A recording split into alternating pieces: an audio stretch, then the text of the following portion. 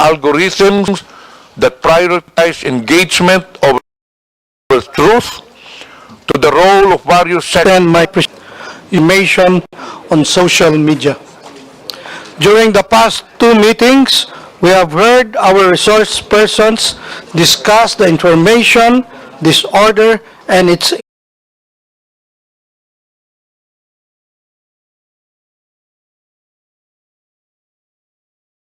the acts they have encountered. While social media influencers shared their experience in creating social media content. Given the recent surge in disinformation posts, it becomes more imperative to explore effective countermeasures. Today, as we continue the joint inquiry, I encourage everyone to actively participate in the discussion.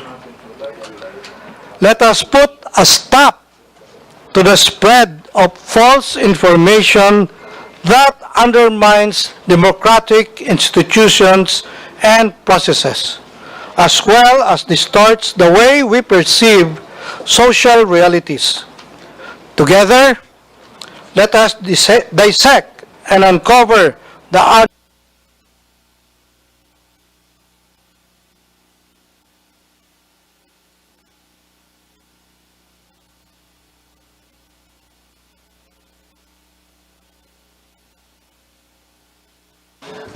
Do we have still preparing the video before we proceed to other matters? May I request the committee secretary to acknowledge the members? Representative Antonio Tonipet Albano, Deputy Speaker Janet Garin, Deputy Majority Leader, Deputy Speaker Roberto Puno, Representative Raul Bubo, Representative Roberto Uy, Representative Bambi Emano, Representative Renante Arrogancia, Representative Jaime Castro, Jane Castro, Representative Ed Christopher Go. That's all, Mr. Chair, Your Honors. Thank you. Is the video presentation ready already? Okay, please proceed with the video presentation.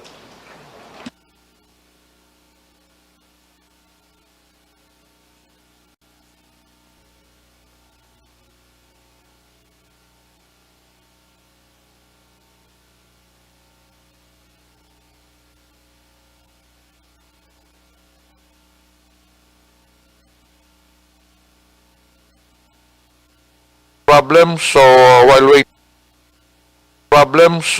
while waiting for the video presentation, ComSec, can we acknowledge the resource persons present? Thank you, Mr. Chair. Thank you, Mr. Chair. For today's hearing... Before you proceed, may I request the resource persons, once your name is called, please raise your right hand so we can... for today's hearing... Before you proceed, may I request the resource person... Attorney Kathleen J. Egipto. From the Philippine Coast Guard, we have Commodore J. Tariela. From the Philippine National Police, we have Police Major General Nicolas Torre. Police Lieutenant Colonel Anaclet. From the Presidential Communications Office, we have Secretary J.B. Cruz and Undersecretary Claire Castro.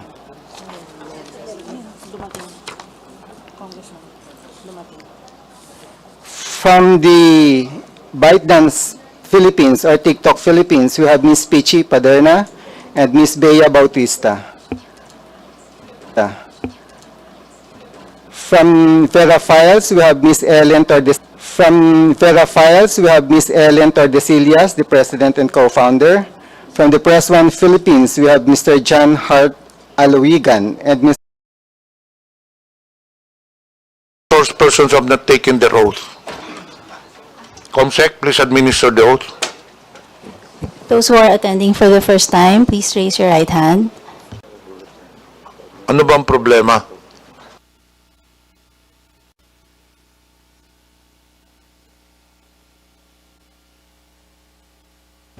Do we have the presentation of Senator Marcoleta? 45 seconds. 45 seconds or 45 minutes? What is the content of the video? It's about providing context to what Chair Joboy Aquino said, false narratives and false information. Ano bang pwedeng ready dyan? What video is ready? Yung kay Marcoleta o yung sa presentation natin? May problema yung presentation natin. Okay na ba?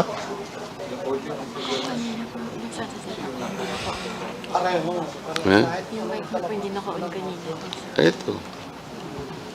Anyway, while they are preparing the presentations, the discussions on this hearing will be focused on several issues. One, vloggers. Two, social media platforms, platform policies and enforcement, algorithms and content moderation, fact-checking program, process of taking down posts, advertising and monetization. Number three, independent media organizations, involvement in fact-checking initiatives like Check.Philippines, database of fake posts and peddlers, engagement with the public, News, but we are concerned as well with the truth that are being suppressed. Truth that might have given enlightenment and further information for our people, but they were deliberately and intentionally being suppressed for reasons that they themselves know. This is also alarming as well. Illustrated to shed light on the Representative information that Marcoleta, is according to the COMSEC, the representatives from Philippine Daily Inquirer and ano yung isa? Philippine Star yes, Mr. Chair. were present during the last hearing. However, accordingly, there were no members who asked questions to them. So, is there any representative from Inquirer and Philippine Star at the moment? Wala. So then maybe we can invite them next time. We questioned them in the last hearing. They can simply absent themselves today. We required them to attend the last hearing. And now, we have invited other resource persons. May I inquire from the COMSEC, were they invited? According to COMSEC, Congressman Marcoleta, the Philippine Daily Inquirer and Philippine Star were not invited. So we know the reason why they were not invited today, Madam Chair. The COMSEC has the liberty to decide on whether to invite people or not. Kong Marcoleta, you know the process. For every hearing, we have a set of resource persons to be invited. I know that, Mr. Chair. Yun ang What I'm minaano saying natin. is, No. what I'm saying is there was a They were not- commitment. It is already very clear that they were not invited today. Because, to be fair with them, they were present during the last hearing and nobody asked questions. Kaya nga, hindi na sila inibita because we are focusing on other resource persons. Kaya nga po, yun ang So, gusto if that kong is- itanong. If that would be the case, if you would like to really insist, then we will invite them. But let's not make this an issue. This will delay the hearing. I am Comsec, not can you making please, this an issue, Mr. Chair. please- I am simply asking kung sakali pong hindi sila Hindi nga natin natanong. na-imbita, Congressman Marcoleta. I'm Yun nga sorry po, to why say. would the COMSEC decide by themselves? Sana po yung chair ang magdi-decide. Yun lang naman po ang punto. The They will- COMSEC cannot decide on who to invite or who cannot be invited. Ask questions relating to other matters. May I ask that the short video ng Iglesia ni Manalo.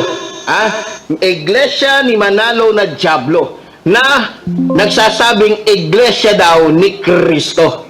Itong si Marcoleta ay talagang demonyo din na katulad po ni Kibuloy. Paano ko nasabi? Mamaya po papaliwanag ko sa inyo kung gaano po kademonyo yung putang inang Marcoletang ito. Itong malaking matang itong diputang ito na masasabi mo talagang diablo rin katulad ni Kibulok. Mr. Chair, yung vlogger na ang ating pagsisilbi, kahit ano pong sabihin nila sa atin. Tingnan po niyo yung pagmumura nila sa akin. Wala naman po akong hindi ko po nga kilala yan. Kung murahin niya po ako, parang social media.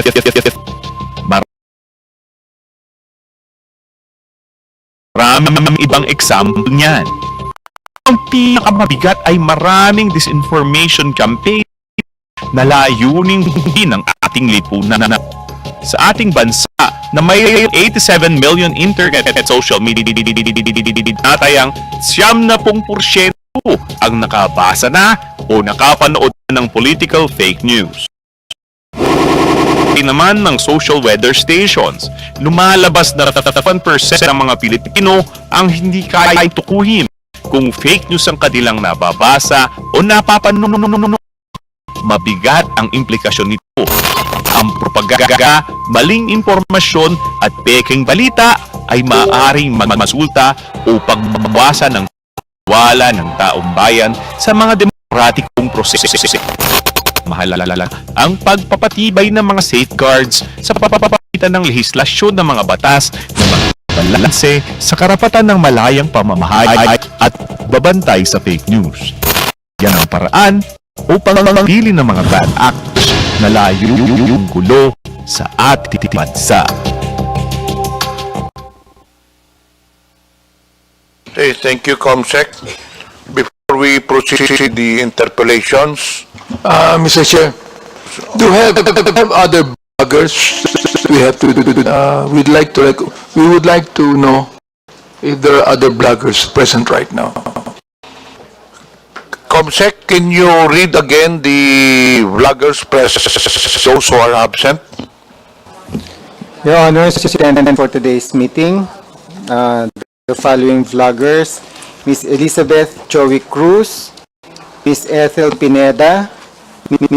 Laureta. They're here. I'd like them to stand up and acknowledge the recognition. We already did. I just told them to raise their right hands. Anyway, we have 18 invited social media personalities, unquote, bloggers, and how many are present. But anyway, we will proceed with the. Can you read again the first present? Ms. Elizabeth Joey Cruz, Ms. Ethel Pineda, Ms. Grisette Loretta Chu, Mr. Mark Anthony Lopez, Ms. Mary Jane Kiambaure, Dr. Richard Tesorata, at Trixie Cruz Angeles, and Mr. Gamboa. So there are at least about 7 out of 15 social media personalities present. Mr. Chair, some of these bloggers have their lawyers with them to find out if these lawyers would be allowed. Yes, I think former Secretary Bello is as a lawyer for the social media personalities, correct? Yes, to confirm that we represent Ms. Chrisette Chu as our client, and the other bloggers and are here present and who have their counsel. We collaborate with their counsel, Your Honor. Thank you, Representative Paduano. Can we ask Attorney Bello? Can you mention all the names that counsel? Kasi po, for the information of everyone, si Attorney Bello po has already entered his appearance during the previous hearing, where in fact he was allowed to speak on behalf of the clients during that. Now, just to reiterate, Attorney, paki-mention, we have at least 18 bloggers present as of today is only 7 or 8 mentioned COMSEC. So who are those bloggers being represented as counsel by former Secretary? Yes, Your Honor. As I stated earlier, we present Ms. Chrisette Chu, and in addition, Your Honor, as collaborating counsel, we have the following bloggers, Your Honor. Miss Mary Jane Reyes, Miss Angel, Miss Joy Cruz, Miss Aaron Peña, Mr. Ahmed Paglinawan, Ethel Pilarsi, Your Honor. How many of them are Can you comsec? Ilan na media personalities na present? In your record. Out of 18. Correct. My estimate was Paduano. Thank you, Chairman. Anyway, out of the agent by former Secretary Attorney Bello, ilan po dito nga 8. No, the client being represented by Attorney Bello. They are 7, Your Honor. Present this morning. Present today. Yes, together with our Miss Cruzette, 2. And those up today, out of 8, you mentioned 8 names?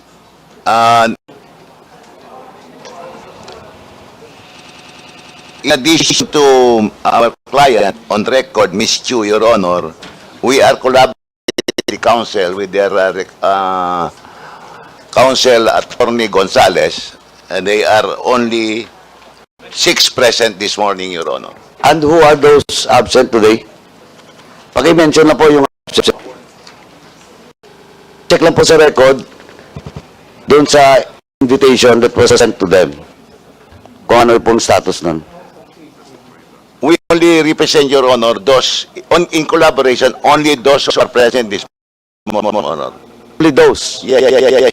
So that's, Mr. Chairman, I call that they will only represent those present today.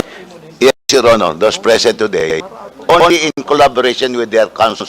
And Sec, hindi ko po ma-remember if counsel of those bloggers have already entered their appearance during the previous hearing. No.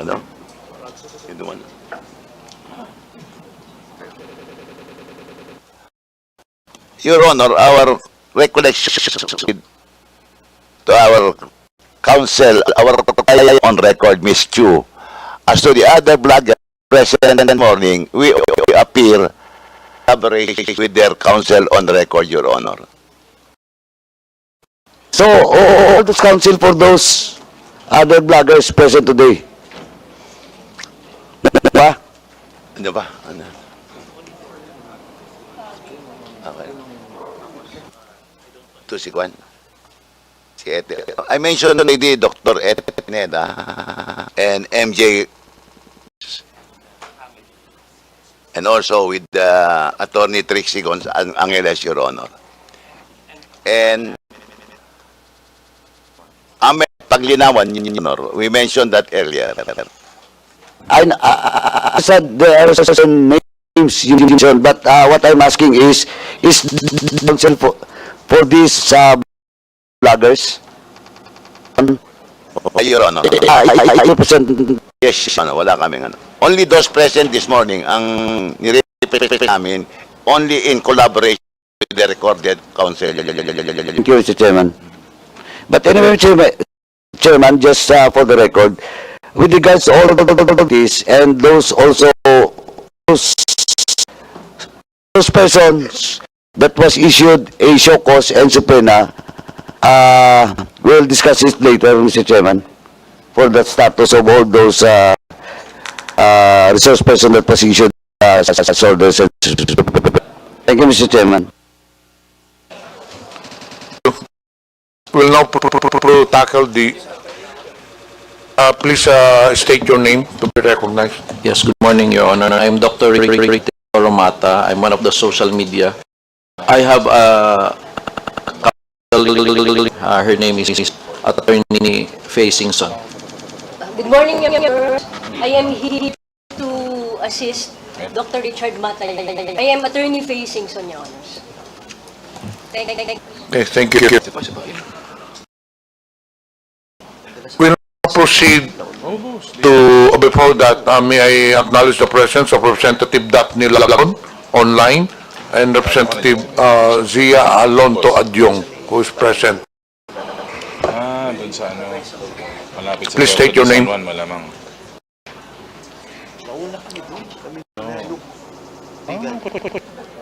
Mr. Chair, I would like to manifest, I would like to inform the Honorable Committee the presence of my counsel with me, put on record. Okay, your counsel, please. Good morning, Mr. Chair. Mark Anthony and Manuel, counsel for Elizabeth Joey Cruz. Thank you. Okay, noted. We'll now proceed. The first issue that to tackle is social Chair? media personality. Representative Pablo Ortega. Sorry. Siguro po, Mr. Chair, maganda din yung ginagamit ng mga pangalan. Kasi may parang account name po sila, saka screen name or aliases to be included po sa record as, kasi may attendance po sila as their individual names. Maganda makuha din po yung account names. Comsec, Thank please you. tweet para hindi na isa pa. Can you approach the social media personalities? What are the names they're using in blog? Are there any statements from the social media personalities? Did a leader or a spokesperson?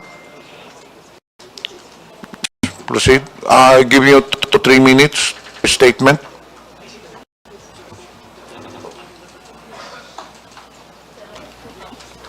Good morning, Mr. Chair and Your Honor. This would be my individual statement. I am appearing before your esteemed committee upon your invitation as a resource person and give due honor to and respect to our public institutions. Ako po si Mary Jean Kiambao Reyes or Kiambao sa Facebook. Co-founder ng isang organization. I am actively involved in providing assistance to indigent pediatric patient communities affected by natural disasters for 2 decades now. And as such, I'm exposed to the sufferings of many of our countrymen.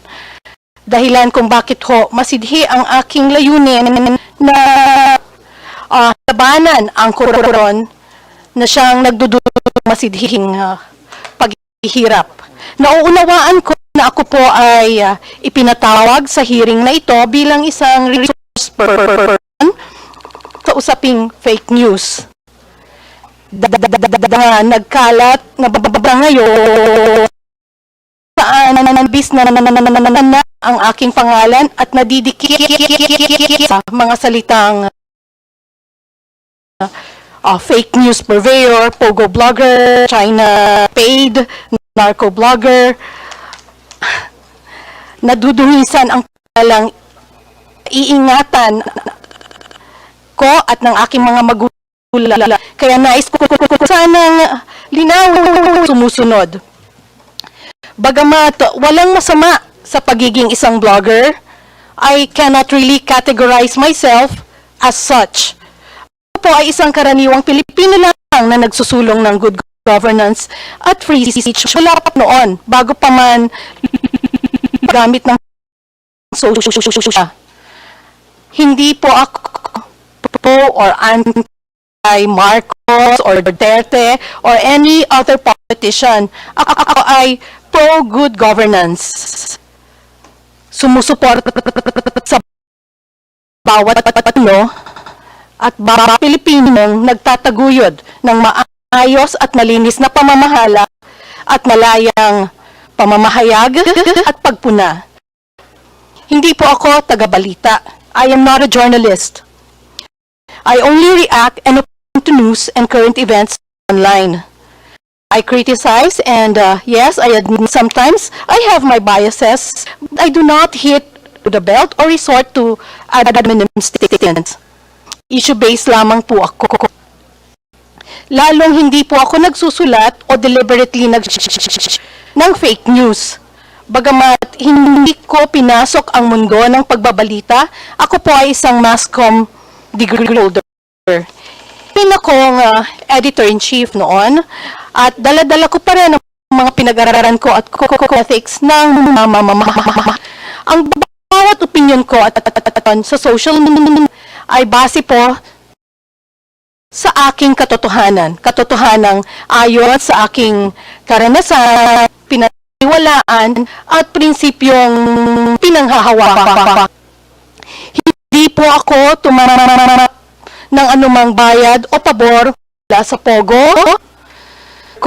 China o sa kahit sinong politiko. I have always been against all forms of gambling, illegal drugs. Kabilin-bili po ng aking magulang, deal ka ng asin, ka lang magnakaw at huwag mong ipagbibili ang iyong dangal. Nag-aral po akong maigi at kumayod ng husto para maitaguyod ko ang aking pamilya at ang aking sarili sa marangal na paraan. Kaya masakit po na madikit sa mga ganong yung mga fake news surveyor at narco-bloggers. Ngayon naman sa usapin China at Philippine Sea, I do not claim expertise on this matter. Ang sa bilang ng Pilipino, lang na protektahan natin ang bawat isla ng ating bansa sa legal at mapayapang pamamaraan. I am afraid you're ako masyadong maiig sa usapin ng fake news, pogo bloggers, narco bloggers, as I am not involved in any of that. I also cannot claim expertise on social media. In fact, my SOCMED account is not even monetized.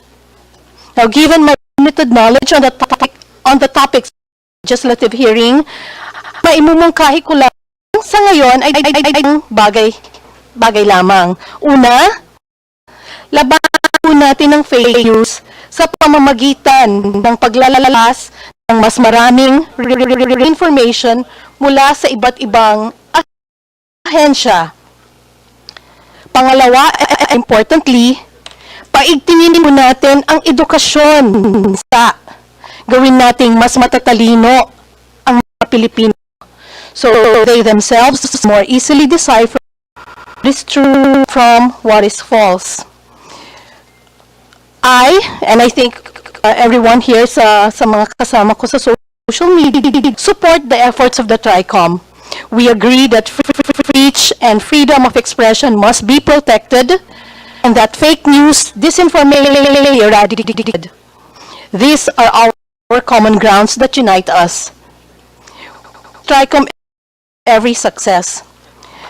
Lamang po sa maimumungkahi sakaling na may mga issues na susunod na pagkakaroon ukol sa free speech, anti-corruption at disaster relations kung mas doon ako linya, doon yung mas marami kong maibag, ay handa po akong makipagtulungan. Maraming salamat at magandang umaga po sa Ms. Reyes, just a reminder to the members, after the statements or discuss issues, we will proceed to the interpellation. As usual, we have a rule. Those who would like to interpellate, please have your names instead to follow a proper orderly hearing. Statement, can you limit it to 2 minutes? Okay, please.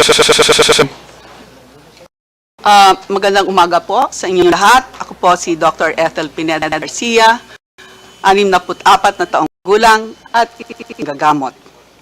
No, ako ay pinadalhan ng imbitasyon na dumalo sa unang hearing kung saan ako po ay magiging isang resource person tungkol sa fake news. Pwede ilapit po yung mic. Reminder to the members and resource persons, may problema po tayo sa audio. So, when you speak, please ilapit lang ng mikropono. Salamat po. Nang ako po ay pinadalhan ng imbitasyon na dumalo sa hearing kung saan ako ay magiging isang resource person tungkol sa fake news at ang pagpo ng mga pogo at narco Marcos, ay nasurpresa po ako dahil sa mga sumusunod. Hindi po ako gumagawa o nagsusulat ng news o balita. Po ay nagkokomentaryo lamang mga nababasa ko. Sa aking pagkakaunaw, roon tayong kayaan na sasasin ang mga opinyon sa mga pangyayari at sa kapaligiran ayon sa batas. Wala po akong kaalaman sa Pogo at Narcos. Aral ng mahabang panahon. Nalalalaman po kung gaano kahaba. Aral ng medisina at pagkuha ng especially sa aking pong panig ay 2 beses po ako nag-specialize. At nag-practice sa hangad na mabuhay ng marangal, nagdidiasa sa iba, lalo na sa samang pinanggalingan ng pera. Sa aking pananaw, ito ay ko sa unang sagot ko sa committee ay hindi ako karapat na person dahil sa wala akong alam dito at kung may iingkol sa kalusus tulad ng sinabi ko ay handa akong tumulong sa gaano man naakaya. At ito po naman ay ginampanan ko habang tayo ay nagkakaroon pandemya sa COVID. Kasama po akong dumulog sa Korte Suprema dahil nais ko pong malinawan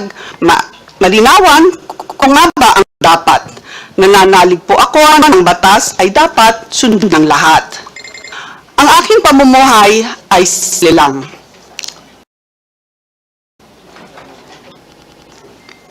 Wala pa akong karanyaan. Ay ko sa pag-aalaga ng pamilya. Breadwinner sa mahabang panahon. May mga ilangan ng special na alaga. At may ama akong 95 years old na umaasa sa akin. Kahit ako ay minsan na ngayon sa buhay, ay nangikap akong itipid sila sa abot ng aking sa malinis na paraan. Wala pangyarihan, magiging sa isinasaad ng batas na ating mga karapatan. Ang aking lakas ay gagaling sa malinis na konsensya. Nawa tayo ng may kapal. Okay, thank you. Yes, minutes. Good evening. Si Dr. Rich Tesoro Mata. I am a pediatrician for more than 20 years sa Davao City and Panabo City. Naging health blogger po about 7 years na. So yes, I have some experience na about social media. At umabot na din ng about 3 million ating total followers. I understand that I have invited as a resource person in aid of legislation. So here's po my 2 cents.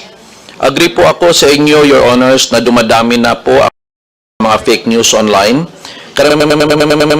Yung gumagawa ng fake headlines para mapunta online shops dahil may mission nila to earn or just to gain more followers.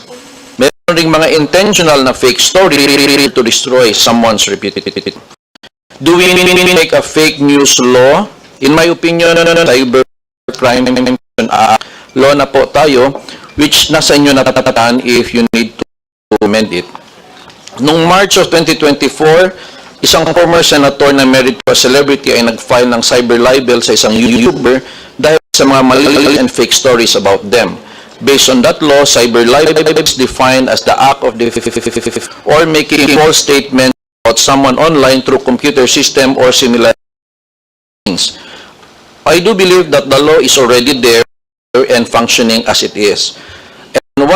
And I will just is something like a KDP or a kapisanan ng Broadcasters of Philippines, an NGO body that neutral about politics or religion, that should be composed of trustworthy social media practitioners so we can police ourselves formally. Such NGO body is where we can ask assistance regarding a certain social post. The body also assess if it's freedom of speech or fake news. Such NGO body can innings and remind the influencers in question if necessary is what we lack, because what we have now is AI that detects posts that are against community standards. And if you report an influencer, it's hard to talk to a person, but what we have automated reporting system only. Representative from TikTok, Ms. Pichi Paderna. You Good now have morning, the floor. Mr. Chair. You now have the floor. Mr. Chair, we actually have a video that we'd like to share with the Honorable Committee. We'd like to request the committee secretary to play the video. Then we'll get back to the social media platform. While the video is being prepared, we proceed to the independent media organizations. Do we have representatives from the independent media organizations? ComSec, is the video ready already? Then we'll get back to the social media platform. While the video is being prepared, we proceed to the independent media organizations. Do we have representatives from the independent media organizations? Meron po ba? Seems wala. So we'll now go to the government agencies. NBI, do you have any statement? None, Your Honor. DICT, None, Your Honor. BIR,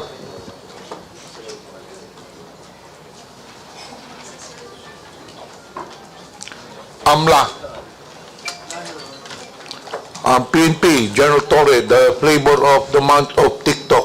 None, Your Honor, sir. To the COMELEC, None, Your Honor. Thank you po. and of course to the PCO. Do you have any statement? Sir, I would like to make a statement. First of all, thank you for inviting the Presidential Communications Office in this very big fight against fake news. The Presidential Communications Office is pleased to speak at the Joint Committee hearing the Committee on Public Order and Safety, Information and Communications Technology and Public Information. The issue of fake news, illegal gambling, deep fakes, pornography, hate speech is the biggest fight right now of our generation. It destroys the very fabric of our society, and we have to protect our children not only of fake news, but all these bad things that we see in this technology platform that we have. But more on the vloggers, we should concentrate a regulation on the platforms. The platforms like Meta, TikTok, YouTube are foreign platforms. They do not have a base here. When you complain for these posts that we can take down, it takes a long time. So we have to focus on the platforms, first of all, to self-regulate them. If you want self-regulation, or maybe come up with an operational system between the PCO, DOJ, and the DICT to identify these fake posts, to identify fake information. You see, what's happening to us is we are being divided online. It's very polarized. And yet, it's Filipinos and Filipinos fighting each other. It is not good for our country to see our countrymen being divided by hate speech, by pornography, that's very easily accessed by our generation. You know, I was talking to the West Philippine Sea earlier about communicating the West Philippine Sea issue to our countrymen. I said, never again that the Philippines will lose any part of our country, just like what happened in Sabah. In the Sabah issue in the 1960s, if you look at it, Sabah was owned by the Royal Sultanate of Sulu for a long time. The Malaysians were paying rent to the Philippines. We tried to get it and claim it as our own. But what did the Malaysians do to us? They pitted Filipinos against Filipinos. They supported a Muslim secessionist movement in the South using religion and race or against each other. Filipino Christians, Filipino Muslims fighting each other. So eventually, because they divided us and eventually conquered part of our territory, we lost Sabah. And imagine if Sabah is like as rich as Mindanao, even probably richer than Mindanao. The Petronas Towers were built because of the minerals and properties of Sabah. It's happening again. This is happening, but now a foreign actor using fake news to destroy each other. So what we want on the PCO side, we urge Congress to join our digital crusade against combating fake news by strengthening our laws, such as the Cybercrime Prevention Act, and introducing internationally accepted policies and standards for content moderation on social media. I respectfully encourage our honorable lawmakers to consider the framework of the Digital Services Act, a recently adopted EU regulation which prevents illegal and harmful activities online and the spread of disinformation while still ensuring that the freedom of expression is upheld. The danger right now, sir, the greater danger right now, aside from fake news, is deep fake, wherein you put a person's face on another person. There were several complaints raised with the PCO that said, "Sir, tignan mo naman, may mga known personalities recruiting on advertising, mga scams. Yung mga OFW natin, nai-scam. Dahil nakalagay yung boses ng isang kilalang personality or isang kilalang negosyante, pero hindi naman totoo yun. Imagine if you put the head of the COMELEC commissioner doon na ang nagsasabi, akala mo deepfake din. It is a national security concern that we really have to fight, not against each other, but collectively, we fight together. We fight as one. Because, you know, the fight against fake news should be prioritized. We said before, right, it was the fight against illegal drugs. But in this generation, the fight against fake news, deep fakes, they bring so many social media ills.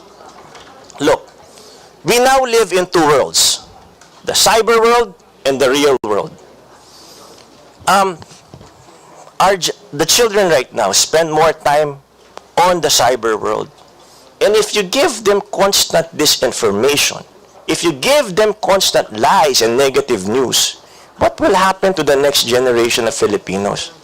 We will forever be divided, just like what's happening in the United States. It's now happening in our country. It's so hard now to reach out to the yellows, to the greens, to the reds, or wherever political camp you belong to. What we need to do is to unite. Look at what happened, example, to Congressman Rodante Marcoleta. Pinagbumura siya. Nilait-lait ang kanyang relihiyon. Tama ba yun? And yet, there's no regulation. There's no regulation. There's no punishment.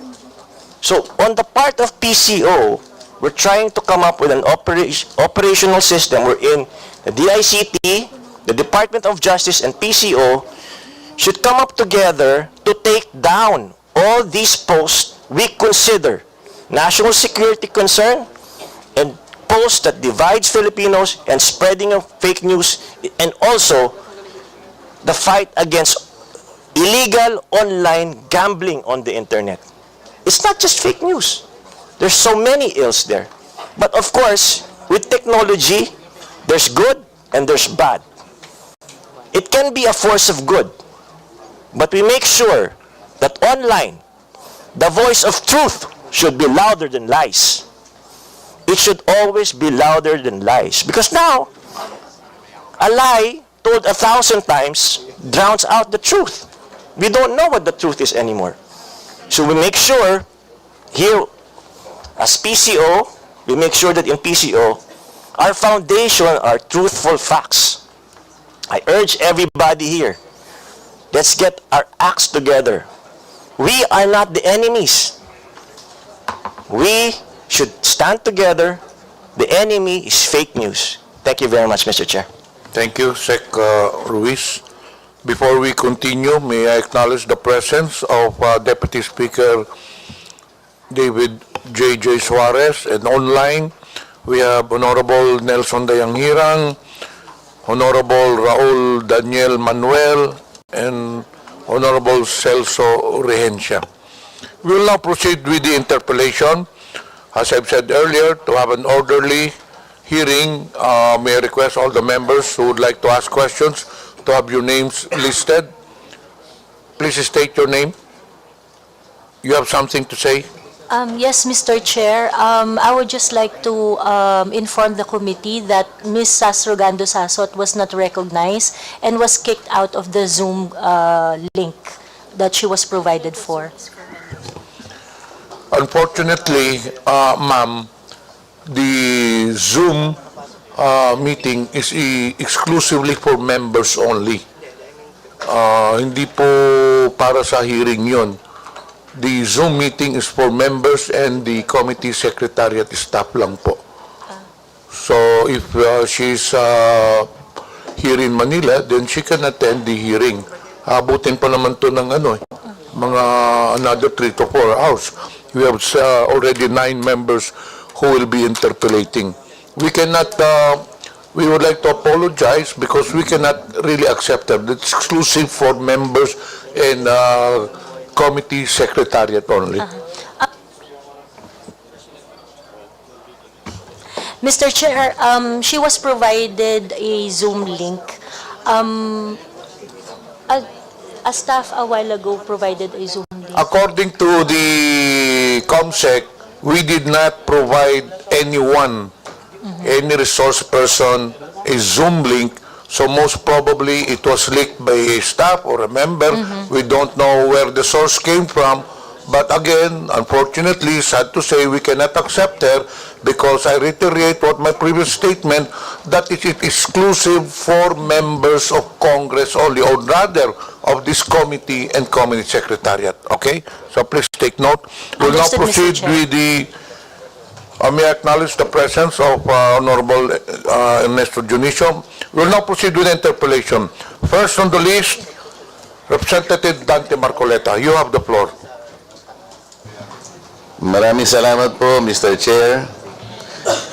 What I would like to say is not an interpellation. Maybe I will just make a very general manifestation, Mr. Chair, because up to now, I am not yet sure how we should be, how can we address this looming problem that the country faces in relation to fake news and deep fakes, false narratives and false information in the face of certain gold standard set by our Supreme Court.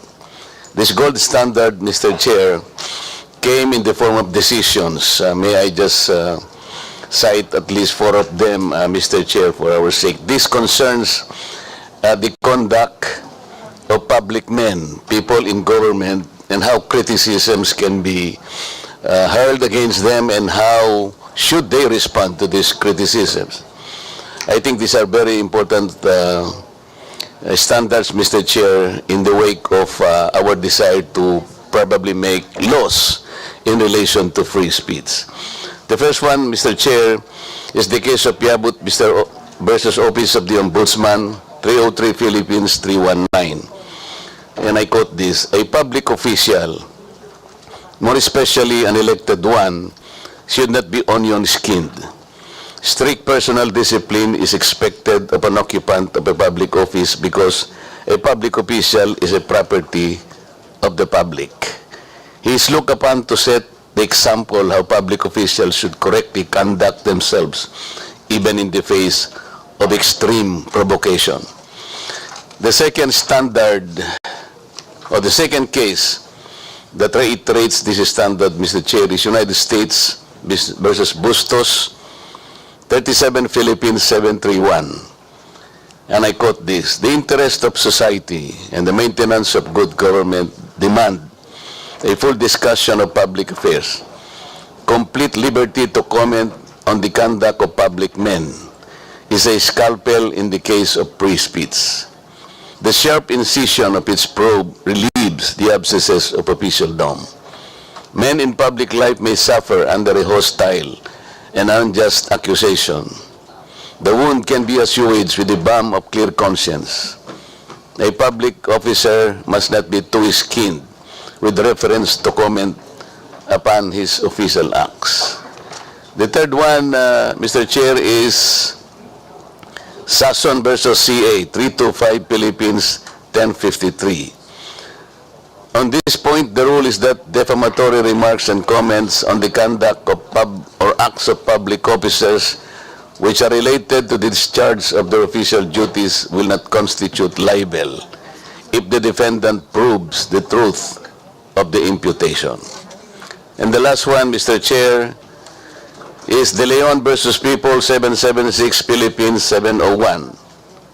And I quote this: while petitioners' declarations may be offensive, they are not actionable by themselves. Being sensitive has no place in this line of service, more so when allowing otherwise has the potential to create a chilling effect on the public. Mr. Chair, why am I stressing this gold standard as enunciated by some of the important decisions of the Supreme Court? Because as public men, as public servants, I have cited an example earlier when one blogger attacked me indiscriminately, called me demonyo and all this. My defense to that, Mr. Chair, is not probably to ask him in public to explain or even ask for an apology or he be restrained by this committee, but I will just stand upright, as upright as I can and clean as I am, because people would judge me for what I am and for what this person could do against me. Yun lang po ang nakikita kong parang armas natin. Kapag nakikita nila tayo as transparent as we can to these people, people can easily distinguish na wala yan, sinungaling yan. Like, yun lang ang gusto kong maging karanasan ng tao, kahit na siguro hindi ko na siya demanda o pagalitan o gumawa ng action against him. It is enough that people would not listen to him anymore. That he will be rendered useless and people would just judge him as, you know, as a liar, somebody who peddles something that cannot be accepted by people. To me, that is already a consolation, Mr. Chair. So kung ating pong mga vloggers ay maaring napapasobra po yung kanilang pagkikriticize sa atin, talaga kung minsan po ay ganon. We have to strike a balance between the public affairs, between the public issues that must be deliberated completely and in the light of an extensive discussion of public affairs of government. You have to strike a balance between the importance of these issues discussed in public and the hostile accusation that might arise from this. Yun po yung gusto ko po. May mga batas naman po tayo, once they attack us on a private side, ang sinasabi po ito very, very easily, that could constitute libel pagka-personal na po. Kagaya po nung tinawag niya po akong demonyo, okay, yun na po, personal na po yun. It's up to me to act kung gagamitin ko pa po yun. Pero sa akin po ay parang ano na lang yun. Katulad po nung nakaraan na pagdinig po, hindi ko makalimutan, isang abogado pa naman yun na nagbablog po na sinabi niya na huwag kayong maniwala sa pakulo at panliling lang ni Marcoleta. You were here, Mr. Chair and members, nung tanungin ko po siya, ano po ba po yung basihan ninyo na ako po'y nandin lang. Wala po siyang maisagot ng kahit ano. He is a lawyer and he was allegedly teaching in a very reputable law school. So yun po, Mr. Chair, pwede ko po siyang demanda ng, pwede ko po siyang padisbar, no? Iniisip ko lang po na pwede kong gawin yun because as a lawyer, ay maling-mali po yung ginawa niya because we have our own code na talaga pong pinagsisikapan naming itaguyod sa mga members po ng Philippine Bar. So, meron po tayong mga batas na umiiral, Mr. Chair. May libel, ando na po yung maring madisbar po yung mga kamukha namin na members ng Philippine Bar, na nasosobrahan na po yung sinasabi nila. Pero sa mga vloggers po na maaaring kinikriticize tayo because our conduct is public. Yung pagsisilbi natin is public. They need some kind of a medium. Nakikita po nila tayo that we should be as transparent and accountable as we can be. Sa akin po ay binibigay ko na lang pong isang karapatan para sa kanila. Wag lang po sana yung sumobra po na maging personal na po ang mga pangyayari. Maraming salamat po, Mr. Chair. Paalala lang po sa lahat, pakilapit po yung mikropono dahil may problema tayo sa audio. Medyo mahina po. The next to interpolate, Representative Rods Gutierrez. You have the floor. Thank you, Mr. Chair. Mr. Chair, I understand we have quite a lot of topics to discuss today. And first of all, I'd like to express my gratitude to our resource persons for attending after this whole time that they have not, no? Although we have to recall that twofold po yung privileged speech ni Congressman Barbers. On one hand, we have the proliferation of fake news of the bloggers na binabanggit, and I'm sure we'll be getting to that at a later time. But one thing that we'd like to discuss is also that might have been forgotten is the other privileged speech of the Honorable Barbers regarding fake news in China. So this is something that we wanted to highlight in the previous hearings. However, wala po yung the social media platform most involved. Luckily today, we'd like to thank them for their appearance. Nandito po yung ByteDance, owners of TikTok. So we could now discuss this issue thoroughly. To begin po, I'd like to direct my questions to the good spokesperson of the Coast Guard, Commodore Tariela. Commodore Tariela, magandang umaga po sa inyo. Good afternoon na pala po. Good noon. Sir, meron po kasi earlier this month to the Honorable Chairman, kumakalat na post sa Chinese social media platforms. And instead of just limiting yung discussion sa West Philippine Sea, parang expanded na po yung kanilang claim. Lately, their claim now is that nagsasabi na ang China ay nagmamay-ari at namamahala sa Palawan for a period of 1,000 years sa Zhenghe Island. Ito rin daw yung basis for the island to return to China. Are you aware po, sir, of this post in relation to yung West Philippine Sea issue natin? Mr. Chair? Yes, you can proceed. Yes, sir. The Philippine Coast Guard is aware of the social media post that is circulating in the different social media platforms. Mr. Chair, I think the committee secretary, just for the information of the body, is the committee secretary prepared to flash this figure 1 po? Para lang makita natin. Let's not give it dignity. We will not play the video. But just to have, para may idea lang po ang ating mga mamamayan kung ano po yung itsura nitong post. Ito po yon. Is this the same post that you're referring to, Commodore Tariela? Yes, sir. Okay. So, Mr. Chair, with your permission, I wish to bring attention to this honorable committee these screenshots showing an individual defending China's false claims over Palawan online. These comments were captured by the Facebook page Palawan Daily as part of efforts to debunk these false claims. This is a disturbing example of blatantly fake claims which are now spreading across the internet. While these claims are clearly ludicrous, there is no telling how many people may believe it or what kind of effect such belief could have. What is clear, however, is that there are individuals or entities who consciously created this content, clearly aiming to undermine our national sovereignty. So as you can see po, aside po sa post na, yung sa right side po, yung lumalabas actually, parang video po siya, but then even in the comments, there are people defending this. And I think it would be hard for us to determine the authenticity of these persons, Chinese nga po yung characters, that is, an issue po ng fake news in relation to the West Philippine Sea is that some of the actors are beyond our territory po, no? So that's another aspect that would add complexity to the regulation of these things. But we'll go into that po siguro with TikTok later on.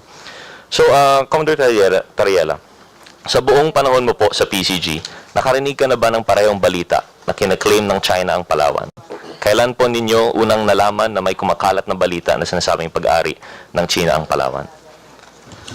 Well, Mr. Chair, this is the first time that I heard about this, about the social media post.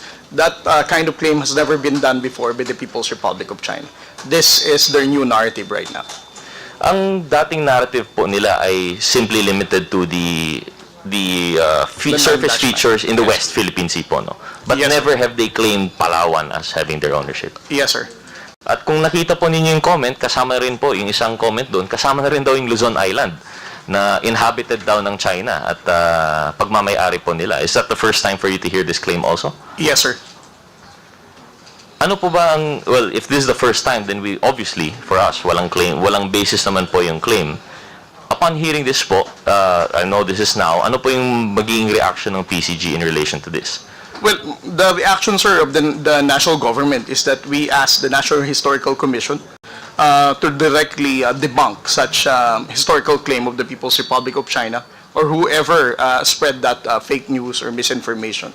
The position of the Philippine government is saying that Palawan and the entire island of Luzon has long been part of the Philippine archipelago.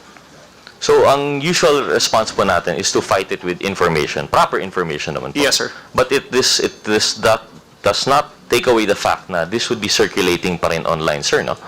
Yes, sir. Ang PCG po ba ay active in requesting for takedown of such information sa social media platforms? In this case, for example, TikTok. Yes, sir. In coordination with the Philippine Information Agency, sir.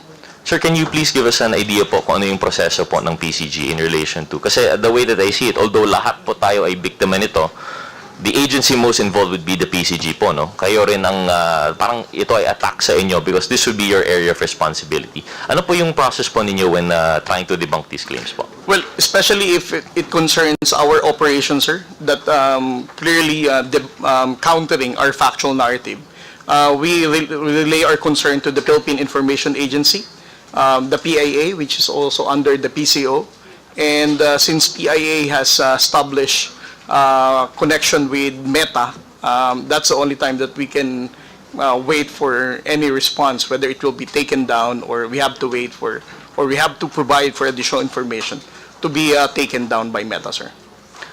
Commodore Tariela, through the Honorable Chairman, meron po ba kayong opisina na task para ma-monitor mga online activities or information, lalo na nagmumula sa China?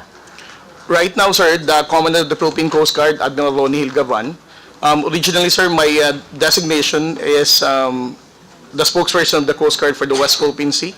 My office was only Philippine Coast Guard West Philippine Sea Transparency Office. But it has already upgraded to Philippine Coast Guard West Philippine Sea Transparency Group, and that now includes monitoring of social media platforms that spread fake news and misinformation. Sir, ito po ba ay kasama sa original mandate ng PCG or is this part of the evolving new frontier nga po na tinatawag nila sa conflict over the West Philippine Sea? This is part of our evolving role right now, especially that the national government is supporting the Transparency Initiative to make the Filipino people understand and be aware of what's happening in the West Philippine Sea. And the only way that we can be more successful in creating awareness and right information to the Filipino people is also to safeguard the spread of fake news, sir, to have it prevented to proliferate in the social media platforms. I see po. Generally po kasi, Commodore, ang pagkakaintindi po namin sa PCG, no, ay napaka-physical po dapat ang ating role, no? Kayo po talaga ang defenders of the West Philippine Sea as our internal waters there. Kayo po ay nandun, kayo po ay talagang watching over yung mga transgressions, ngunit ngayon, it seems to be yung transgressions are also appearing in the cyberspace. Ano po yung epekto po nito sa ating soberenya? Kasi isa-iba po, ang minsan sinasabi nila, these are just words. And this would not really affect, it should not affect us. But do you stand by that sentiment po? You know, sir, one of the main reasons why President Bongbong Marcos, through the National Task Force West Philippine Sea, supported the Transparency Initiative because he basically inherited a nation wherein Filipino people, right after he assumed the presidency, there's a very limited information that Filipino people learned about the West Philippine Sea. From 2016 to 2022, there are very small portions of information that we told the Filipino people. And for the President to only deliver his commitment of not surrendering a square inch of our territory to any foreign power, he has to get the support of the Filipino people. And the Filipinos will not be supporting our fight in the West Philippine Sea if they do not know what's happening in the West Philippine Sea. So with the transparency effort that we're doing now, as we can now see from different surveys, more Filipinos are being aware of what's happening in the West Philippine Sea. And that's, you know, as what Justice Carpio said, our fight in the West Philippine Sea is intergenerational. It is important for the younger generation especially to understand our fight in the West Philippine Sea. That's why our fight for fake news and misinformation is very important for us to sustain our fight for sovereignty. Thank you, sir. I would agree with that po, no? As mentioned actually by Secretary Ruiz. For example, ako po, generation namin, we're not aware already of the Sabah issue. And I fear that might be what will happen, no, with the West Philippine Sea with this continued disinformation. So we are glad to know po na at least the PCG, despite your mandate being the actual physical defense of the West Philippine Sea, physical monitoring and the regulation of the area, we're glad to know po na that you're evolving. Unfortunately, it shouldn't be that case. We will try to do our best here in this committee to combat at least yung cyber aspect of the of that front. Pero in relation to that po, Commodore Tariela, to the Honorable Chairman, we really have to make all these actions to counter this map expansion tactics ng China, whether it's in the actual or the cyberspace po, no? Pero do you have any recommendations po in relation to this disinformation front of the West Philippine Sea? Well, I think, sir, it's important for us to make the bloggers or any other social media influencers to understand the limitation of freedom of speech, especially if it has something to do with national security concern. Sometimes it's very easy for bloggers or any social media influencers to say that West Philippine Sea, we do not have bases, that the Philippines is the one escalating the tension, those kind of thing. They can hide from the constitutional freedom of speech, but again, that concerns our national security. So if there's something that the Congress can do, that is to make sure that we have to prevent them from hiding from that constitutional right, and to also give so much significance when we talk about national security. Thank you, Commander Riela. I would tend to agree with that po, no? But just in addition po siguro for the consideration of the committee, an issue lang po is at least in some instances, meron nga pong false narratives, fake news by vloggers. But in addition to that, what makes it harder in the cyberspace is some of them even hide behind anonymity po, no? So that's another aspect of the regulation, if ever, that the committee would, if the committee would recommend it, I think we also have to look into the interplay between yung actual vloggers who are expressing legitimate freedom of expression, subject of course to proper limitations in relation to fake news, and those that are probably bots po, no, or non-persons who actually should not be exercising any of these rights. But with that, Mr. Chair, just a few additional questions of PCG, because although we've already discussed earlier yung post nung sa Palawan, it is our understanding that generally, especially in TikTok, could you confirm po sa amin po, Commodore Tariela, na in some cases, it's not really censorship po, no, but there seems to be a suppression of content in relation of pro-West Philippine Sea sentiments. Is that correct po? Well, I don't have personal experience about the suppression of content in TikTok, sir, no? But I heard from other reporters that if they're using such platform, there are instances that they can limit the audience and the engagement of that particular post if it has something to do with West Philippine Sea reporting. I see, sir. Actually, that question is coming from the source that, I also heard of the same sentiments. Unfortunately, I don't think we have any of these media reporters here with us today as resource persons, so I wanted to ask from you po sana, because what I recall would be in those instances where there are actual, how do you call them, conflicts between the Coast Guard and also yung counterpart po natin sa China. Sometimes we've adopted that strategy of having journalists on board po, no? But what we've heard is that when they were posting to their personal social media accounts, sometimes they will block out the audio, or sometimes they would limit po its proliferation in the algorithm. And I just wanted to hear po siguro from you, Commodore Tariela, if you had any similar experience to this. Well, for other social media platforms, we don't have any experience about suppression of the reach of the audience, sir. As I said, according to some journalists, their main concern is only TikTok, sir. TikTok lang po talaga. Yes, sir. So with that, Mr. Chair, and I understand generally we want to compartmentalize the topics, but if I still have some time, siguro a few questions po kay TikTok, Mr. Chair. Tapos na po yung oras, Chair. Okay lang. A few more interjection questions po. A few questions na follow-up lang po. So, Mr. Chair, we'd like to acknowledge, if the Honorable Chair would acknowledge po yung representative ng TikTok. Hi, yes, good morning, Mr. Chair, and good morning to the Honorable Committee.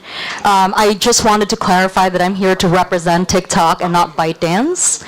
And actually, Mr. Chair, if you would allow, would we be able to play the video that we had prepared for today that we were hoping to show the Honorable Committee this morning? We will now proceed with the presentation, then afterwards, maybe you can answer some questions from Representative Gutierrez. Comsec, please play the video.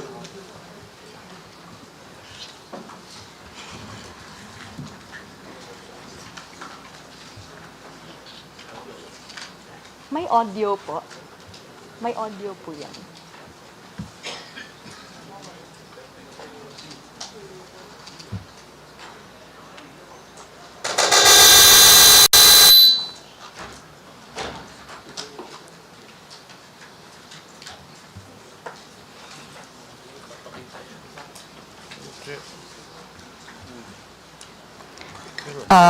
Our apologies, Mr. Chair. This video is supposed to have audio accompanying it.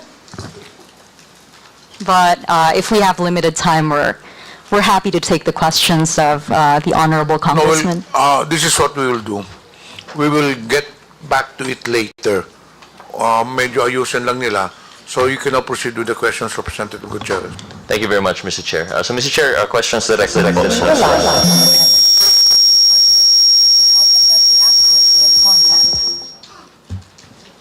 Mr. Chair, questions. While we... Yes, please proceed. Comsec, ayusin nyo muna yun. Then later on, we'll go back to it. Proceed with the questions. Thank you, Mr. Chair. So, Mr. Chair, questions directed to TikTok. So, I'm sure we've heard po, Paderna, yung ating sentiments from the PCG. Would you have any comment po in relation to the so-called, first part po, yung proliferating video with the fake news that China owns Palawan? And then the second point would be on the alleged suppression of journalist postings regarding the West Philippine Sea. Thank you, Mr. Chair. First of all, we're grateful to the Honorable Committee for having us today and giving us the opportunity to speak on behalf of TikTok. We do want to address the concerns of the Philippine Coast Guard and the Honorable Congressman here today. Actually, we do not allow misinformation that puts not just individuals at risk of harm, but we also do not allow misinformation that may cause societal harm. We have taken down posts in the past similar to these videos, citing territorial disputes, and we are happy to work with the Honorable Committee in securing links to these videos so we can endorse them to the appropriate teams within TikTok. We have already coordinated with the committee secretary to secure the links so that we can report them accordingly.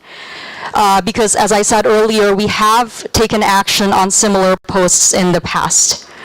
And we'd like to be able to get the opportunity to send this content to our teams for review.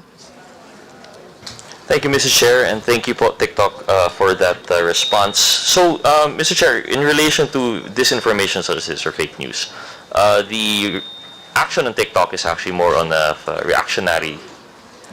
Mr. Chair, we also take proactive measures, especially around misinformation that could cause severe harm. Every video that is posted on the platform undergoes a quick review by our machine technology, by our technology moderation. And that initial pass, that initial sweep of the content, often studies signals for misinformation that could be harmful. Now, we also rely on our independent fact checkers who make an assessment on the accuracy of the information on the platform on certain kinds of content.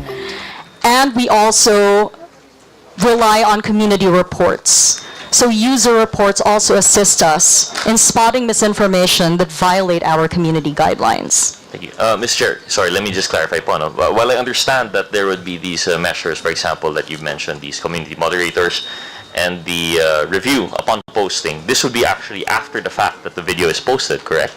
That's, Mr. Chair, incorrect, actually. Before a video is posted, if you notice, if anybody is familiar with the way that TikTok works, when you post a video, there's a processing time. That processing time is actually the period when the video undergoes technology moderation. Okay, so there's a, how much uptime would that be usually? I'm not familiar with the TikTok. I don't have precise figures around that, Mr. Chair, but rest assured that every video goes through automatic technology moderation. So when it undergoes automatic technology moderation, when a video has been reported to be a source of fake news, generally, even if through a different user, there would be an attempt to repost the video, it should be flagged. Yes, sir. Let me get back to you on that, Mr. Chair, actually. But one thing that we would love to share to the Honorable Committee is that between July to September, I believe, during a period last year, we removed over 4 million videos that violated our community guidelines. 99.5% of those videos were taken down proactively, and of the remaining percentage, 98% was taken down in less than 24 hours after being reported by users. So we're quite pleased to share that information with the Honorable Committee because we'd like to demonstrate that we are doing everything that we can in terms of our moderation practices to catch posts and to catch content that violate our community guidelines. Mr. Chair, most respectfully, while we laud the attempts, the measures being taken by TikTok in relation to this, and we appreciate the numbers that are being put forward, one issue that we have really is that anecdotally that doesn't seem to be the case. For example, when we're talking about fake news in relation to China, when we see one video posted and it has been reported, we would see the same video posted by a different person. So that's why I wanted to ask if how do we ensure that a video that has been flagged for disinformation is not posted again? And quite frankly, perhaps we'd have to get cold hard evidence point. We'd like to have a research person invited in this. But it tends to be that when once there is a narrative being taken by certain bad actors in relation to fake news and it's posted and they take it down, they just post it through another user. So I hope you'd understand the frustration that this committee would have in relation to the social media posts. And that's not even going into yet the issue of suppression that our journalists are facing in relation to the territorial dispute of the West Philippine Sea. So in relation to that, if we could move on, Ms. Padera, most respectfully to the Honorable Chairman, in relation to the suppression, what measures do we have? Are we aware of this suppression of postings in relation to coverage of the West Philippine Sea? Thank you, Mr. Chair, for the question. We do not suppress any content that pertains to the West Philippine Sea. We welcome the diversity of political expression, and what we can share is that if a video is muted, there is a possibility that the content may have committed a violation of our guidelines, specifically perhaps around intellectual property. That kind of action, muting a video, is typically something that we do when there is an intellectual property violation. So we want to reassure the Honorable Committee that we do not silence voices that advocate for greater awareness on West Philippine Sea issues. Thank you, Mr. Chair. I guess we are forced to take that on face value po, no? But as far as anecdotally, if I recall right, the video that was suppressed, I don't think there's an intellectual property issue. That was a coverage of yung journalist po having an altercation with yung counterparts sa China. Walang music naman na nagpo-play doon. In fact, nagmumurahan pa po sila. So, Mr. Chair, I guess to advance, to progress this issue siguro, we can ask the Honorable ComSec to, if we may po, Commodore Tariela, if you could point us in the right direction kung sinong journalist po ito that were allegedly suppressed, we could probably invite them or communicate with them through the committee secretariat. Then we can probably have them coordinate with TikTok, and we'll get to the bottom of this at a latter hearing po, no? Because as it stands, it's going to be a anecdote versus general guideline. So if we're going to get into the specifics, probably at a latter time when the resource person will be available po, no? Yes, Mr. Chair, and if I may, we're also happy to engage these personalities, these individuals from the press, to understand their experience. Our technology moderation is very sensitive around audio. And so even though two people might be speaking and just speaking, our moderation technology is able to pick up signals of background audio. And as I emphasized earlier, often when a video is muted, it's not because of the content. If content violates our guidelines, we take them down. If content violates intellectual property rights, quite frequently, the action that is taken is to mute the audio. So we want to reassure the Honorable Committee of that. Thank you, Mr. Chair. So I guess we'll have to leave that to the discussion at a later time when we have the resource persons available. So, Mr. Chair, I understand my time is up. I had more questions for TikTok, but I'll probably reserve it for the second round. With that, Mr. Chair, I yield the floor. Thank you very much, Mr. Chairman. Thank you. Secretary Ruiz has a previous engagement, so this committee has decided that he will be excused. Anyway, Jose Castro will be here to attend. Thank you for your presence, Secretary Ruiz. Thank you very much, Mr. Chair. Before we continue, may I acknowledge the presence online, Representative Jonathan Flores, Representative Ambrosio Cruz, and we have some social media personalities who arrived also, or present rather. Mr. Ramon Gerardo San Luis, are you here? Mr. Manuel Mata Jr. Do we have now the presentation, ComSec? Okay na ba? Hindi pa. Okay, please proceed with the presentation. At TikTok, we encourage our users to express themselves authentically and creatively in a safe and positive environment. We have a dedicated global trust and safety team that works alongside innovative technology to keep our platform safe and welcoming. From July to October 2024, we removed 4.5 million videos.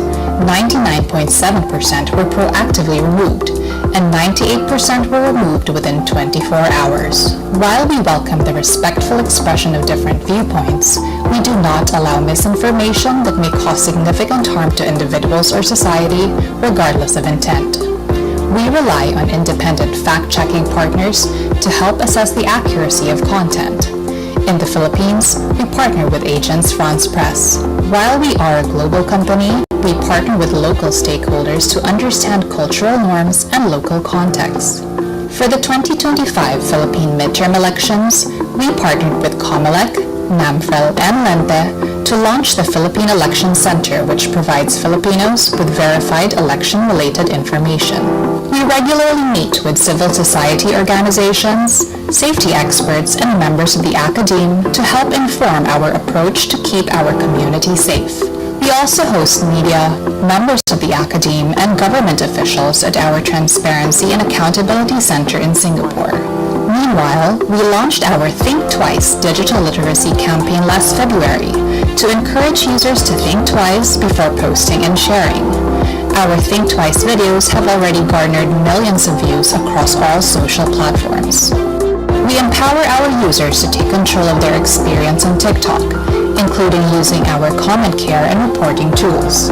Keeping TikTok safe is a collaborative effort, and we remain committed to working with the government, civil society organizations, members of the academe, and local experts to continue to keep our platform safe.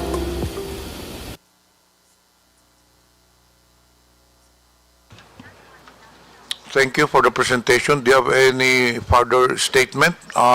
TikTok? None for now, Mr. Chair. Thank you so much. We'll proceed with the next interpolator. May I recognize Representative Jude Asedre? You have the floor. Mr. Chair, before I proceed to my interpellation, may I be allowed to make a brief manifestation?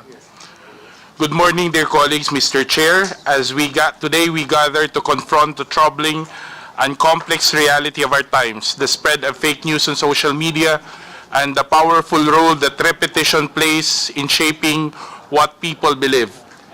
It has been said that repeat a lie often enough and it becomes the truth, a phrase widely attributed to Joseph Goebbels, the propaganda minister of Nazi Germany. While those words come from a dark chapter in history, they reveal something deeply psychological and disturbingly relevant today. Modern psychologists would call it the illusion of truth effect. When people hear something over and over again, whether it's true or not, they begin to believe it. Repetition creates familiarity, and familiarity often masquerades as truth. In today's digital world, this effect is supercharged. Social media platforms, algorithms, and virality amplify repetition at unprecedented speeds. And at the heart of this ecosystem are individuals, influencers, who shape the opinion, values, and even the beliefs of millions. That influence carries weight, and with that weight comes responsibility. I believe, Mr. Chair, this hearing is not about silencing voices. It is about understanding how truth and lies compete in our public discourse and what role social media influencers play in tipping the balance. If truth is repeated more often than lies, even by a margin, say 51 to 49%, then truth can prevail. But if lies dominate the feed, even well-intentioned citizens may find themselves misled, manipulated, and misinformed. So today, we have the opportunity to ask tough questions. We seek accountability, and more than that, we call for a shared commitment to making truth more visible, more frequent, and more powerful than the lie. Mr. Chair, let me begin. I have a new Facebook account because on February 7, my Facebook was deactivated, so I created a new Facebook account just probably a week ago or less than a week ago. Maliban sa Facebook, ano pong mga social media platforms pang yung ginagamit?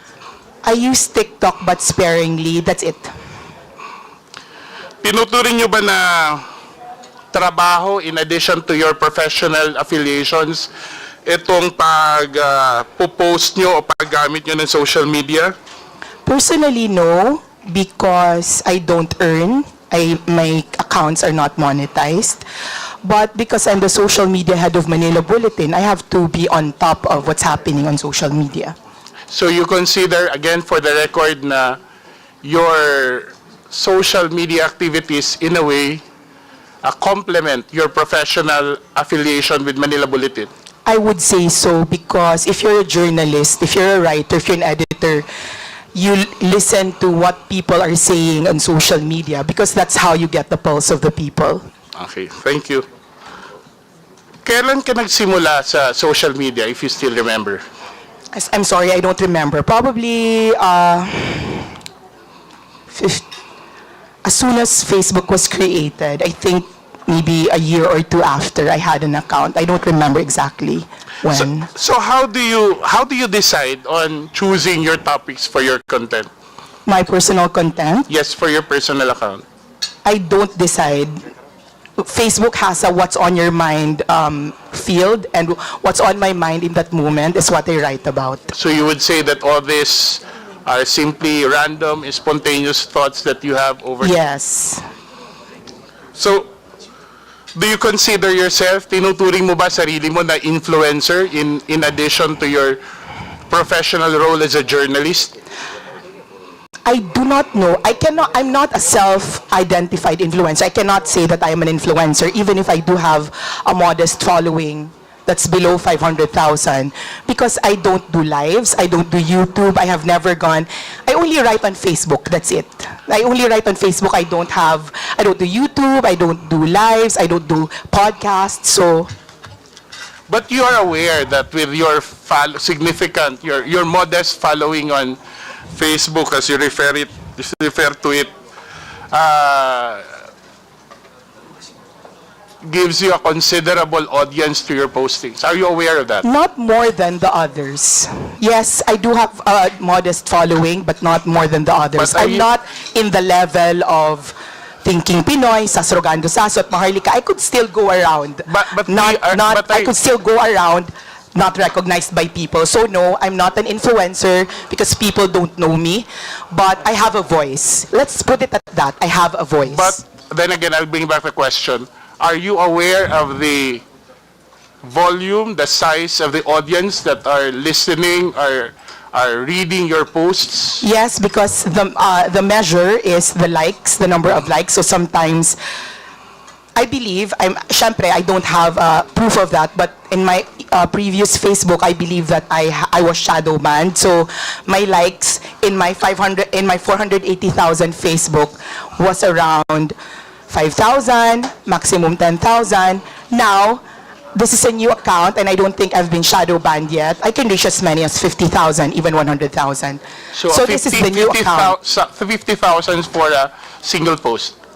Yes, for this new account. Okay.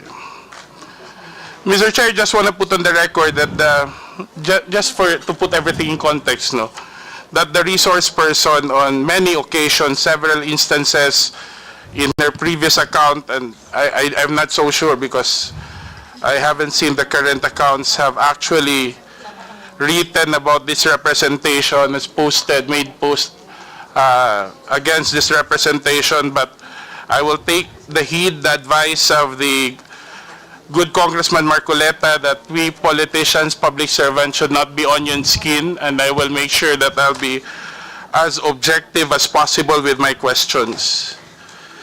Can I reply to that, Mr. Chair? No, I will continue with my questions, Mr. Chair. Mrs. Crescent, ano po ang klase ng content ng inyong pinopost? Political, personal, lifestyle.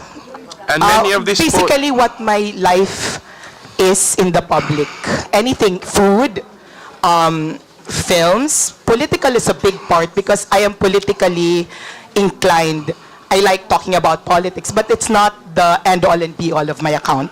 How many percent would you consider those would carry political? How many percent of your posts would you consider would carry political themes? In my old account, probably 70, 80%. I'm not sure. I don't measure it's spontaneous. I don't set out to I don't have a quota. And you attribute this simply because you are because I'm very politically inclined. aware and I'm very politically passionate, sir. Sa mga content mo, may naalala ka bang pinakamaraming engagements, views, likes, or whatever impressions? Yung pinaka nag-trending na post mo? Top of mind. Sa old account, ang pinaka nag-trending na post was the death of Stan Lee. It's not a political post, the death of Stan Lee, the creator of Marvel. Sa new account, my sadness over PRRD spending his birthday alone in his cell in The Hague. Yung sa mga political post mo in the previous account, ano po yung pinaka nag-trending? I don't remember exactly, but it's always about the former president. So sa tingin mo, bakit nagtre-trending ang isang post ni Crescent Chua? I don't know. Maybe because people, it resonates with people. Because I have never boosted a post. I'd have never bought likes, or I have never paid to get liked or followed. So I cannot speak for my audience or readers, but it's probably common sense that it resonates with them, that there are a lot of people who love President Duterte. May mga contents na sinasabi ni non-political o may mga post ka naman na masasabi mong hindi nag-viral, ano? Actually, I don't know what the parameters are for what is considered viral. I don't know. Or let's say, anong klase ng content naman in your experience ang hindi nagkaroon ng maraming engagement? May naalala ka ba na... It does not, I do not look at how many likes I get. And whether or not they go viral is not very important to me. I write what I write, whether I have 1 reader or 1,000 readers. But when you post something, do you also engage with your those who make comments? When I have time, and when you do that, have you considered ano yung mga dominant demographic ng yung audience na usually mo napapansin? Are these like-minded people? Are these... Mr. Chair.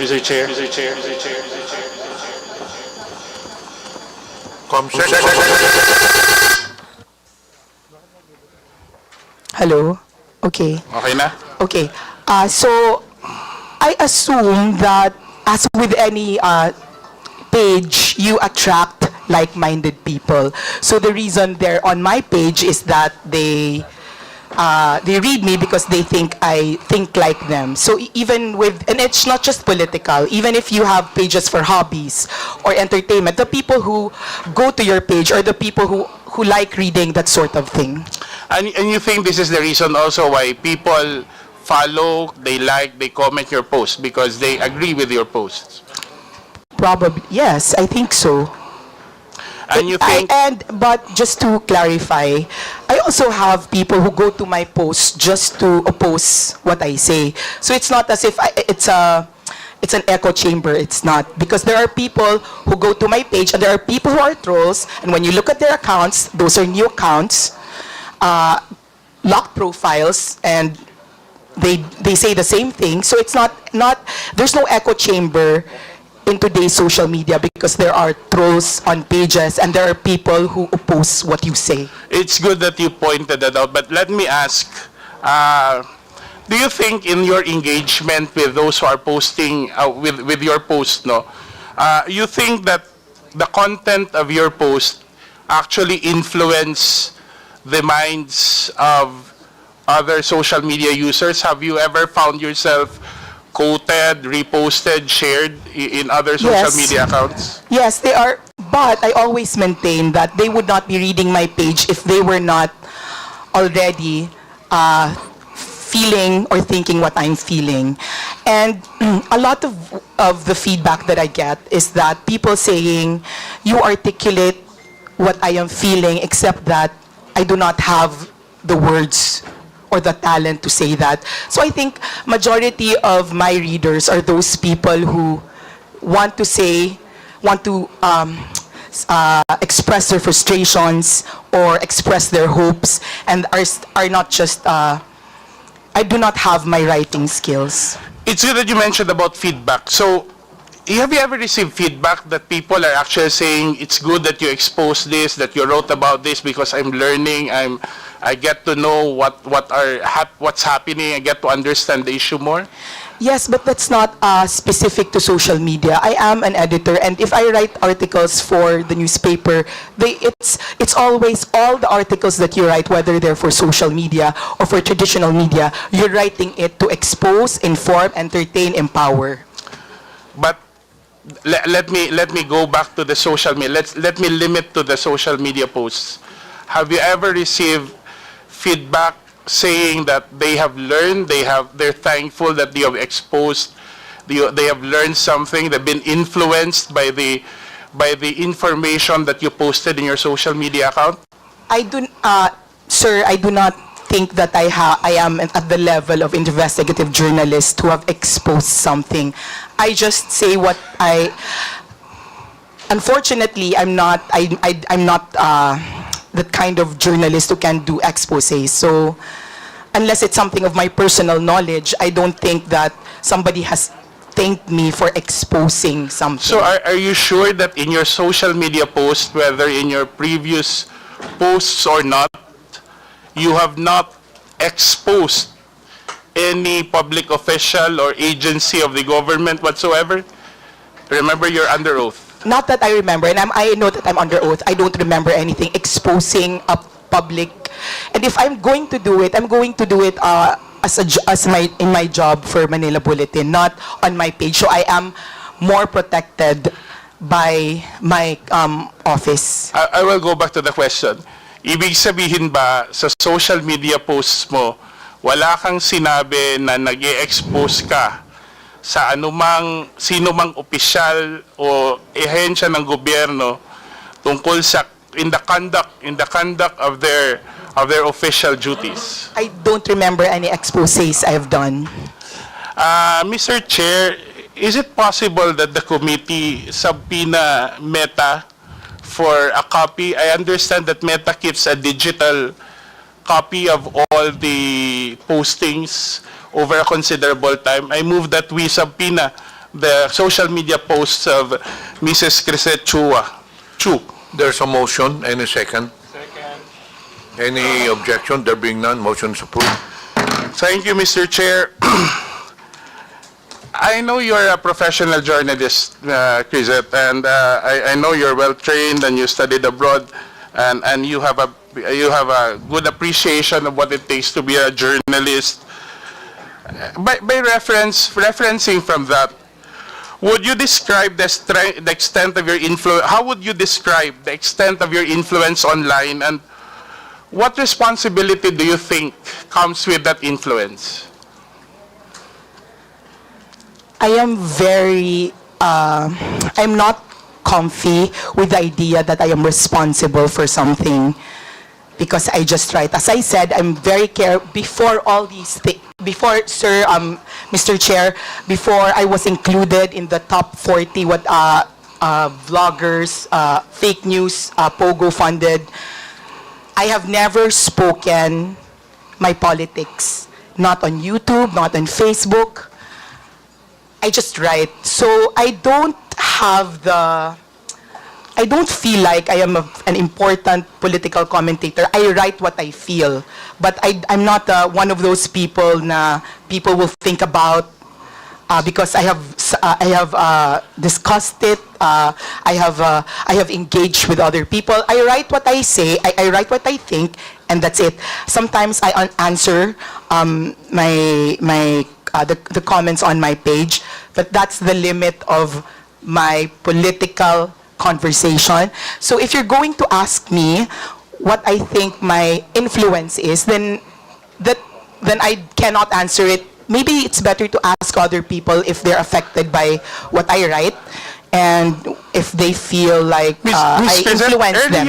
Earlier you mentioned you have a following right now of how many? About 250. 250,000? Mm-hmm. And in your previous account, how many? 480,000. And then in your average impressions for every post is around 10,000, if I'm not mistaken. That's the number you said earlier.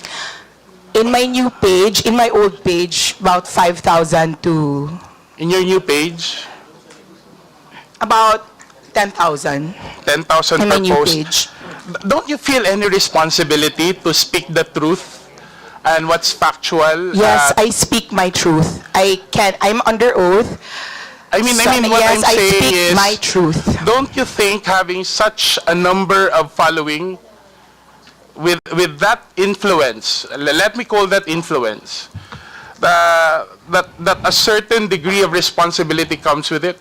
Of course, there's a responsibility. That's why I use my training in journalism to make sure that nobody can ever call me out and say it's fake news. I can make mistakes, and I can make mistakes, but they're not glaring mistakes. And they're still going to be, I'm still going to have the same opinion from that same Mrs. mistake. Crisette,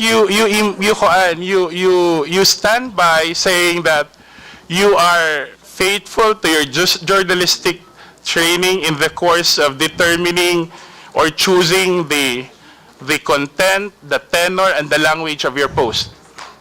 Yes or no? Sorry, can you please repeat that? Do you stand by your statement saying that you make sure that you're faithful to your journalistic Yes, training sir. in I make terms sure that in terms as of far as let me continue first. In terms of the content, the language, the demeanor with which you post, you make your postings. As far as I can, as far as I'm knowledgeable, I post what I feel. Maybe at the moment, maybe when I'm very angry, I post some things that are more inflammatory than when I'm more calm. But basically, those are my feelings. So, sir, there will be times that I will be more angry And the towards one postings, politician over Ms. another Crisette, time. I'm still going to be angry at them. Let me ask a question. So you mean when you speak something inflammatory on you post something inflammatory on your Facebook account, you don't mind whether people will be influenced by those inflammatory statements or not? Those are my opinions, and I believe I have very intelligent readers, so if they think that I am lying, they can call me out. If they agree with me because they've used their own eyes, then they can investigate for themselves. Those are my opinions.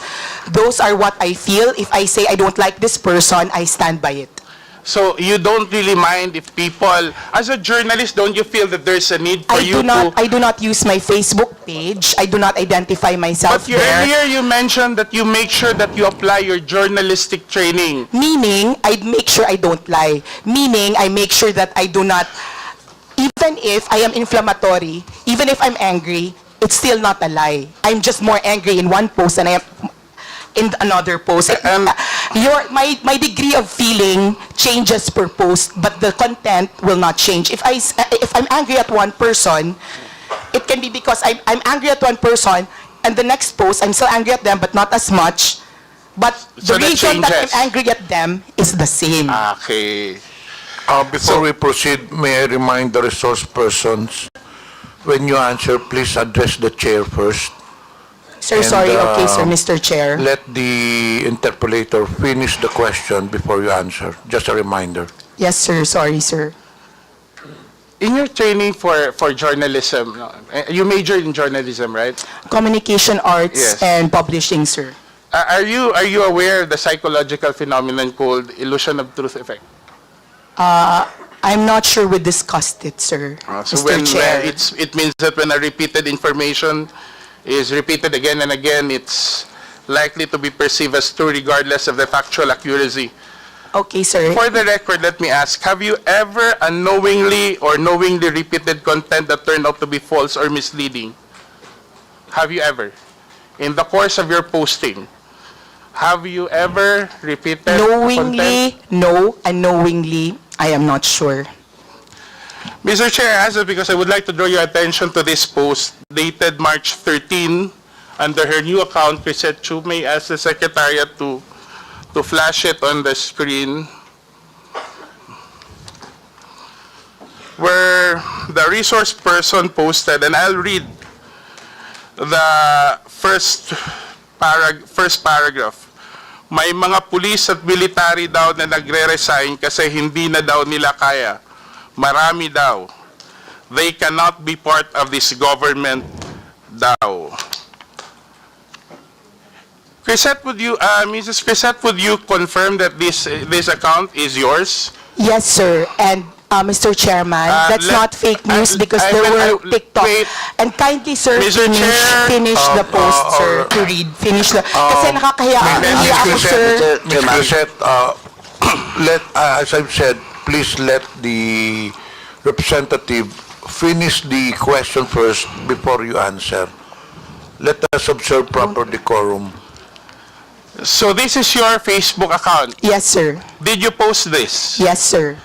I And post the in this entire first page, first paragraph, you stand by your statement that you said na maraming, let me read it verbatim, na may mga pulis na military daw na magre-resign kasi hindi na daw nila kaya. Marami daw. They cannot be part of this government daw. Tama po ba? Yes, sir. And then Saan kindly mo read. nakuha yung impormasyon na to? Sir, if you go on TikTok, there are policemen. How many policemen? Sir, I'm not counting, but there are many But policemen. you And said that's a marami. general impression, But sir. you said marami.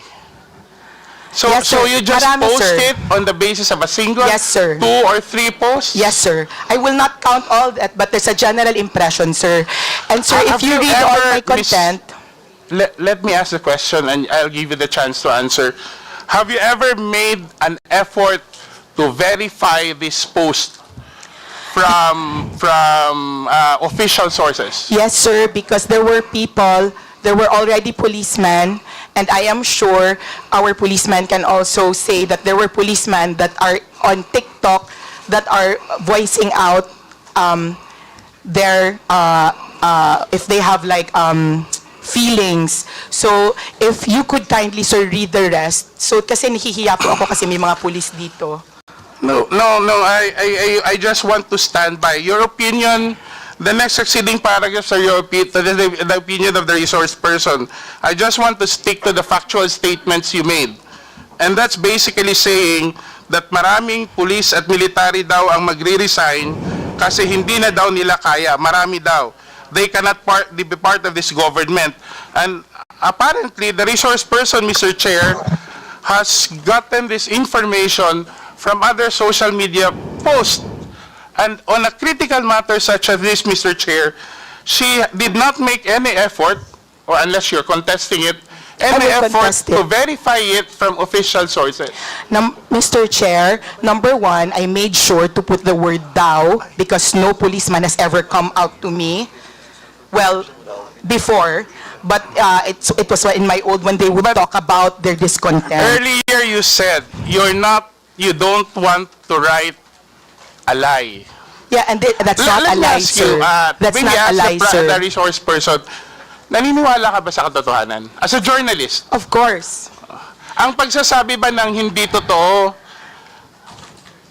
hindi pagsasabi ng katotohanan, tama, di ba? Mr. Chair, those are the impressions, not No, only of me. I'm asking you, because I want to test if we have the same idea of what truthful is. Yes, sir. Yes, Ang hindi Mr. pagsasabi Chair. ng totoo ay hindi pagsasabi ng katotohanan, di ba? Yes, Ang Mr. hindi Chair, and I pagsasabi ng maintain. totoo ay kasinungalingan. Tama. Yes, sir, and I maintain I'm Ang speaking the pagsasabi truth. ng half-truth ay pagsasabi din ng kasinungalingan. I am maintaining that I am speaking the truth of the impressions made on social media. Okay. Thank you, sir, I don't Mr. want to Chair. argue with her position, Mr. Chair, but I just want to bring the attention of the committee to a news article showing the official position of the PNP. Can we flash that on? Can we flash that on the screen? Comsec, please flash the content.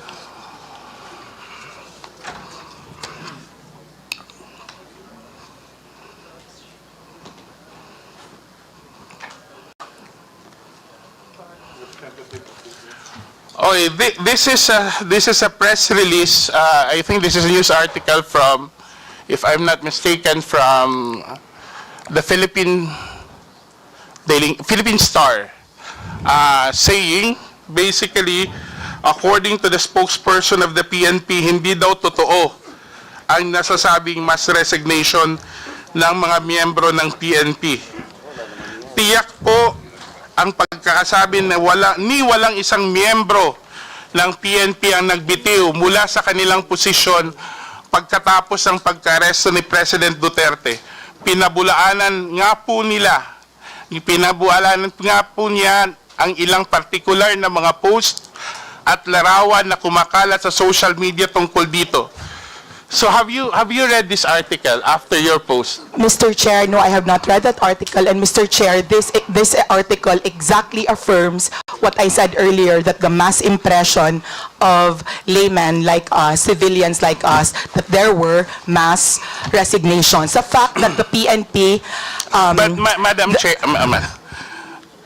Mr. Chair, you just said, yet you do not share lies on your post, sir, diba? Sir, I shared, ano tawag? Mr. Chair, that's what I said, kaya ako nag-include ng daw, these were impressions. The fact, sir, that our PNP had to write a press release means kami na hindi kami, wala kaming statistics, these were the impressions that were coming to us. So you're saying that this is something sir, that can I you also just... finish? Okay. Why it's not fair here? Okay, Mr. Chair, does it mean that you have simply written this post out of your personal impressions or the impressions of you believe are posted in other social media without even making sure whether there is enough basis or have made any effort to verify your statements? Mr. Chair, if I am not an insider in the PNP and they had to release that information, it means that they are correcting the general impression of masses like us. The fact that they had to write it means that there's a general impression, and to our policeman here, I would like to and when you make address those, you that, Mr. Chair, when you make those impressions, you don't have any regard whether now you find yourself apologizing to the policeman no, here. sir, the So reason you I am didn't make any apologizing effort. is because my post was Mr. not Chair. about... Mr. Chair, can I Point of just order. please give me time to explain? Because Okay, it's been talked, Ms. sir, Crescent, kindly... in accordance with our rules, as I've said earlier, this will be the third time that I'm telling all the resource persons, let the interpellator finish the question first. And in fact, if I impose the rule strictly, the resource persons can only speak until I recognize you.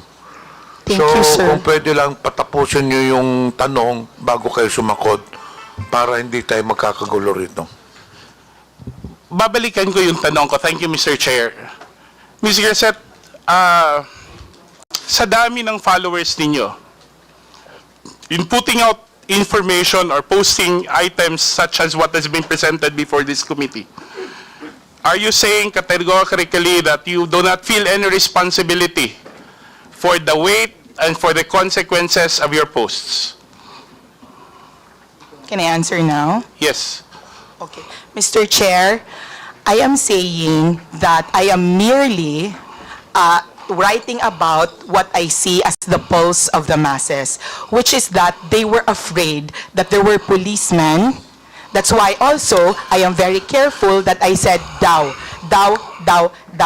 And to our honorable policeman, I'm not apologizing because I wrote that. I'm apologizing because you don't know the context of what I wrote. And what I wrote was, please don't resign. Because if you really want to make a difference in our country, you can best do it from the inside. It was not a condemnation of people who were resigning, but a reminder that if you're given a rare opportunity to change something that you do not like, do I it think, Mr. from Chair, the inside. I think, Mr. Chair, the resource person is not answering the question because we want to focus solely on those first two statements, which I think carries a significant weight. Yung pagsasabi na maraming pulis ang nag-resign at nagbibitiw, whether it's daw or what, we're presenting a scenario that could be harmful even to national security. And in fact, if you ask me, personally, there should have been legal consequences for this. I don't know. We have a representative from PNP, so we can hear from it. Mr. Chair, do we have somebody from... Yes, General Torre, can you please answer? Mr. Chair, General Torre, have there been any incident of massive resignations following the arrest of the former president? If the qualification for the word massive, sir, is more than the normal, then there's none, sir. But for there are regular resignations, but it's not connected to the other to this issue, sir. Thank you, Mr. Chair. What I'm trying to point out, Mr. Chair, is kung hindi ang isang social media influencer or somebody who uses social media doesn't feel responsible for one's postings, no? At even doesn't consider that whatever effect it may have on the minds of many others na nagbabasa o nakakabasa dun sa mga post niya, I think, Mr. Chair, we're treading in dangerous ground here. Kasi clearly, an audience of 10,000 per post is no small following. And I think, whatever the circumstances are, it's incumbent upon those who use social media to take responsibility for their postings, especially when such matter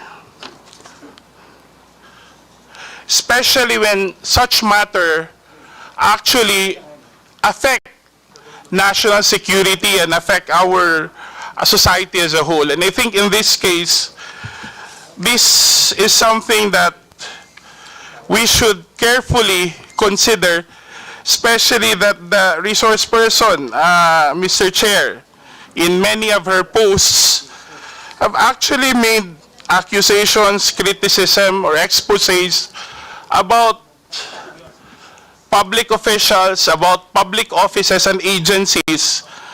And I think we have to draw the line whether the canons of journalism, especially that Mrs. Crisette Chu is a journalist by profession, that there should be a clear demarcation between personal posts, especially what should determine, I think, Mr.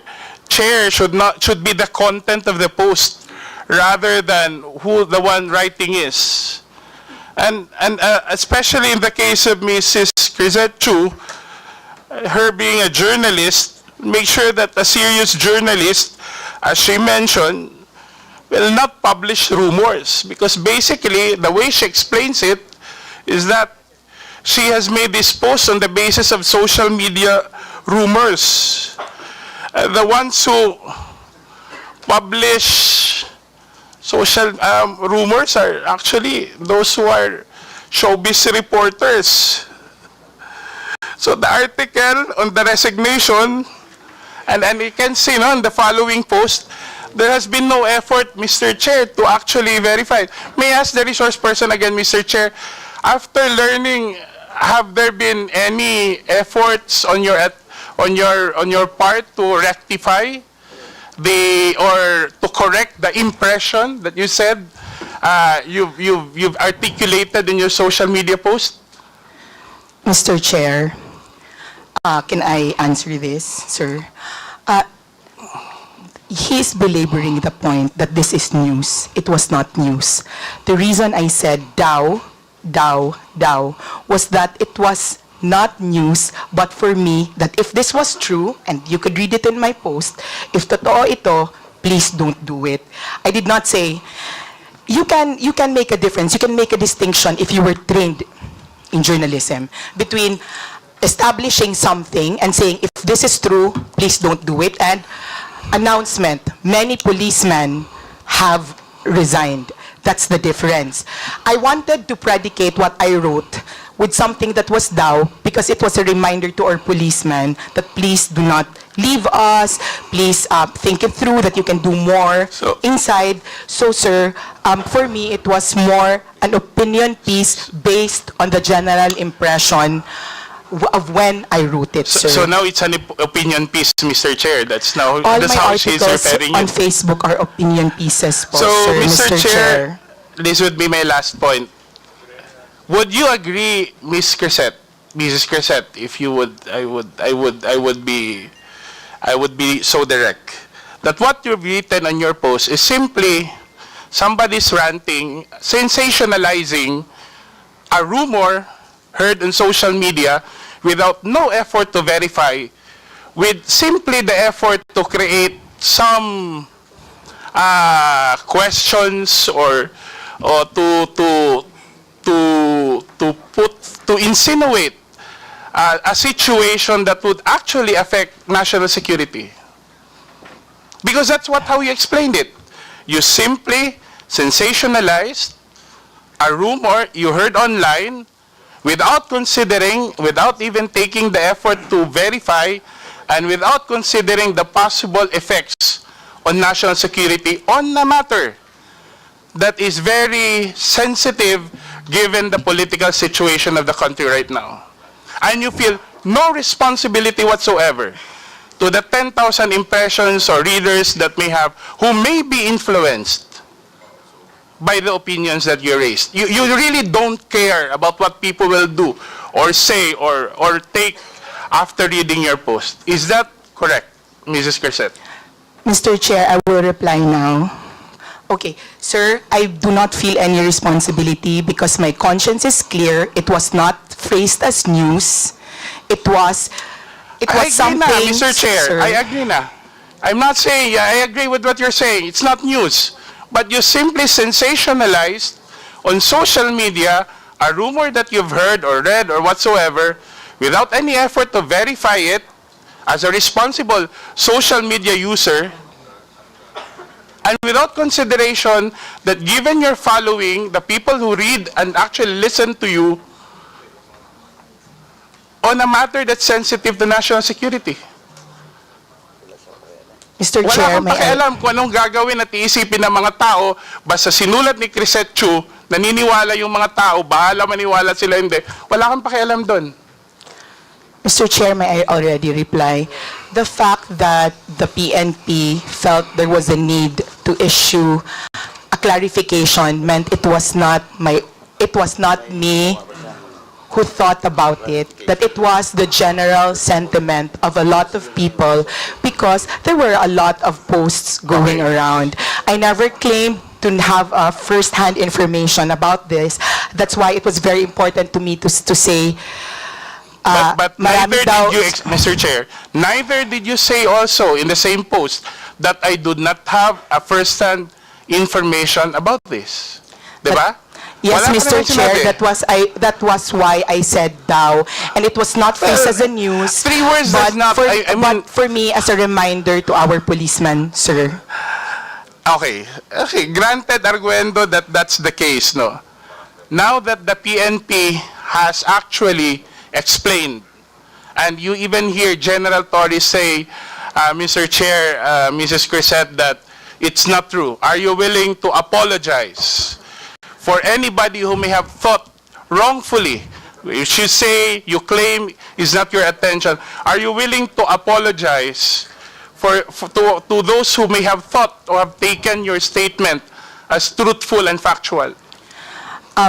Sir, I will not apologize only because if you read the entire post, it was to support the PNP and it was a good post. It was not news. So, sir, I'm sorry if you think if Mr. Chair, I'm saying, aminado naman ho ng resource person na nakuha lang niya yung chismis sa social media.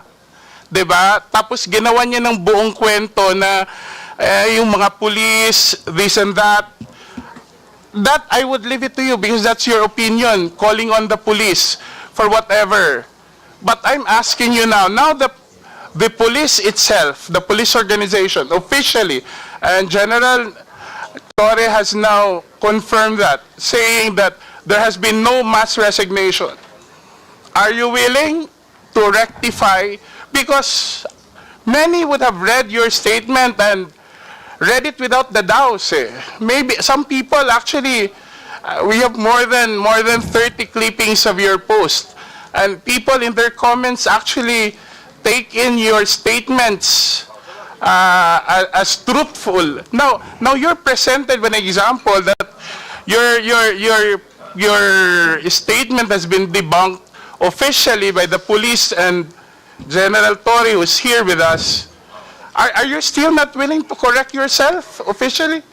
Sir, Mr. Chairman, in my training for journalism, the DAO is you very know, important, sir. Mr. Chair, And the also, problem sir, with our resource to our person police, is she claims to be a journalist whenever it's convenient and a private person whenever it's convenient. And if you go back to my manifestation earlier, Mr. Chair, that's actually the problem that we have today. You have people who are able to amplify issues without being bound by the canons of journalism. Diba? Subukan kaya ng komentaristang sabihin yan on air, on radio, kung hindi yan matanggal yung license niya sa KBP. And our social media influence, well, not everyone, but those who are able to peddle on sensationalized news or rumors on the basis of mere rumors, no? And I'm not bound by any accountability. Don't even, as the resource person has said, Mr. Chair, doesn't even feel responsible for the consequences of her statements. And I think we're treading on dangerous grounds here. Because, as I said earlier, something that you repeat over and over again, for someone who has a following of 10,000 per impressions per post, 100,000, following 500,000 in her previous account and 200,000 in this current account, that's something that should be considered. Where do we draw the line between one statement and the accountability that he or she must bear for her readers? If this was a matter, Mr. Chair, and I'd like to wind up now, that affects my person, I wouldn't really mind, because I think being criticized openly comes with the job that we have. It comes with being elected to public office. But when it is a matter of national security, when it is a time when the country should be protected rather than weakened by all this misinformation and disinformation, I think we need to draw the line. I think that's all for my question, Mr. Chair. Thank you very much. Mr. Chair, respectfully po, this is what I would like to say, is why a lot of people are afraid to speak out and are afraid of this Mr. Chair, kasi yun po yung sinasabing prior restraint na parang natatakot kami to speak out. Because, sir, people are watching us. The Filipinos are watching us. And Mr. I know Chair, they're not stupid, sir. They know what Mr. Chair, they mean by DAO, what we say by DAO. Why? Do you feel threatened now? Yes, sir. Are we... Yes, sir, because, sir, may I... yes, sir, I think feel there are threatened many now, people sir. here. I don't think we are harassing you. Sir, not you, sir. Mr. Asidra, sir. Because, sir, may I just share that we have a history because we are both from Leyte. Anyway, yes, sir, and I have been a vocal critic, sir. Mr. Chair, if I Ms. may. Cosette, I think Representative Asidra has already finished his Thank you, sir. interpolation. Sorry, so sir. maybe... Mr. Chair, I already said in my opening statement that whatever she posted many things about me, but I would not discuss that. But I think, because I think criticisms like that, however unfair it is, comes with the territory of public service. But for someone to comment on national security, for an issue that affects our country, I think that's when you draw the line. I don't think this is about silencing anyone. I don't think this is harassment, because why would you feel harassed when you believe that you've been saying the truth? Because no amount of harassment can ever drown the truth. But if you've been using such power and influence to sensationalize, to influence, to manipulate adversely, without taking even responsibility for what you said or wrote, I think that's not silencing someone. That's just putting it right where responsibility, where personal responsibility should be upheld. And that's it, Mr. Chair. Before we continue, the Chair would like to acknowledge the presence of our Senior Deputy Speaker, Aurelio Dong Gonzales Jr. And online, we have Honorable Marie Escudero, Honorable Mitch Cayon, and Honorable Dan Fernandez. The chair now recognizes Representative Benny Abante for his interpellation. Thank you, Mr. Chair. I'd like to follow up the questions of Congressman Isidre to Ms. Crisette Laureta Chu. Ms. Crisette, will you be able to answer my question? Congressman, Mr. Chair, yes, sir. Okay. I don't know if Ms. Cassette actually wrote something about me. No, I don't remember doing that. I don't remember her saying things against me. Have you ever made a statement against me, Ms. Cassette, at one time? I'm not sure, sir, but I'm sure I've been hurt by some of the things that the Quadcom during the time of... Mr. Chair, you have been hurt. Yes, why sir. are you hurt? Because, sir, are you the ones being investigated? Why are you hurt? no, sir, because I'm a supporter, and I just want to be honest, No, sir. Mr. Chair, what I'm saying is this. You are not being investigated. I'd like to ask a question. Why are you hurt? Sir, Mr. Chair, I will just answer honestly. For example, if you are a supporter of a certain politician, as I'm sure your supporters in your district in Manila know, if somebody you love or support is attacked or investigated, it hurts you. But, sir, I'm just being honest because I don't remember that I said anything about you. I'm just saying that I'm sure that maybe there were... I'm not sure, sir. I'm sorry. I don't think I've said anything bad Mr. about Chair, you. I will not belabor anymore on what she said about me, no? But I just would like to reiterate what Congressman Jude has been saying all along. You said, you're a journalist, right? Yes, sir. Okay, I'm not a journalist. Yes, sir. And you said a while ago that you write what you feel. Am I right? On my Facebook, sir, not on my job. Yeah, you said you write what you feel. Am I right? Yes, sir. Okay. Now, I do not need to be a journalist to write what I feel. Am I right? Yes, sir. All right. So why do you always say you're a journalist? Because they asked me, sir, what I do. You were not asked about being a journalist. You said it, that you are a journalist. Now, Sir, being a journalist, Mr. Chair, binanggit mo yung daw. Is that what you feel? Or are you trying to say now that that is what the masses feel? Mr. Chairman, that's what the impression I got from the social media platforms. The like impression TikTok. Yes, sir. that you got. We call it social media impression, sir. Well, I'm quite ignorant with the social media impression, Mr. Chair. But what I'm saying is this. You said that you write what you feel. Now, when you said daw, na maraming nag-resign na mga pulis, daw, all right? You were not writing what you feel. You were actually writing what you think the masses feel. Am I right? Sir, in the first part of the sentence, yes, sir. And then the second part of the post where I had my own opinion, it was what I felt, sir. So you believe that what you were writing, what you believe to be what the masses feel? Yes, sir, that's right, sir. All right. So you're not writing what you feel, actually. Yes, sir, as well, sir. Therefore, you were wrong in your first statement. Yes, sir. Okay, sir. Good. Very good. I'm so glad that you admitted that. All right. Now here is... In light of the new information, sir, in light of the press release, I do not need you to explain. I don't need you to explain, Mr. Chair. Yes, sir. Thank you. You admitted you're wrong, and that's it. Yes, sir. Thank you. All right. Now, I'd like to ask General Torre here. You answered a moment ago, General Torre, that when you speak of a mass resignation, there's none.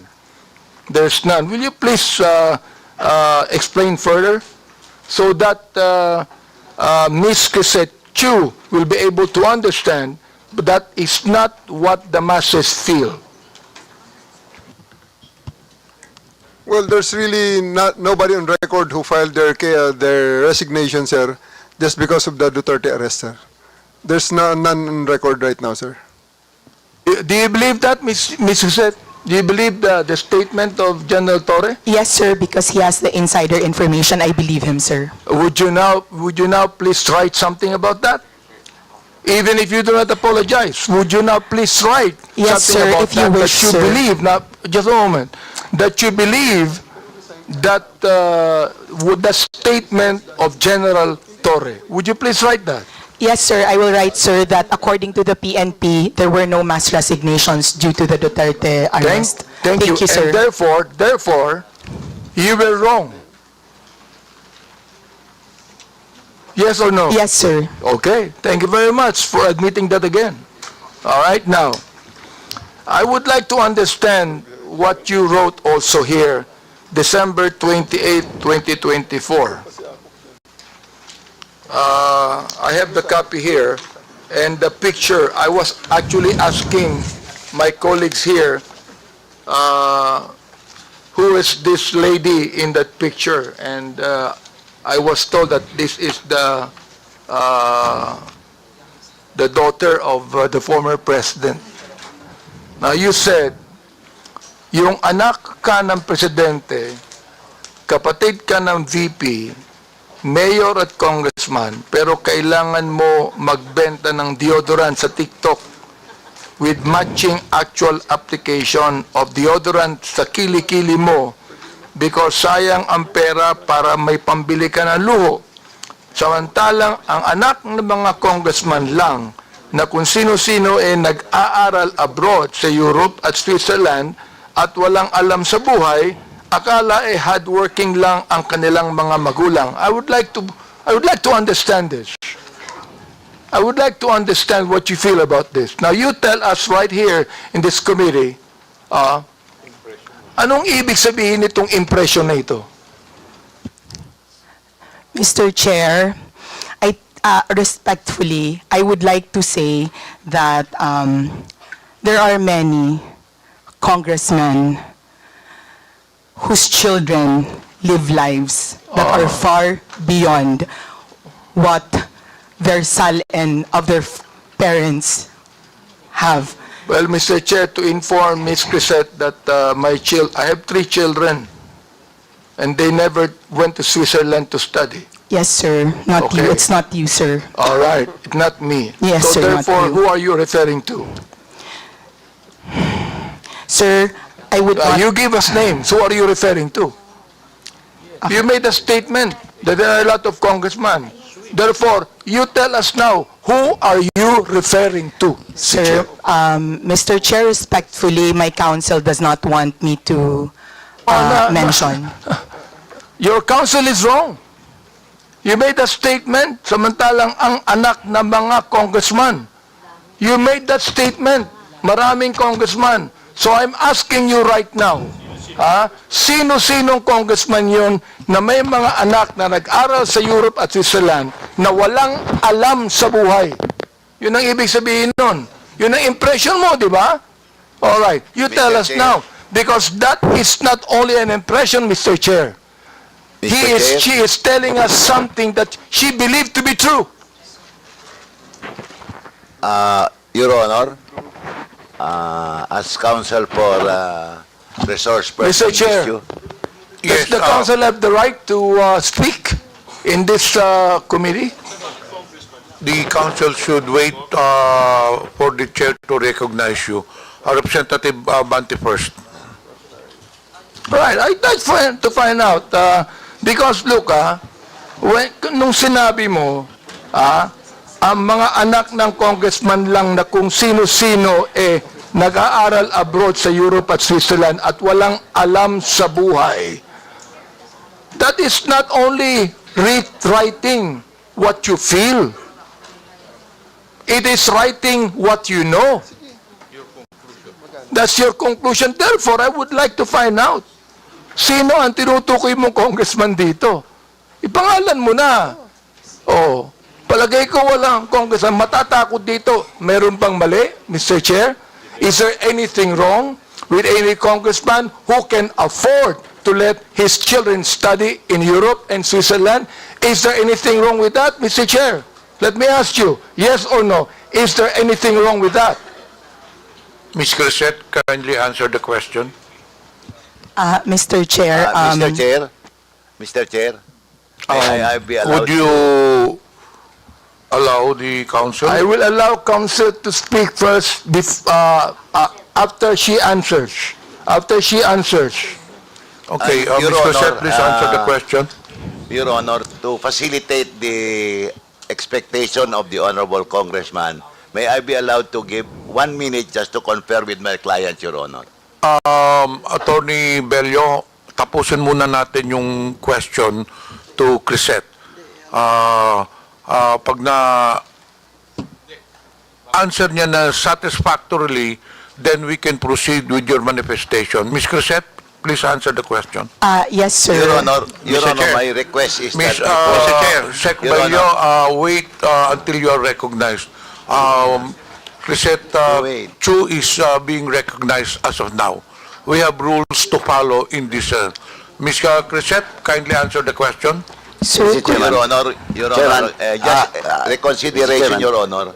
My request, Your Honor, is that before my client will answer, may I be allowed 1 minute to confer Mr. with Chair. Your Honor, to Mr. Chair, clarify hold on. with the Are you permission of the referring to Honorable a Congressman. legal advice? Would you like to confer with your client? Yes, Your Honor. Okay, you just- confer with your client first. Yes, Your Honor. We have a 1 minute suspension. Thank you, Your Honor. Thank you. Thank you, sir.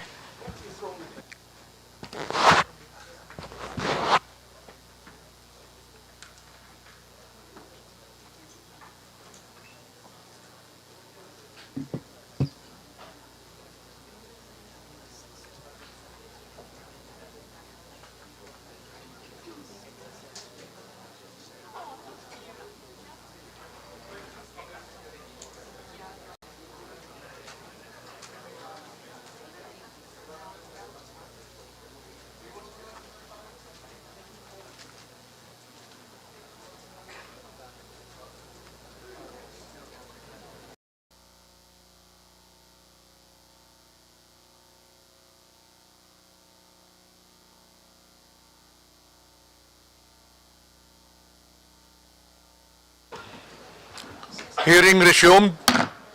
Representative Abante, you have the floor. Thank you, Mr. Chair. Again, I'd like to reiterate the question. Your Honor, thank you very much. I just asked Ms. Chu if there's anything wrong with any congressman who can afford to send his children to Europe and Switzerland. Is there anything wrong with that, Mr. Chair? The only answer is yes or no. Yun lang po. Your Honor, may I be allowed to approach the Honorable Congressman after my consultation with my client? Hearing, Yes, hearing suspended. Please approach. Thank you, Your Honor.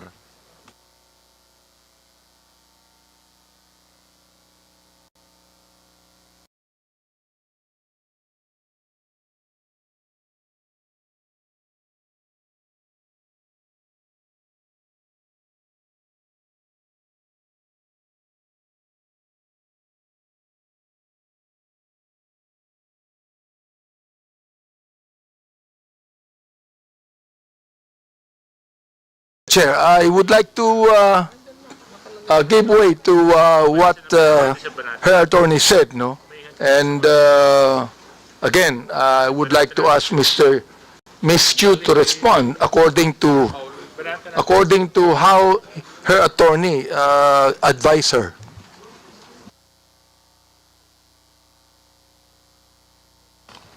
Ms. Crisette is recognized. Mr. Chair. Sorry, sir, I did not hear your question. My counsel was speaking with me. Could you kindly... Representative Abante, do you have any question? Yeah, I asked you a question a moment ago, and your lawyer conferred with you. So I agreed with what your lawyer said, and your lawyer said that it's just a matter of oversight, and you're willing to apologize. So please do it now. Yes, sir, my lawyer and I talked, and my case is a matter of oversight.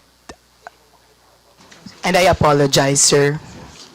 Thank you. Mr. Chair, I'd like to manifest that it's the third time that Ms. Crisette apologized to this committee. Let me continue on.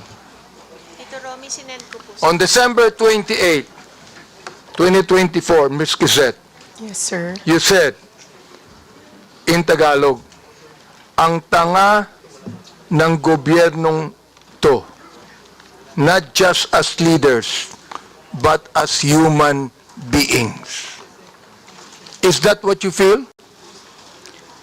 Sir, I apologize. I do not know what happened on December 28 to make me angry. But if I wrote it that time You're apologizing. for not... No, sir, I mean, I do not know what situation on December 28. Let me and what the continue on. context. Let me Yes, sir. continue on. It says, ipapamudmud sa mga naka-braces na nagbabakasyon abroad ang AKAP money tapos utang ng 629 billion.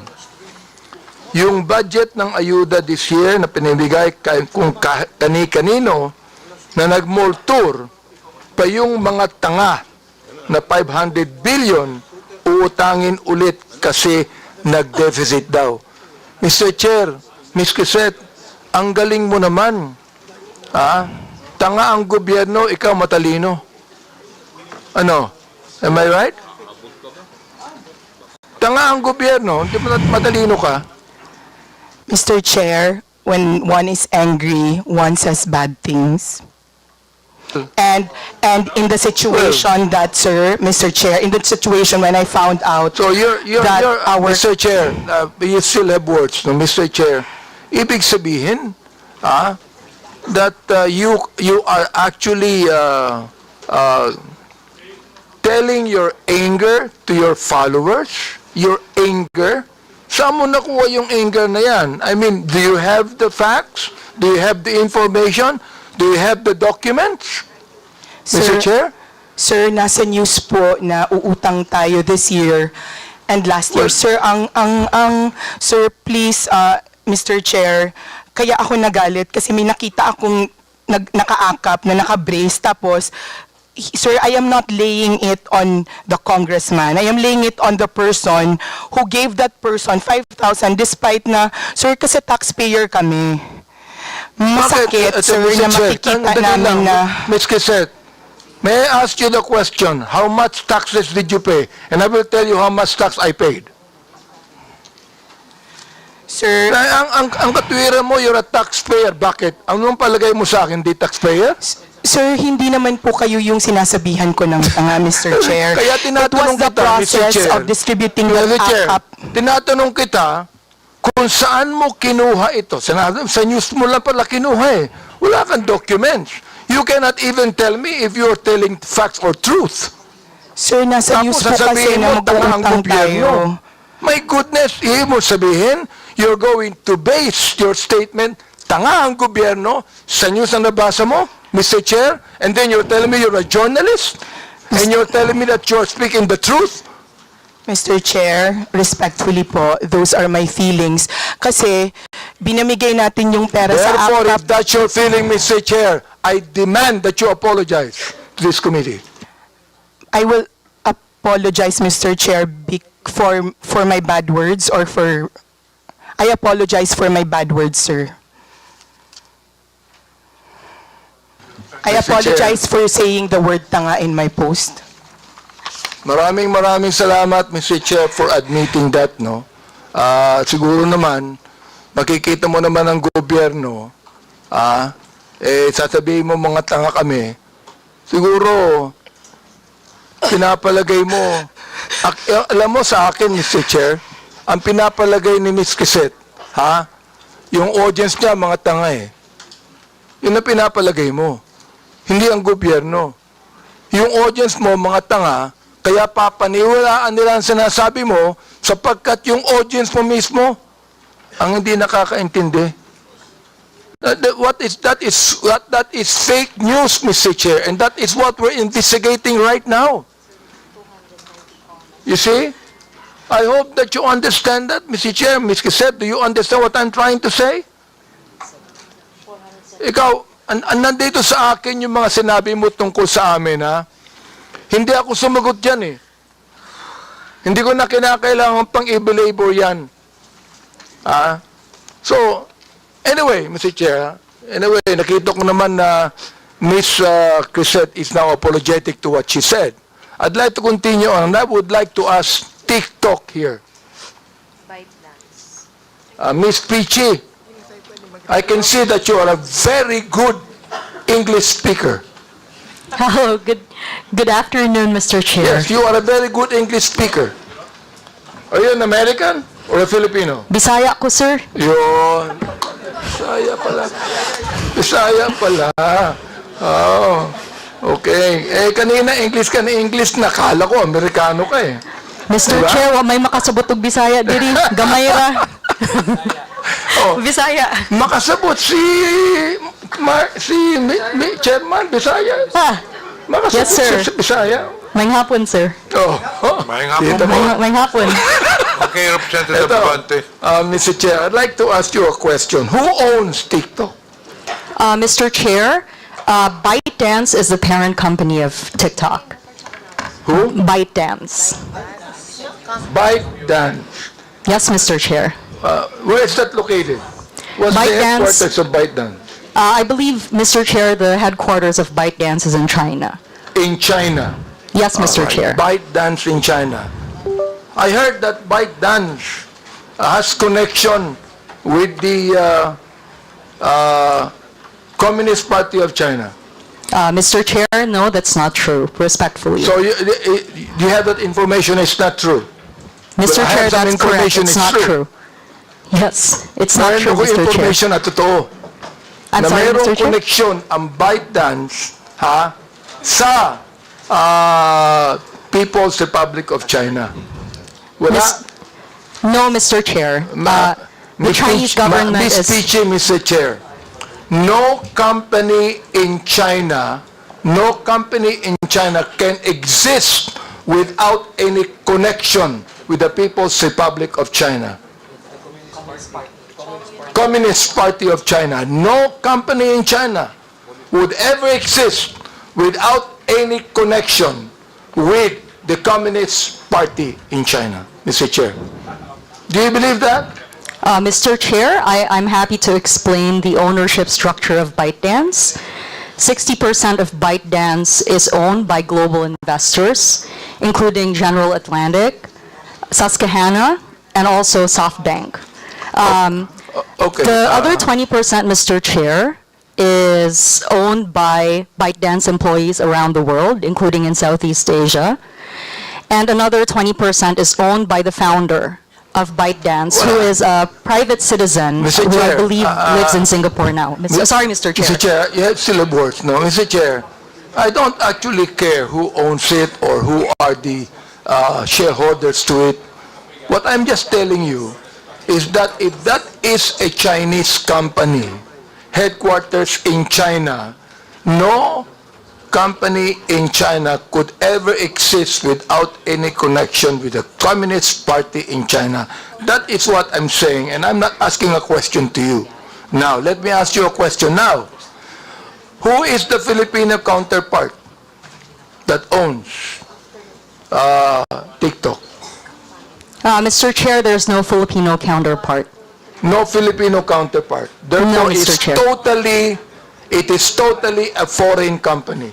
Mr. Chair, it is a company headquartered in Singapore and Los Angeles. So, with that, Mr. Chair, it means that you do not have to pay taxes in the Philippines for that? Mr. Chair, we comply with all tax regulations that are imposed on us in this country. It means that the BIR has imposed some tax liability on you? Mr. Chair, we have the digital services tax, which will be in implementation, I think, within the year. I'm not quite sure, but we have the digital services tax, Can Mr. you Chair. give us a document stating that fact, Mr. Chair? Mr. Chair, we're happy to discuss this and provide more information. Mr. Chair, I'd like to make a motion that Ms. Peachy submit to us documentation on the payment of taxes of TikTok. Any second? Second, Mr. Chair. There's a motion. Motion is approved. Ms. Pichi, Mr. Chair, do TikTok allow gutter language? Mr. Chair, we strive to balance free expression with protecting user safety, Mr. Chair. Mr. Chair, is gutter language free expression? Let me ask you, are you a journalist or not? Mr. Chair, no. Okay, now, let me ask you now, being just a human being and a man and a person that believes in decency, does TikTok allow gutter language? Mr. Chair, yes or no? Mr. Chair, we allow various expressions on the platform, but we do restrict profanity for you restrict underage, profanity. yes, for underage users. And what do you do when you restrict profanity? It is not allowed on the For You feed, Well, Mr. Chair. here is an example of profanity right there. Hindi ko nga kayang basahin eh. Yes, Mr. Chair. This is profanity. That is profanity right here. Oh. Papabasa ko sa DSP.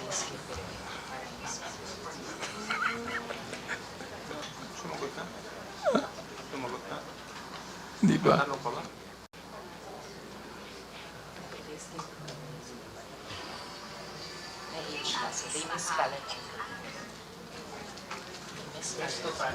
Oh.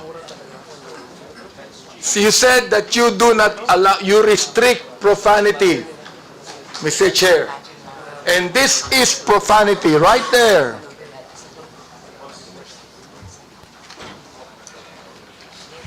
Understand, Mr. Chair. We do not allow hateful expression, if I may, Mr. Chair. We don't allow hate speech. Well, you should put this out then. Yes, because Mr. Chair. You can be accountable to this. Mr. Chair, we're glad to work with this honorable committee to study the content that you are showing to us. All right? And I have also here some, not just profanity, but pornography. Dance, people who do not have bra, who only wear skimpy clothes, dancing in TikTok. Do you allow that? Mr. Chair, we do not allow pornography on the platform.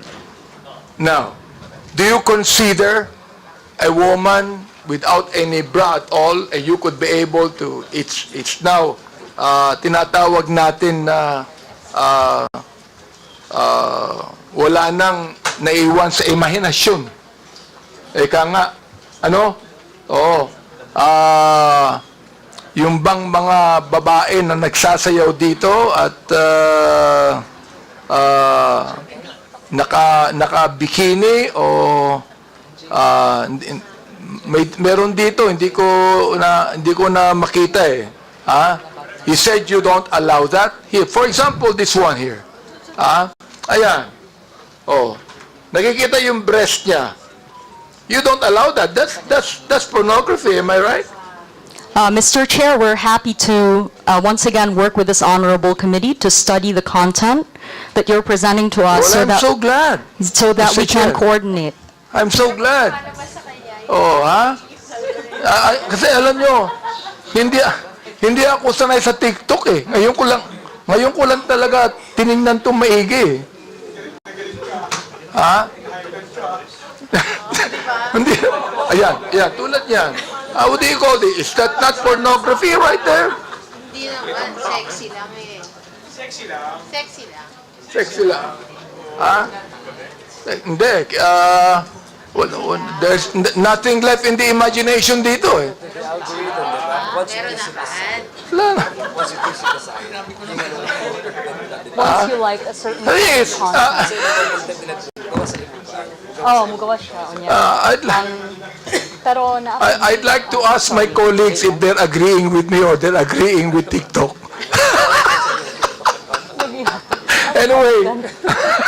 Anyway, Mr. Chair, I'm so glad that you will be working with us on that, no? But we would like to please now tell TikTok, I think that they would be more decent in what they're trying to portray, no? understand, Mr. Chair. Thank you very Maraming much. salamat. Boses, no? Oo. Galing mag-English eh.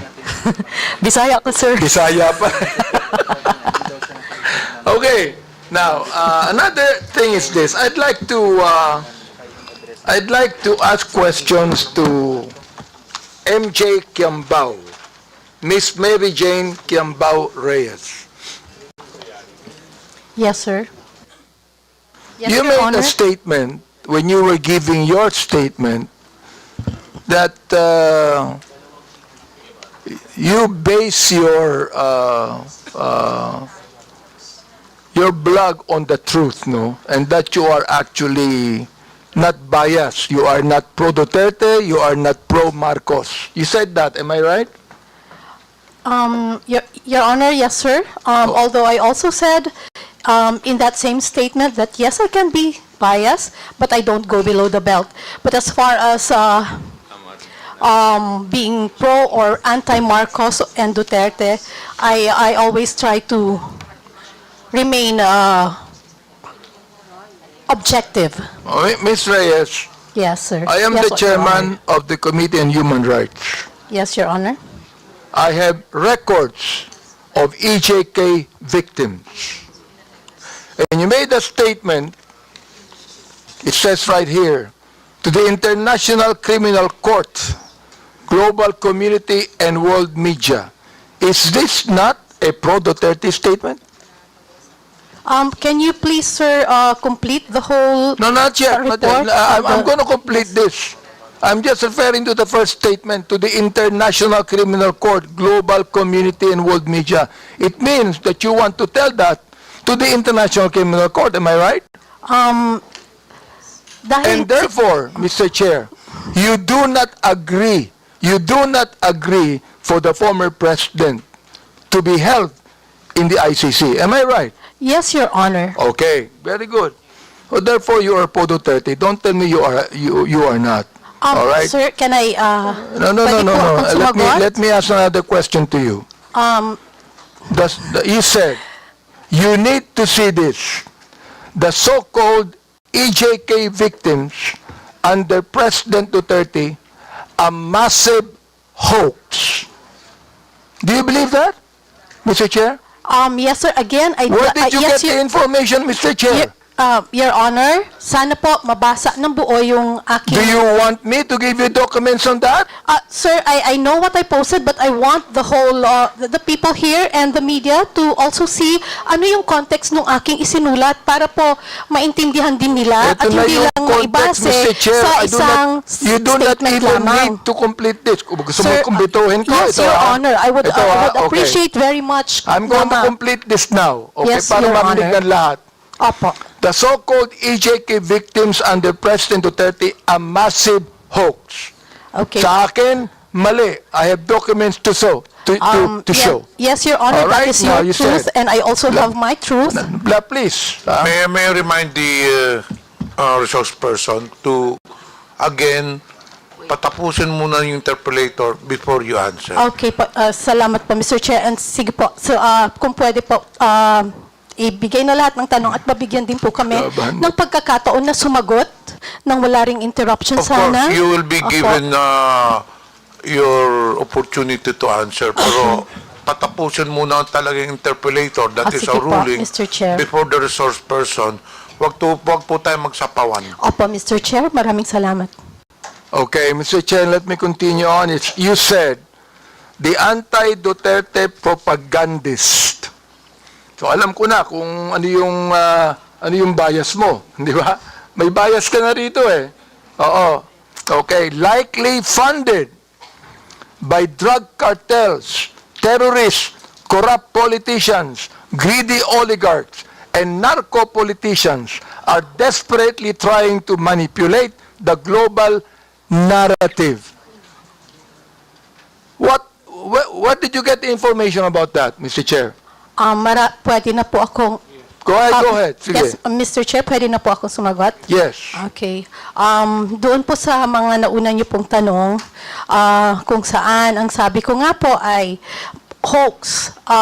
Ang pinagbabasehan ko po doon ay yung mga naglalabasan ngayon na panibagong impormasyon, kita naman po ito sa social media, ano po, kung saan yung mga napabilang na EJK, yung mga nagpakita ng picture ng mga anak nila na namatay daw sa EJK, actually ay hindi po connected sa EJK. At yung iba po ay buhay na buhay naman po. That's why, ang sabi ko nga ay hoax dahil yung mga pinakita ng mga nagrarally at pinapakita nila na namatay sa EJK ay hindi naman po patay. Mr. Chair, nag-a-attend ba kayo ng Quadcom hearing? Mr. Chair? Nag-a-attend ba kayo ng Quadcom hearing?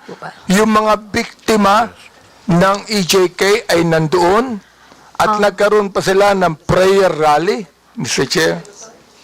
Nag-attend ba kayo ng Quadcom hearing? You can answer. Mr. Chair, okay, salamat po at pagkakataong sumagot. Yes, nakapanood na po ako ng Quadcom at napanood ko rin po yung mga latest na ganap ngayon kung saan may isang Aling Sheila, Aling Lori, Aling another mother, kung saan yun po, yung mga anak nilang pinapakitang namatay sa EJK ay hindi naman po. Doon po,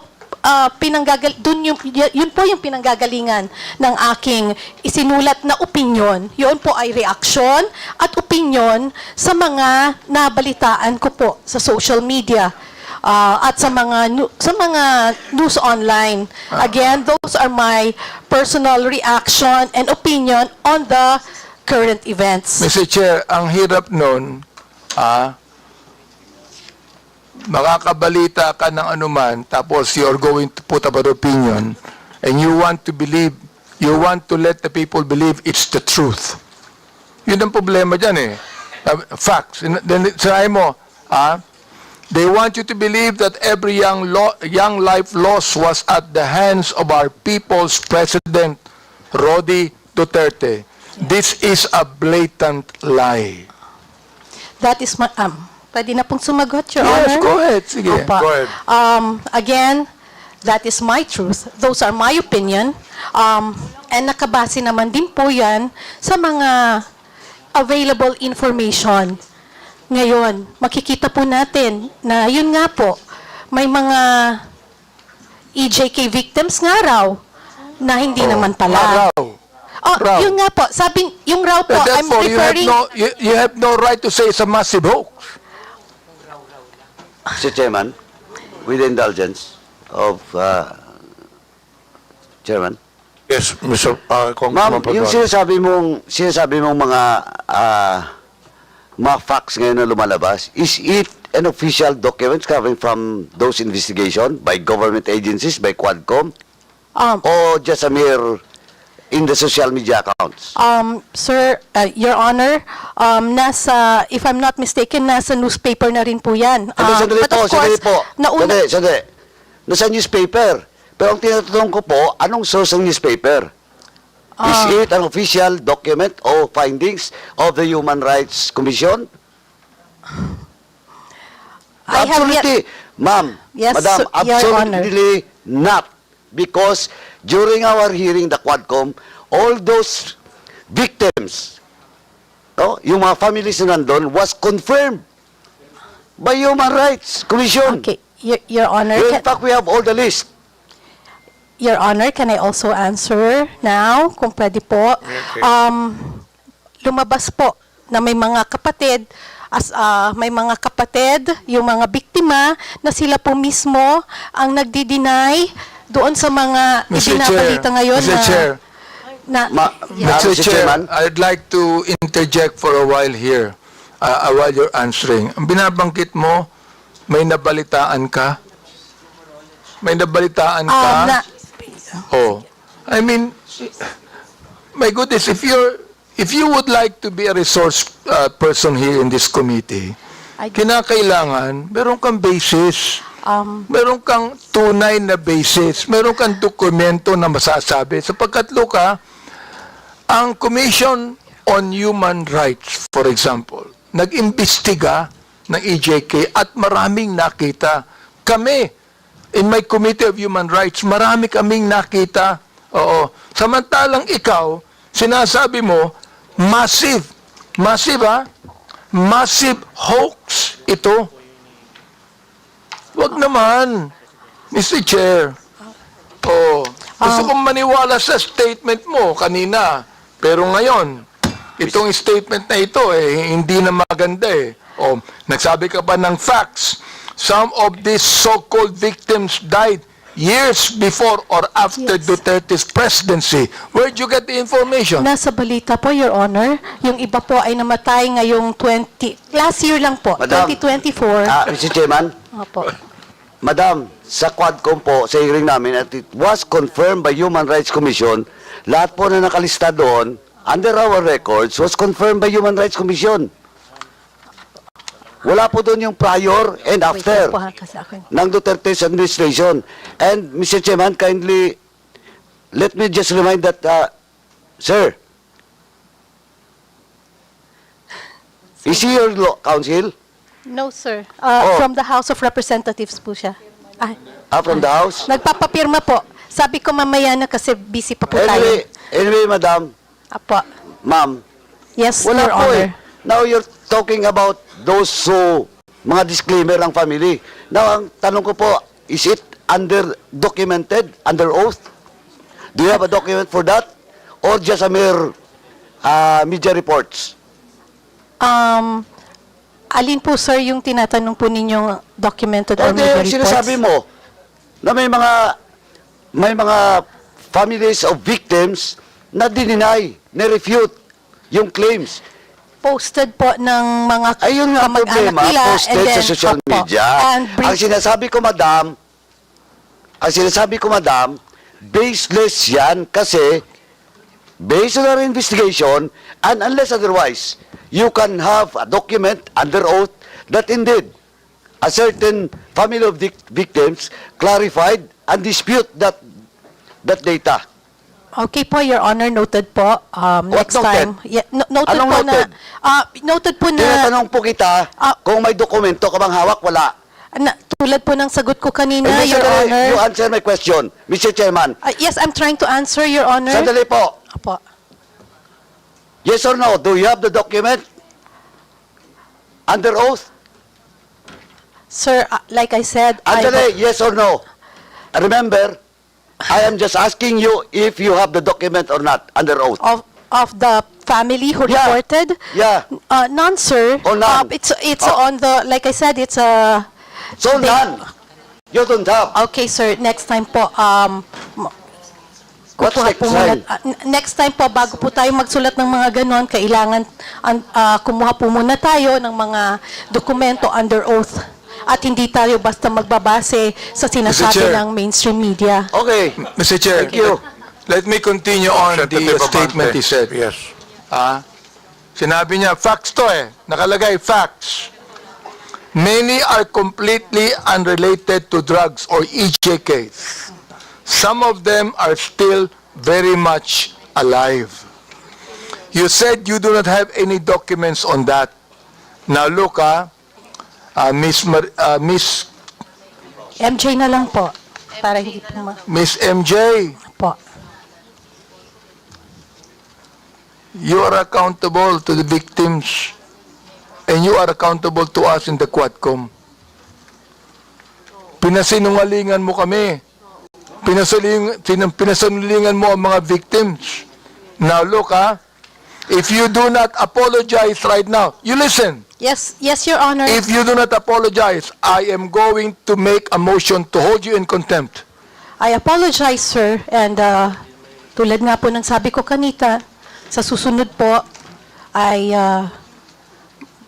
maghahanap na lang po muna tayo ng mga under Yun. oath. At Okay hindi daw, po ha? tayo magre-rely sa mga balita ng news. Salamat na- po. Okay po. Kaya Maliwanag fake po. news. Yun ang ibig sabihin non fake news. Ito, tutuloy ko ha. Salamat din po, Your Honor. Ito sinabi nyo, ikaw, ito, binanggit mo na ito ha. And this is something that you should apologize also. Anong sabi mo? Do not let these criminal forces twist reality to turn a strong, decisive leader into a monster. Now let me ask you, who are these criminal forces? Ms. MJ, please answer. Okay. I have this, kasi tulad ng sabi ko, ito po ay mga reaction at opinion ko lamang. Well, therefore you apologize because this is not true. Sir. Okay, sir. I apologize. Okay, Mr. Chair, this is the second time that Ms. MJ has apologized. I hope that next time, kayong mga vloggers, wag kayong magbibigay ng opinion lang, impression ninyo. Ibigay nyo yung katotohanan, may dokumento kayo. Sapagkat meron kaming documents to show Naiinsulto ko, I am insulted with your statement.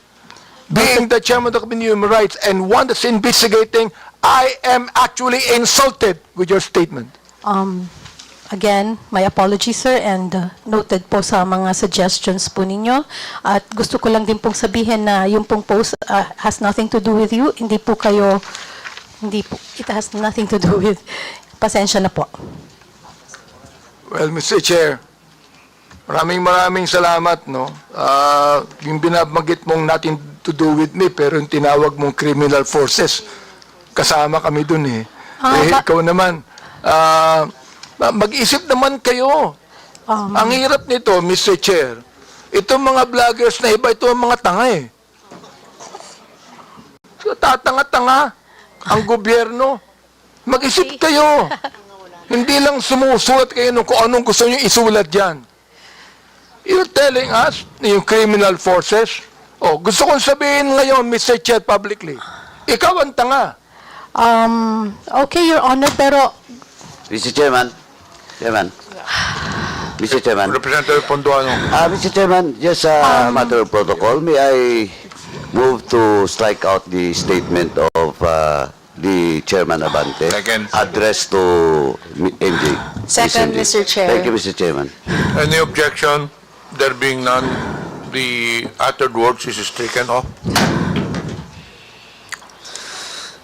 Any further questions? I rest, Mr. Chair, and thank you so much. I'm not angry at you, Miss MJ.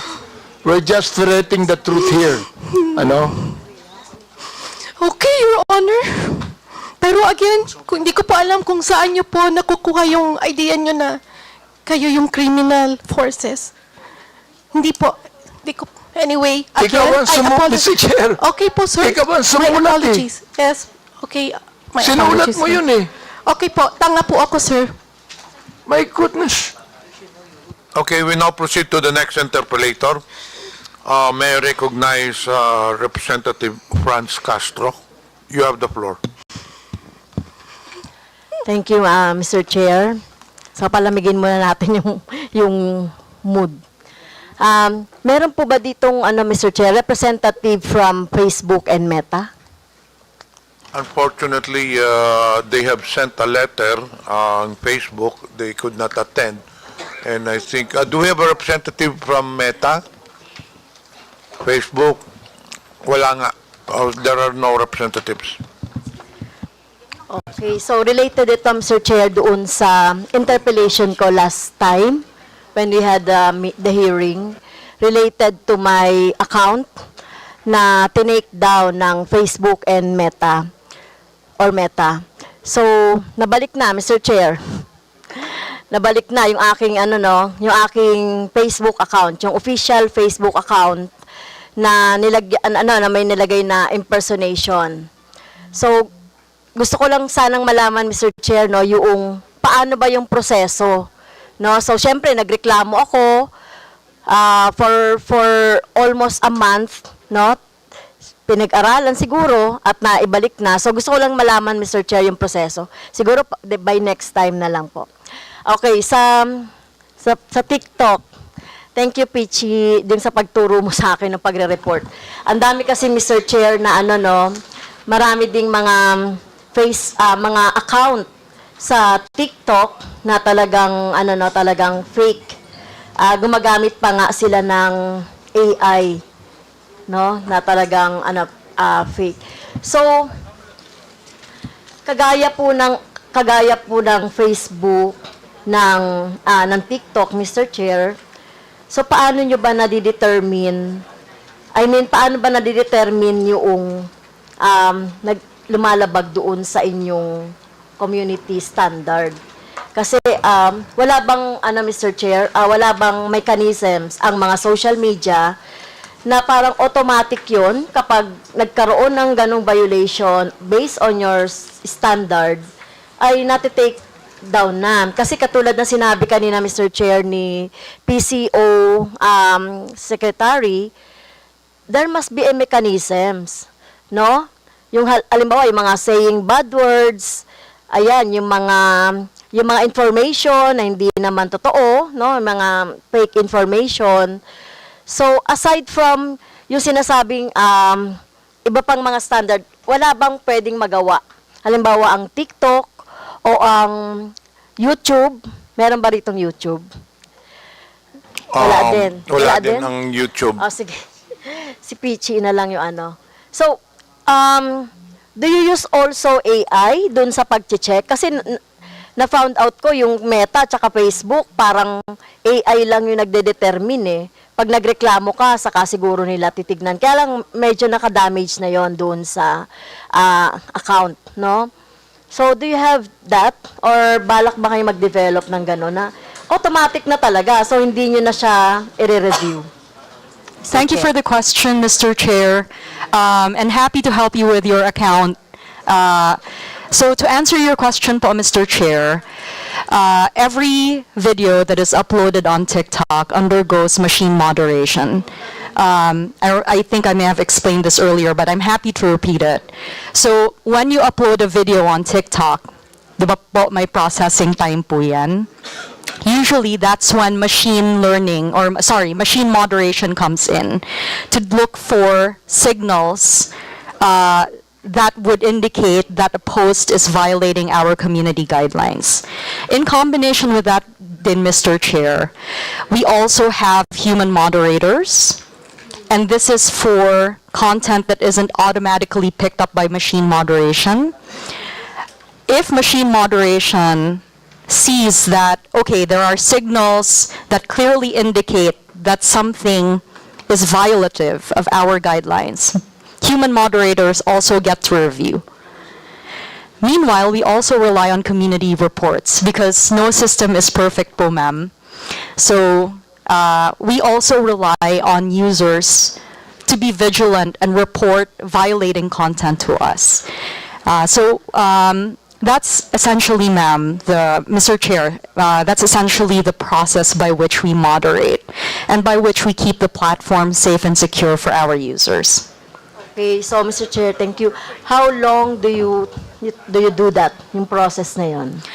Mr. Chair, I regret to say that I don't have visibility on the entirety of the process, but what I can tell you is that last year, I think between, let me just check, Mr. Chair, because I have notes here.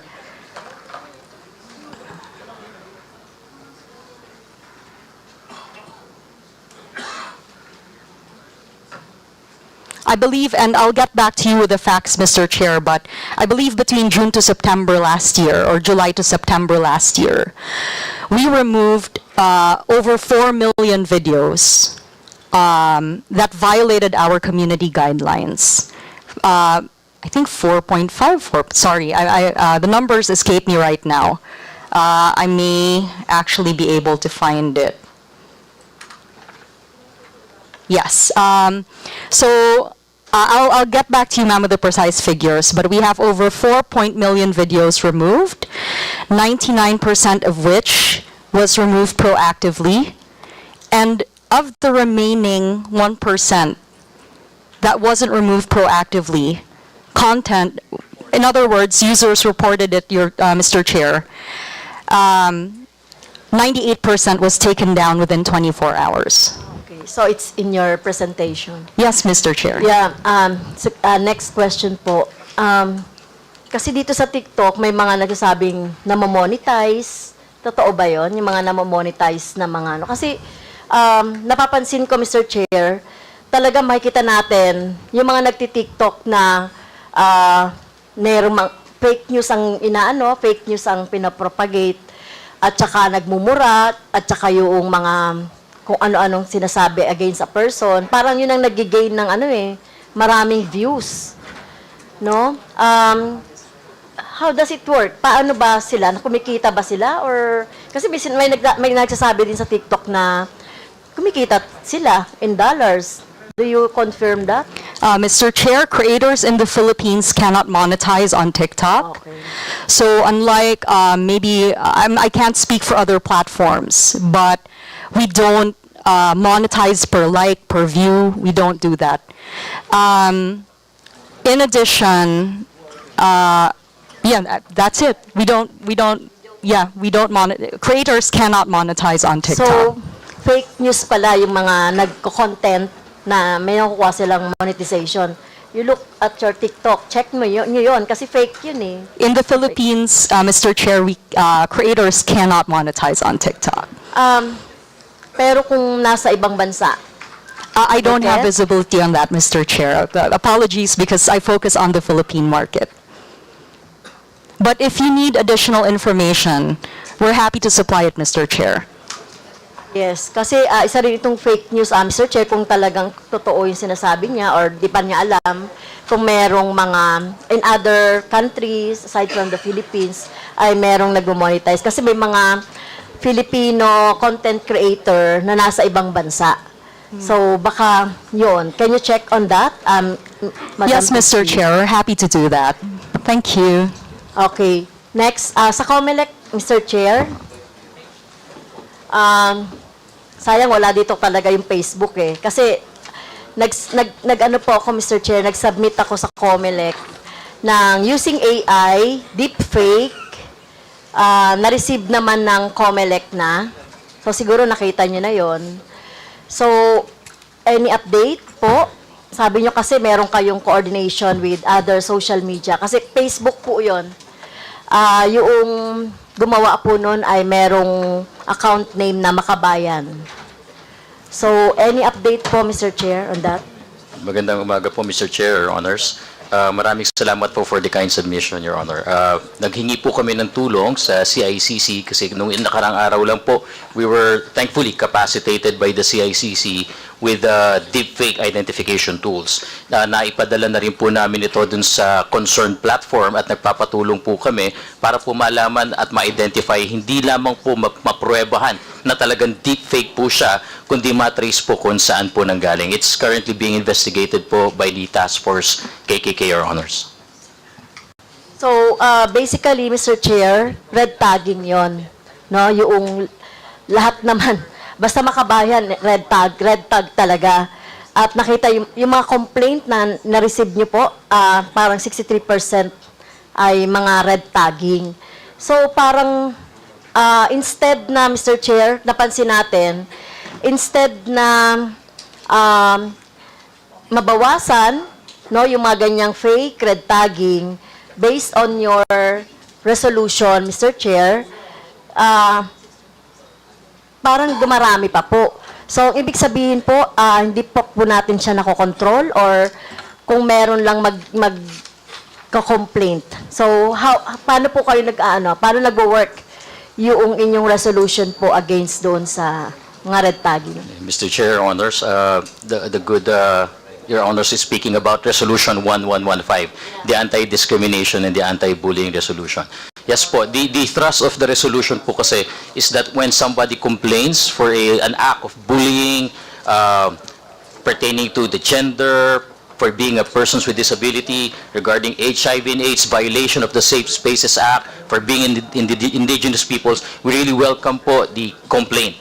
And the thrust of that resolution, first, is if it's made with this use of social media, it will be reported to the appropriate platform for the immediate takedown and investigation if there was indeed a violation of the law. Kung makikita po rin kasi natin resolution, COMELEC treated the violation of the resolution both as an election offense and as a ground for disqualification in case the bad actor po is running for public office.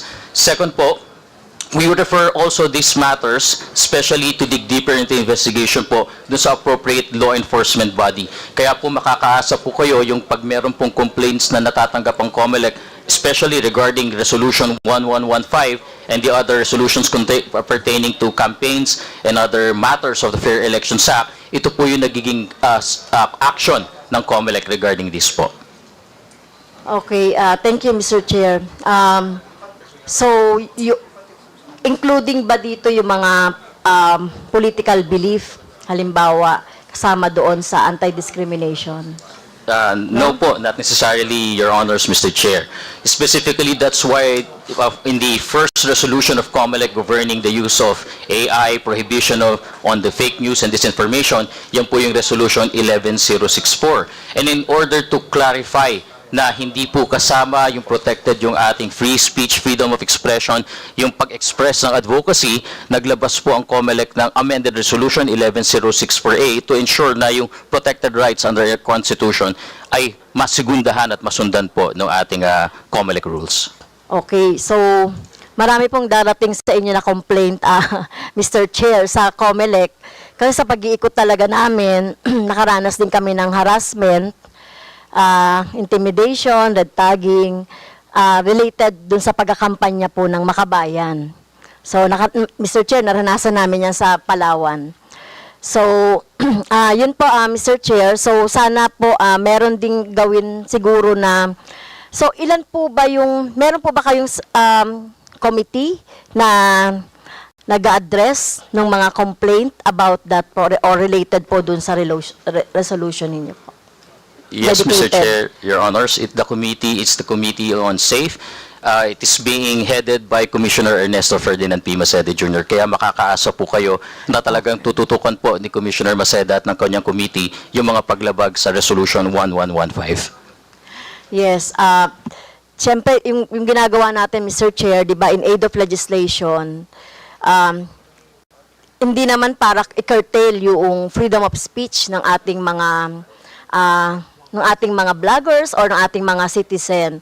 So gusto lang natin na talagang ang lumalabas sa mga social media platform ay yung totoo rin. Kasi worried tayo yung paulit-ulit na nakikita ng mga bata, kasi ang dami nang nanonood or nang gumagamit ng social media.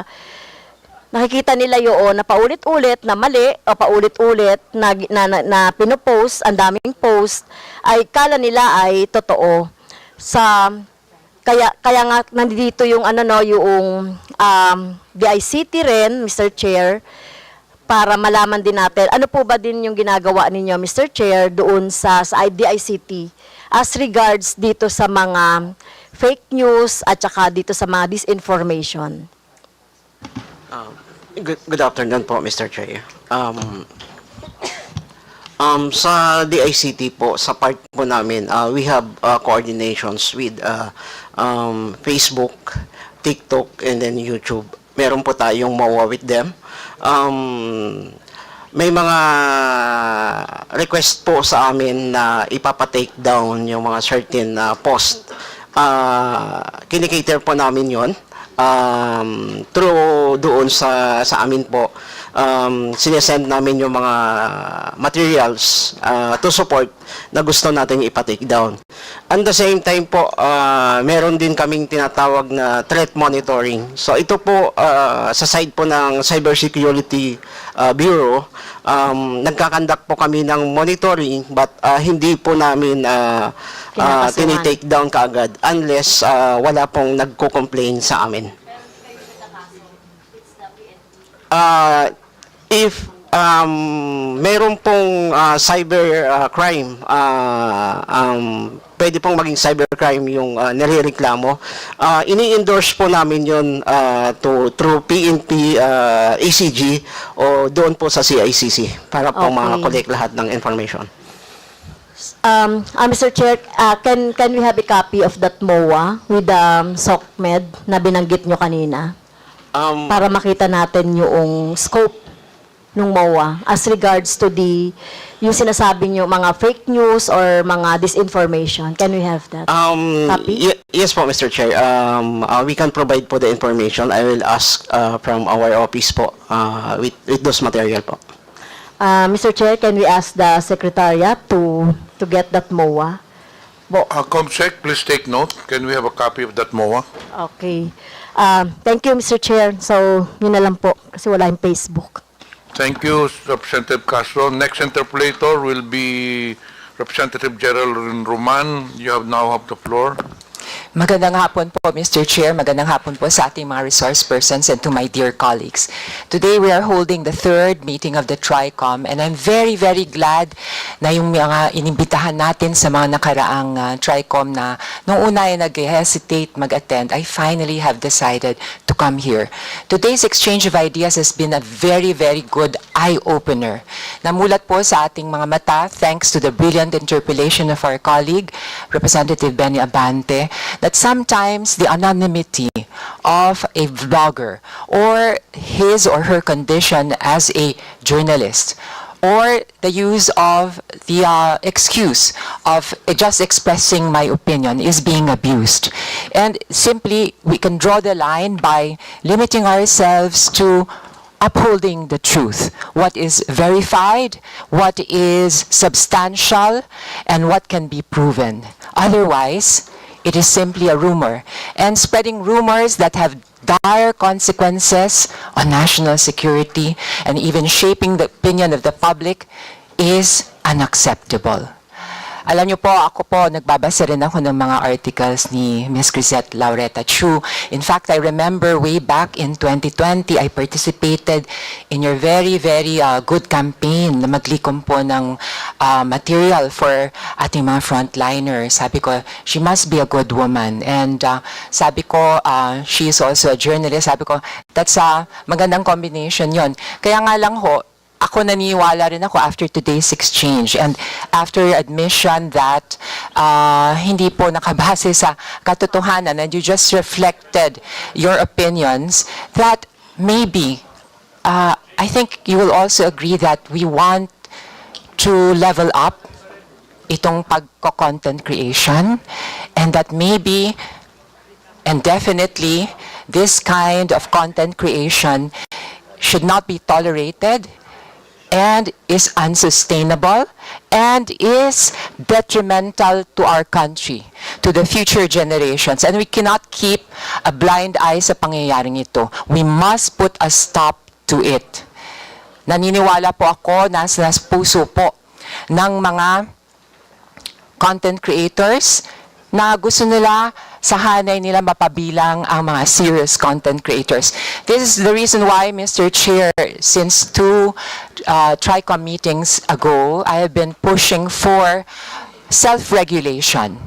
Alam nyo, I have an MA in journalism from the University of the Basque Country, and for several years I practiced journalism. And I realize, I'm fully aware of the importance of that basic constitutional right to freedom of expression. But just like any other constitutional right, this is not unlimited. It is the duty of the state always na bantayan ito how we exercise this constitutional right to protect public interest. And I'm fully aware also that in order to reconcile these two concepts, may I ask for a little silence? I'm being distracted. Yes. Mr. Chair. Yes. Can we maintain decorum? Please remain silent when somebody is interpolating. Thank you. Please proceed. I fully realize that in order for the state to exercise its function, to protect public interest while responding and recognizing the basic right to freedom of expression, we always have to look for the least restrictive means. This is the scrutiny test that we as legislators should always apply. And this is the purpose why we in fact have this tri-comm. This is an investigation in aid of legislation. To give you a brief background, and later on I'll be asking some of our resource persons, including the guests who did not attend in previous committee hearings, what their opinion is. I will briefly detail to you what the Digital Council of the Philippines is. Basically, this is a council that hopefully among your ranks you will take the initiative to form. Similar to the Ad Standards Council of the Philippines, similar to the kapisanan ng mga broadcasters ng Filipinas. Now, what is the purpose of this Digital Council of the Philippines? Among yourselves, you should come up with a code of conduct and standards and regulations na galing sa inyo. Wag po galing sa amin. Dahil ako naniniwala ako na bilang mga manunulat, bilang content creators, you would want to uphold what is true. Not necessarily what is beautiful, because sometimes the truth hurts and sometimes the truth is ugly. We recognize that. And now, once you have your code of conduct and your code of ethics, what do? You apply it to your members. So, who will compose this Digital Council of the Philippines? Number one, associations of content creators. Number two, advertisers. Kasi alam ko, dyan sa mundo ng social media, marami po tayong advertising nagaganap at malaking pera rin po ang gumagalaw at umiikot dyan. Number three, we should also have the DICT. Kinakailangan din natin kahit paano may representation ang government. Dapat din po nandiyan ang the world of, the academe, so that we can also use this digital council to educate the people on critical thinking and responsible use of social media. Nariyan din po, maaari nating ilagay mga PR practitioners and what have you. So this Digital Council of the Philippines serves many purposes. As I said, education. Number two, I don't want to use the word self-policing, but how should I term it? Leveling up our own ranks, professionalization maybe. Palagay ko, it is to the interest of everybody para maging kagalang-galang naman ang sektor na ito. Sapagkat sa mahabang panahon, dahil nga sa pagdami ng mga irresponsible content creators, ay nasisiraan naman o nasisiraan ng pangalan yung mga seryoso. Okay. Now, the other purpose of this council, it could be the body kung saan maaari po tayong dumulog kung sakaling meron po tayong nahuhuli na fake news, kung tayo ay nabibiktima. Kung ako yung, for example, businessman na na-AI ang aking itsura at bigla na lang ako nagbebenta ng produkto ng aking rival. O kaya kung ako man ay yung, I don't know, aside from business owners, private individual whose reputation has been unfairly tarnished. Kung ako man ang politician, kung ako man yung vlogger din, na maaring ginantihan at binigyan ng false information, maaari rin ako dumulog sa Digital Council of the Philippines. And of course, this Digital Council of the Philippines, hindi po namin yan ila-legislate sang-ayon sa, hindi namin kaya yan. Ang gusto ko po sana, manggaling rin sana sa hanay ng mga stakeholders. What we can legislate here from the committee is how the major social media platforms could respond once a piece of content is flagged as fake. After that fact-checking process na according to my consultations, kaya namang gampanan. You can do it in a few minutes. Diba? Sa TikTok, I'm sure other social media platforms could also do the same. And ang mangyayari po niyan, pag na flag nga po yung content na yan as fake, then we can require by law the social media platforms to flag it also as fake news.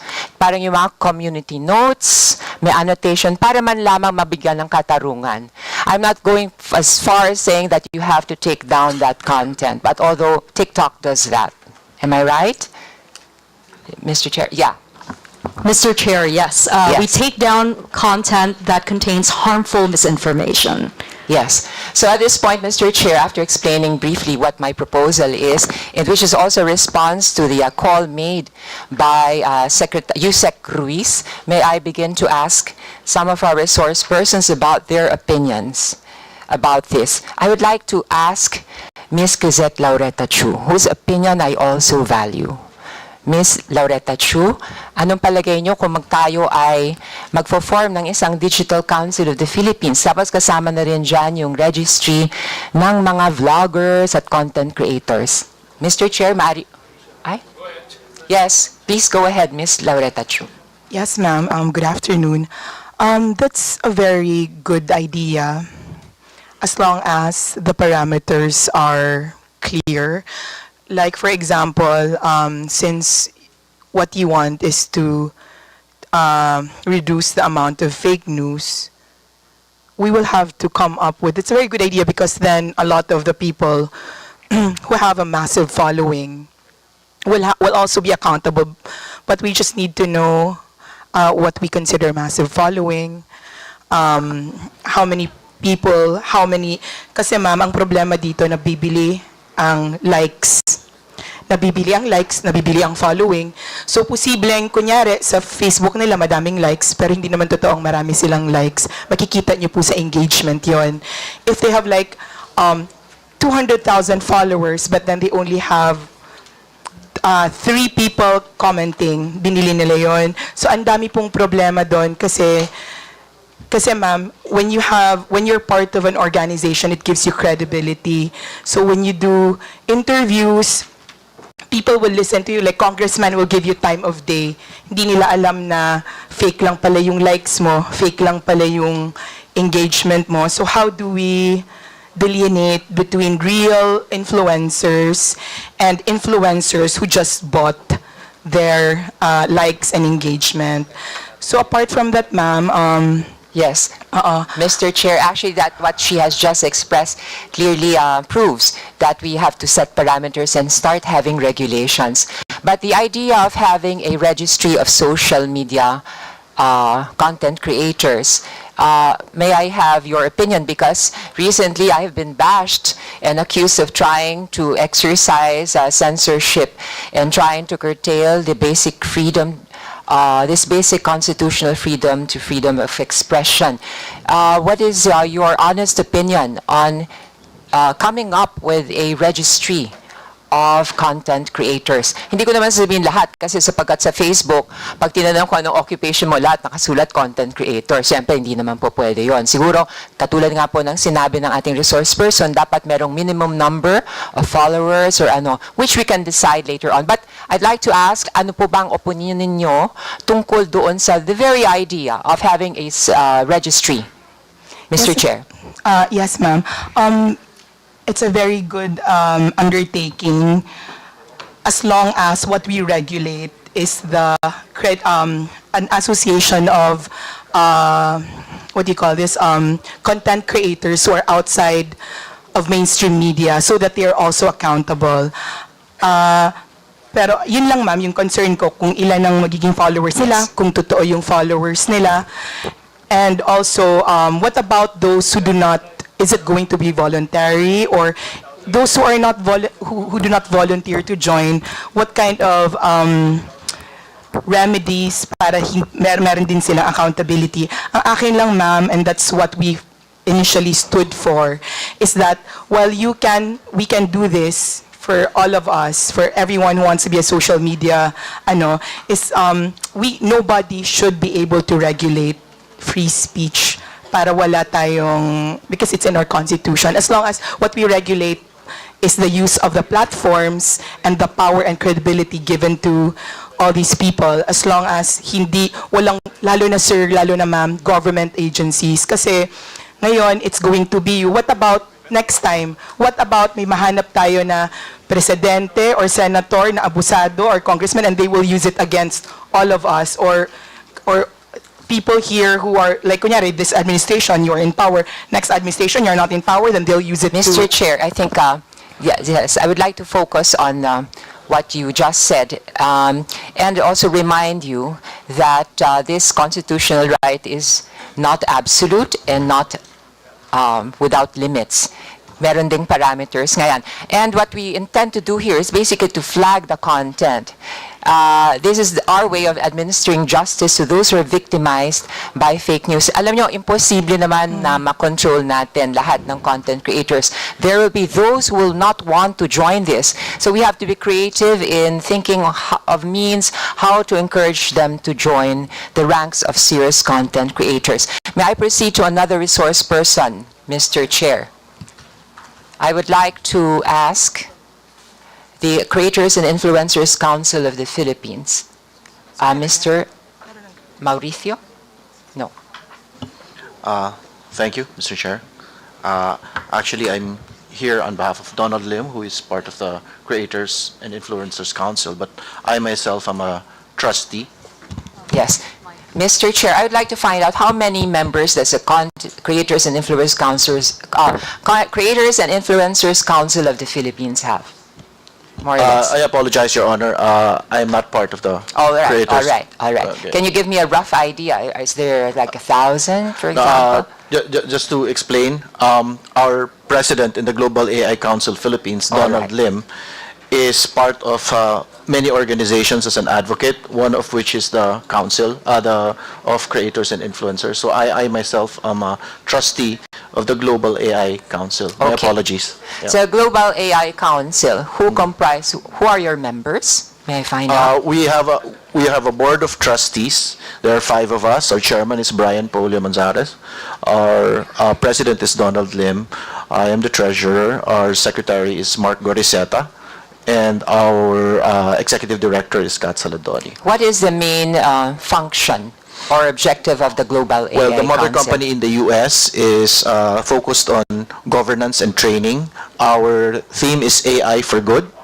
And the United States headquarters, they do education. On the Philippines side, what we aim to do is partly ethics and governance and partly looking at a roadmap for the Philippines, coordinating with the public and private sector in order for us to use AI for development. Regarding the topic in particular, Mr. Chair, if I may continue. Yes, regarding the topic in particular, the AI here, we view it in the Global AI Council, is that AI is used not for good, but for bots or fake news and all of those things. So we believe that if the problem is using AI not for good, then the solution mostly will also be AI to combat it. And that requires resources and knowledge in AI, and that's part of what we're trying to harness. Yes. So what do you do specifically to combat the wrong use of AI? In particular, the generation of fake news. Just as a correction, we are just a convener. So the combating of wrong use of AI, I think, is for the CICC under USEC Alex Ramos, and we do coordinate with the ICT and CICC regarding that. What the Global AI Council does is to convene all stakeholders concerned in order to arrive at a roadmap or a solution. So we had the State of the Nation in AI last January. We're going to come up with a Philippine AI report and a Philippine ecosystem directory. But if I may, Mr. Chair, our experience in organizing for a short time a non-profit NGO for AI, I think translates to something that we can use for the Digital Council of the Philippines.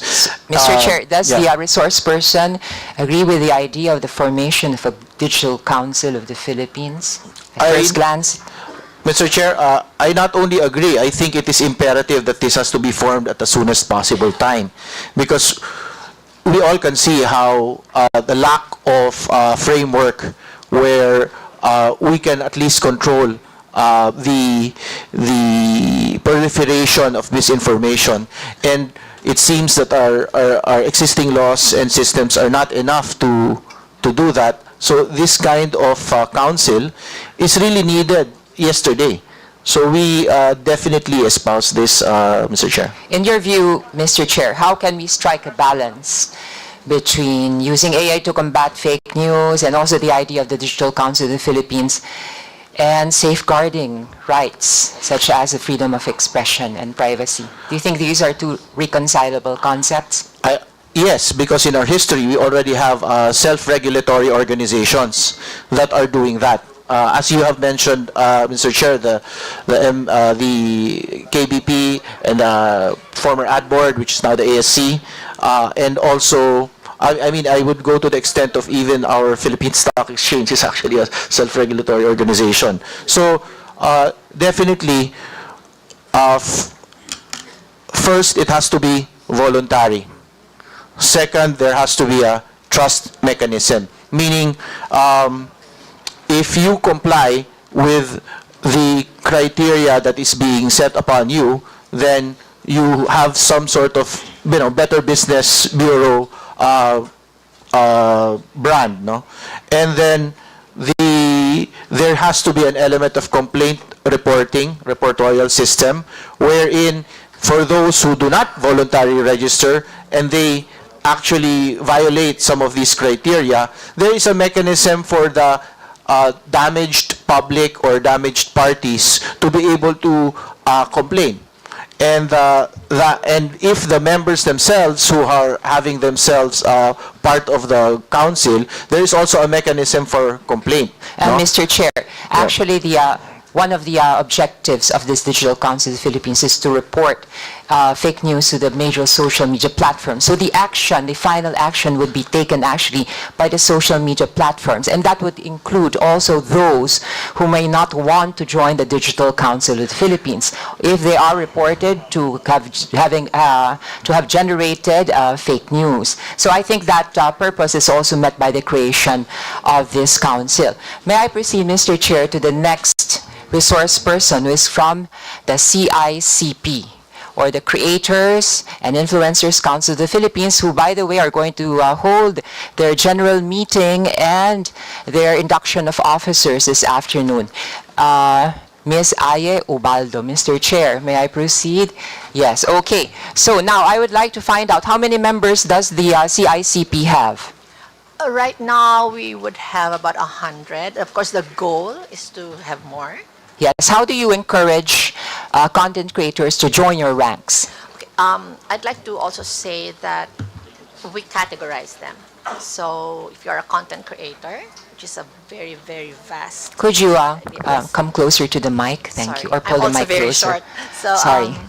So we categorize them. So we have them as independents. We have them as brands. What we call clients. These are let's say the Nestle's, the Colgate-Palmolives. So they're called brands. And then we have agencies. So these are the advertising agencies that have departments, or they have sections that are for public relations, influencers, and okay. creators. Ms. Ubaldo, may I find out what was the reason why you formed the CICP? Because we knew that it was going to be a growing industry, and there were already a lot of signs. As much as back in, let's say, the late 90s or early 2000s, we knew that the internet was really going to be big, and so when you do look at digital trends, you get to realize what are the next big thing, and we in the digital industry, or speaking as myself, as I come from a marketing communications background, so that's kind of what we need to do. Yes.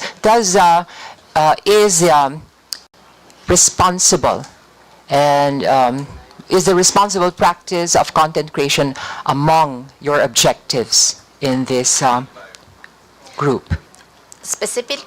specifically for CICP, definitely, but specifically for the industry that we're in, which is the marketing communications industry. For 50 years, we've been under self-regulation. Okay, and that's very sustainable. It's very agile. It's really needed to be. Mr. Chair, do you up-to-date. have a code of conduct or code of ethics that you practice? Yes. Yes. We have a mission and vision, and even the industry itself, yes. And what do There you is- do to members who do not comply with your code of conduct, Mr. Chair?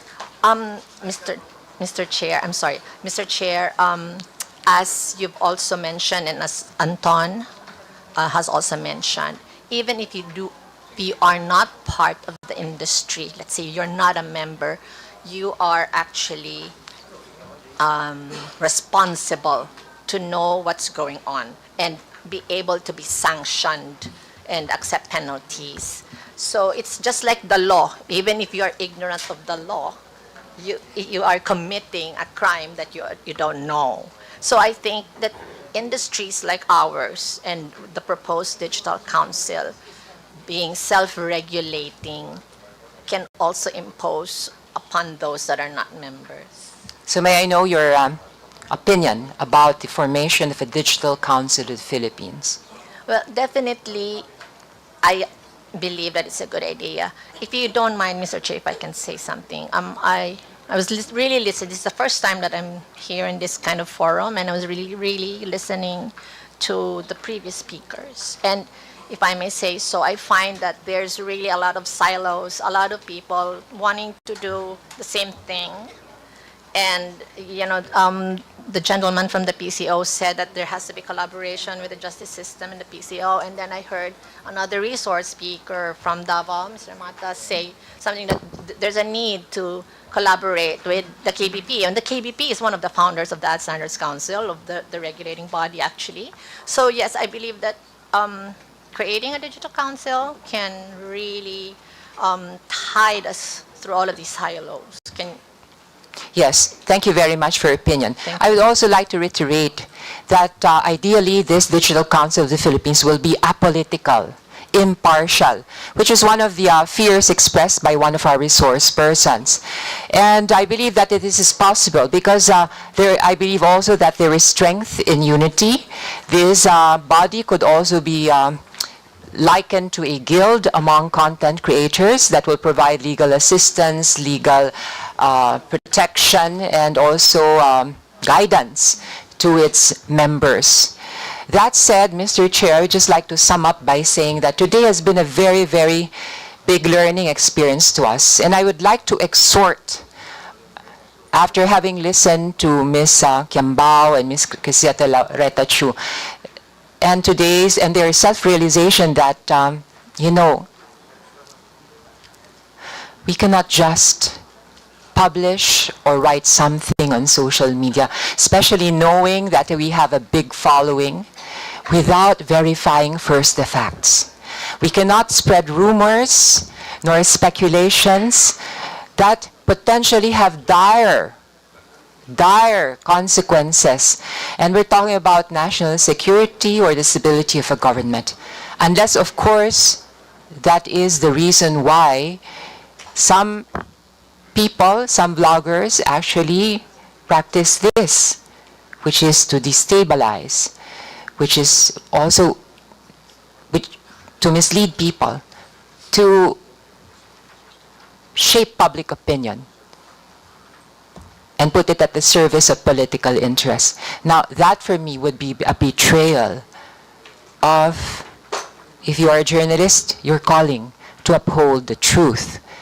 Because in a sense, we are manipulating other people, and simply, that cannot be tolerated for the good of our country. I believe that if you have the truth on your side, there is nothing to fear. And whether you're on the side of the government or the opposition, of course, I have always believed, and it is freely practiced during this administration, your voices now are being allowed and heard under the Marcos administration. Take a look back during the previous administration. Could you hear critical voices? Could you hear voices of dissent? The ones who were brave enough to express their voices of dissent were imprisoned 7 years without a firm conviction, without due process. So, having these democratic freedoms guaranteed by the present administration, maybe it is also an invitation, a calling that lubos-lubosin na natin ang pagiging demokratiko. Lubos-lubosin na rin natin ang pagiging makatotohanan. If you are to criticize this government, please do it with facts on your hands. Hindi lang yung speculations, hindi lang yung rumors. Kasi that's being unfair, Mr. Chair. So with that, I submit to the committee also my proposal once more about the creation of a digital council of the Philippines. I sent a briefer to Secretary Ruiz, and this afternoon actually I'll be joining you at the CICP to encourage the stakeholders to take the initiative and form a digital council of the Philippines, and then we can work on the rules. But one thing I can guarantee, as a journalist myself, I understand where you're coming from, and I do respect that constitutional right to freedom of expression. But as a lawmaker, I'm fully aware that the state has a duty to regulate the exercise of this constitutional freedom by applying the least restrictive means. So, yun lang po, Mr. Chair, at nagpapasalamat ako sa oras na binigay niyo sa akin. Thank you, Representative Roman. Next interpolator will be Deputy Speaker. You have something to say? Please state your name. Sir, my name is Chua, and thank you very much for allowing me to say what I want to say. This is just in relation to what Congresswoman Geraldine Roman said, that MG and I were, we had issues about about the mistakes that we said. Sir, right now, as I'm scrolling through Facebook, I just want to say that I'm also a victim of fake news. Because it's on Facebook and on GMA that it says na I said sorry for saying mass resignation. I did not say mass resignation, sir. I said may mga nag-resign daw. The mass resignation was not on my end. So in the interest of everyone's protection, not just for social media, even for us, kasi we're also citizens of the Philippines, can you also correct, na I never said mass resignation, but in your news it said that I admitted, I'm crying because I'm admitting na nagkamali ako sa mass resignation. I never said that, and my post is still up, so could you kindly also correct your news, GMA? Thank you, sir, for allowing me to say I really appreciate That this. is noted, but that is not our responsibility. That would be the responsibility who made the news. Anyway, please, okay na. Mr. Chair? Yes, you are recognized. No, she was the first one. Itong, yeah. Chua, sir, thank you very much, sir. No, this, yeah, you. State your name, please. Codicilias, I'm president of Verifiles. It's a non-profit media organization. We do a lot of fact-checking. Yeah, okay. So, okay. Pakilapit lang po yung mic kasi may problema tayo sa audio. Verifiles is signatory to the International Fact-Checking Network. It's an organization of more than 200 fact-checkers all over the world, and it's to be a signatory of IFCN, it's like having a good housekeeping seal, you know. So we are also two of the third-party fact-checkers of Meta, Facebook in the Philippines. You know.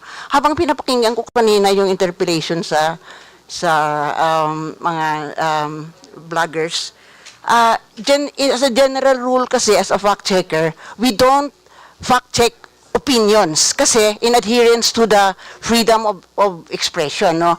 But however, you know, opinions should be based on facts, verified facts. And where do you get verified facts? One, primary statements, no? Hindi mo pwedeng kunin na kasi daw nasa news lang eh, ganon. It should come from primary statements. Ano yung primary statements? Speeches, official statements ng mga organizations, mga spokesmen, ganon. Tapos, yan, documents, ganon. So, So although we do not fact-check opinions, we fact-check the basis of the opinions, which are should be facts.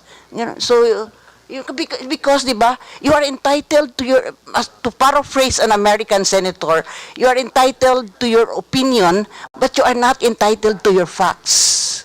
Yun. So, ang isa pang sabihin ko is, I think I agree with I like the idea of a registry of content creators. Kasi I think as a start, we can, maybe the mechanics can be tested out later, but as a start, it's good to have that that body to more or less oversee the bloggers. Kasi sa ngayon kasi parang it's a wild west yung yung social media. Tapos ang isa rin siguro na dapat yan nga na-mention, I think ni Representative Roman, yung code of conduct. So maybe that can be included in the registry of content creators. So yun lang po yung maano ko. Okay, thank you. There was another resource person who raised his or right hand. Please identify yourself. MJ Kiambao po. MJ Kiambao Reyes. Siguro po sa next hearing, pwede rin pong patawag yung nagsulat nitong fake news about us in the spirit of fairness. And I would also like to, yun pong pag-iyak ko at yung walang patid na pag-apologize ko is coming from the fact na dahil ayoko pong makontempt, ayoko pong ma-detain, dahil may dalawa po akong nasa critical condition na nanay at mother-in-law. Yun po yun. Pero sa mainstream media at social media ngayon, pinagtatawanan ako dahil nag-apologize ako at tinawag akong tanga. But I cannot forgive myself if I don't speak now and tell you the truth. I'm just really afraid na ma-detain at this time. At this time kasi may dalawa akong nasa critical condition na naka-bedridden na nanay at mother-in-law na nasa late stage na anytime they die. I don't want to be detained and wala ako sa tabi niya. Ayun lang po, Mr. Chair. Ms. MJ, at this point in time, this committee has no plans of detaining you. Was there a motion? There was no motion. So we will proceed with the next interpellator. Mr. Chair, I just wanted to point out that although I understand, well, I'm trying to understand where the concerns of our good resource person is coming from, but I think it's baseless.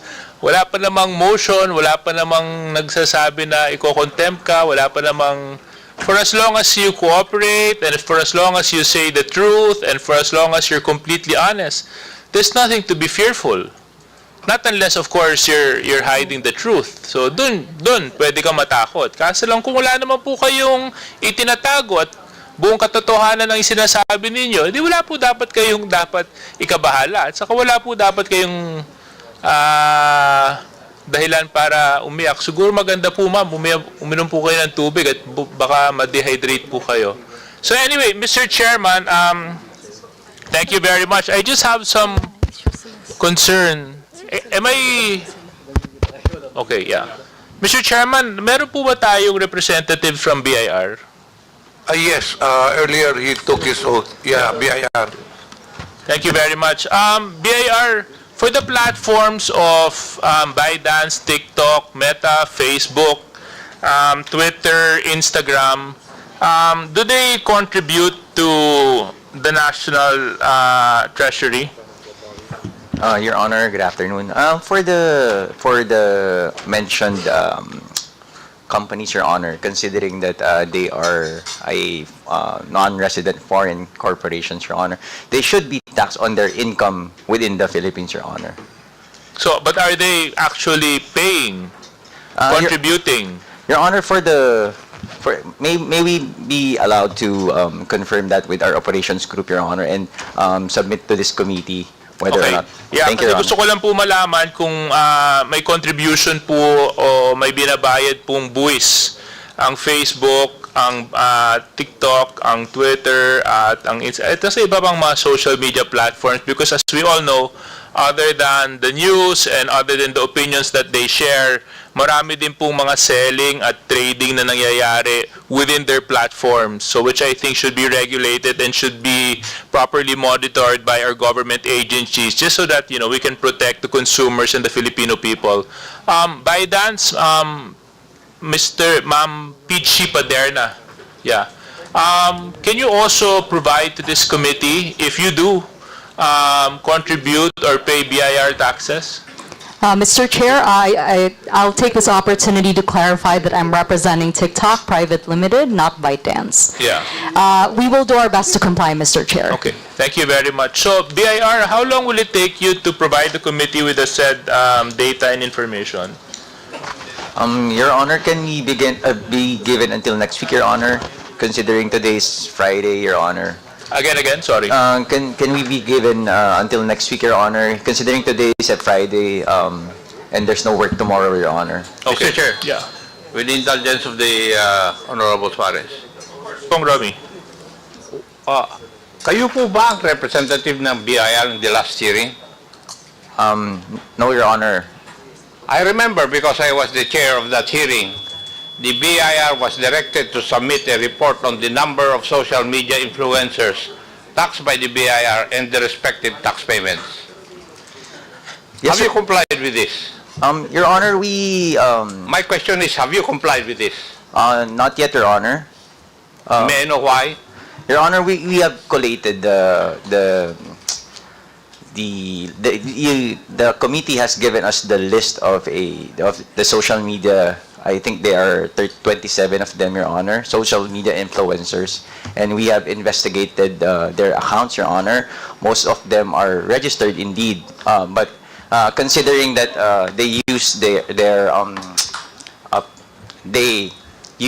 they're not a company, Your Honor. Some of the influencers have or their names are similar to other taxpayers, Your Honor. One of the social media influencers has been tagged for 17, 18 names, Your Honor. So, I just interject that the BIR already created a specialized body, which are a task force, kumbaga po, na dedicated to investigating social media influencers and consequently issuing letter of authority for further audit, Your Honor. Can you give us a timeline where you can submit all this data that this committee is asking? Your Honor, we may right now, Your Honor, we can submit the general list at most, Your Honor, but we are prohibited by the tax code, Your Honor, to give sensitive information like the payment or the taxes they paid. It's in the tax code, Your Honor. So as of now, we are prohibited unless the taxpayer waives his or her right in writing, or there be a executive session, Your Honor, where we can give the data needed, Your Honor. Thank you, Mr. Chair. Thank you, Your Honor. Thank you very much, Thank you, Kong Your Romy. Thank you also for informing the body that the BIR has pending documents that need to be submitted to the committee. So, Mr. Chair, I just request that the BIR comply immediately. So, my next question, BIR, other than the social media platforms, to the influencers and to the vloggers present, meron po ba kayong spokesperson na tagapagsalita, or you'll all speak individually? Okay, thank you very much. I just wanted to know, do you earn from your work as vlogging? Yes. Good afternoon, Mr. Chair. Yes, we do. Some of us, not all of us though, because you have an option on social media to monetize.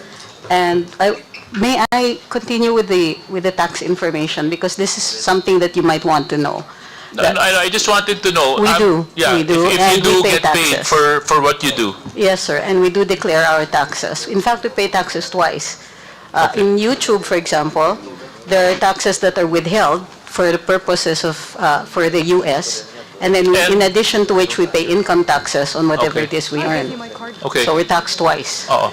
Kasi 'di ba yung ibang mga influencers, 'di ba, for like products, minsan binabayad sila for their talent if they want to endorse specific products. So I know they get paid. So now for vlogging, do you also get the same setup? How is the arrangement in that? It depends on the kind of blogging that you're doing. There are some who are endorsers and they are paid for that. There are some who are product testers and they are, depending on the platform or the kind of program that they have, they can get paid for that. I don't know if they pay income taxes on that, but yes, there is some form of remuneration for that, yes. Siguro, Mr. Chair, this is also another important aspect to the point raised by Congresswoman Roman. You know, they're also should be protected when it comes to the contract that they enter into, di ba? Kasi more often than not, informal yung setup ng arrangements nila. So ano mangyayari kung hindi nagkabayaran o hindi tumupad sa usap o di ba? So dapat matingnan din natin yung ganung aspeto. So for the rest of the vloggers present, would you also attest that you are also paid or in the vlogging activities that you do?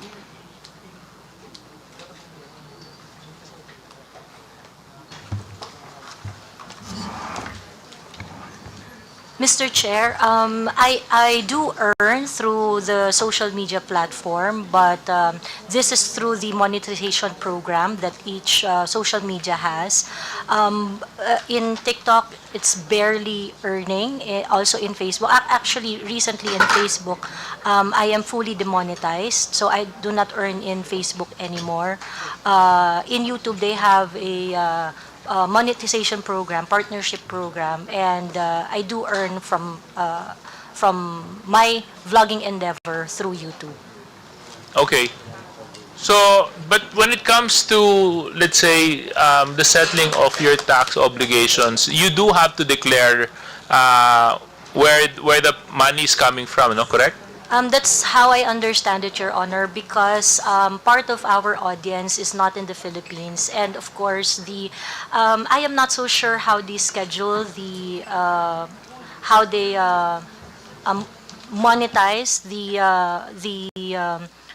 earnings based from the viewers from the Philippines and from the U.S., but we are required to sign documents.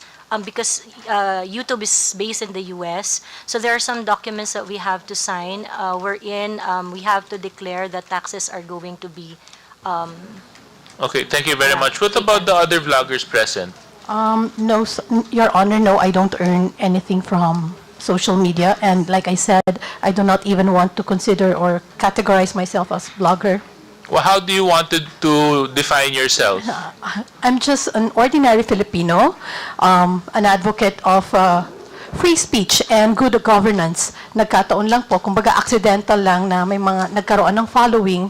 Pero yun nga po, opinion lang din ng mga pinagsusulat ko. And I don't blog, I don't consider myself a blogger, and I don't earn from blogging. Okay, and Ms. Chu?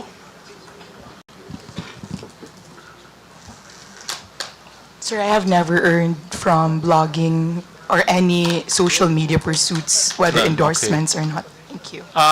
Tapos sino pa po ba yung iba nating mga, lahat po ba kayo, mga vloggers din po kayo lahat? Oh yeah, so can we get your, we haven't heard your voices. Can you introduce yourself also at the same time? I'm Dr. Richard Mata, Your Honor, from Davao City. I'm a pediatrician basically, so I pay taxes as a pediatrician.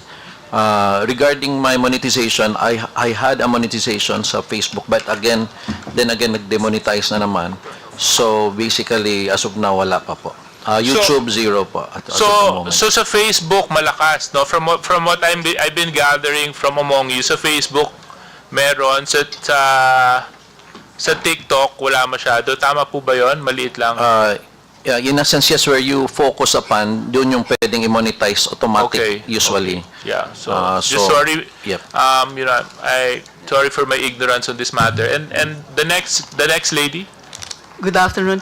I'm Dr. Ethel Pineda Garcia. I just use Facebook. I don't do YouTube. I don't do TikTok. And I have never monetized my account. Okay. And then the next, yeah. Good afternoon, sir. Good afternoon, Mr. Chair. I am Mark Anthony Lopez, and I have no credentials whatsoever. I'm just using my Facebook and my Twitter account for my own personal use. It's not monetized po. Although sa Facebook, meron po ako natatanggap na remittance because may mga nagla-like po dun sa aking post. And yun po, part yun ng Facebook monetization. Pero hindi ko po yun sinulisit or hindi ko po yun in-arrange with Facebook. Ay, yun ay kusang donasyon sa inyo? Automatic po. Paano pong automatic? Hindi ko po maunawaan. Pag nag-like po, meron pong option ng mga readers na pwede po nilang send, i-monetize yung like nila. Okay. Thank you. So, yun lang po ang natatanggap ko. Nung last month po, natanggap ko po 86 cents. Okay. Okay. Good afternoon, Mr. Chair. Aaron Peña po, Old School Pinoy. So, sa Facebook po and YouTube, wala po akong monetization. Sa YouTube lang po, pero hindi na po ako masyadong nagagamit ng YouTube. Okay. I'm Manuel Mata Jr. po, also known as Coco Locoy. And I just want to inform you all first na wala po ako natanggap na kahit anong invitation from show cause order and Subpoena. So, ako po, wag nyo pong ilabas po yung aking monetization kasi baka ipasok nyo po ako sa 4-piece. Kasi halos wala po ako nakukuha. And I was demonetized since last 2023, November, and I was just earning like, para makabuo po ako ng 5,000, like 3 months, 4 months. So kayo lang po, no? Wala na po bang iba? Okay. Okay. What about from the other side?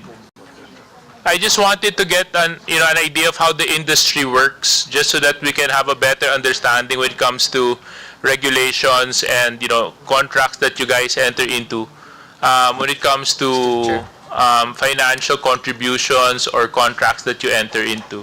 So, is that it? Wala na po bang iba? Mr. Chair, just a quick interjection. Yeah, go ahead, go ahead. Germaine to the question of TSJJ. Gusto ko lang tanungin, did I hear it right? You said that you were demonetized. Somebody demonetized, sorry. Yes po, your... what was the reason why you were demonetized? Maybe you have... What's the violation that you committed? I'm sure there's a violation. Okay.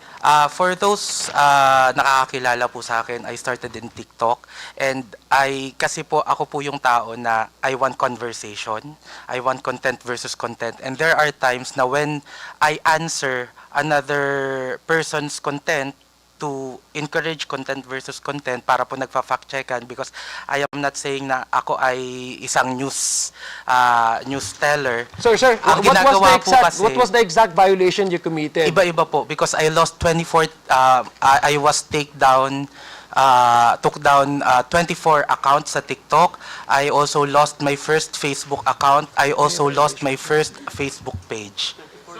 You do admit that you have and possess multiple accounts? No po, I needed to create another account because yung iba po one day pa lang, lalo nang during the time of Bongbong Marcos, during the election of 2022, lagi po akong minamas report kahit wala pa man din akong ginagawang content. Okay, sige. Anyway, so thank you very much.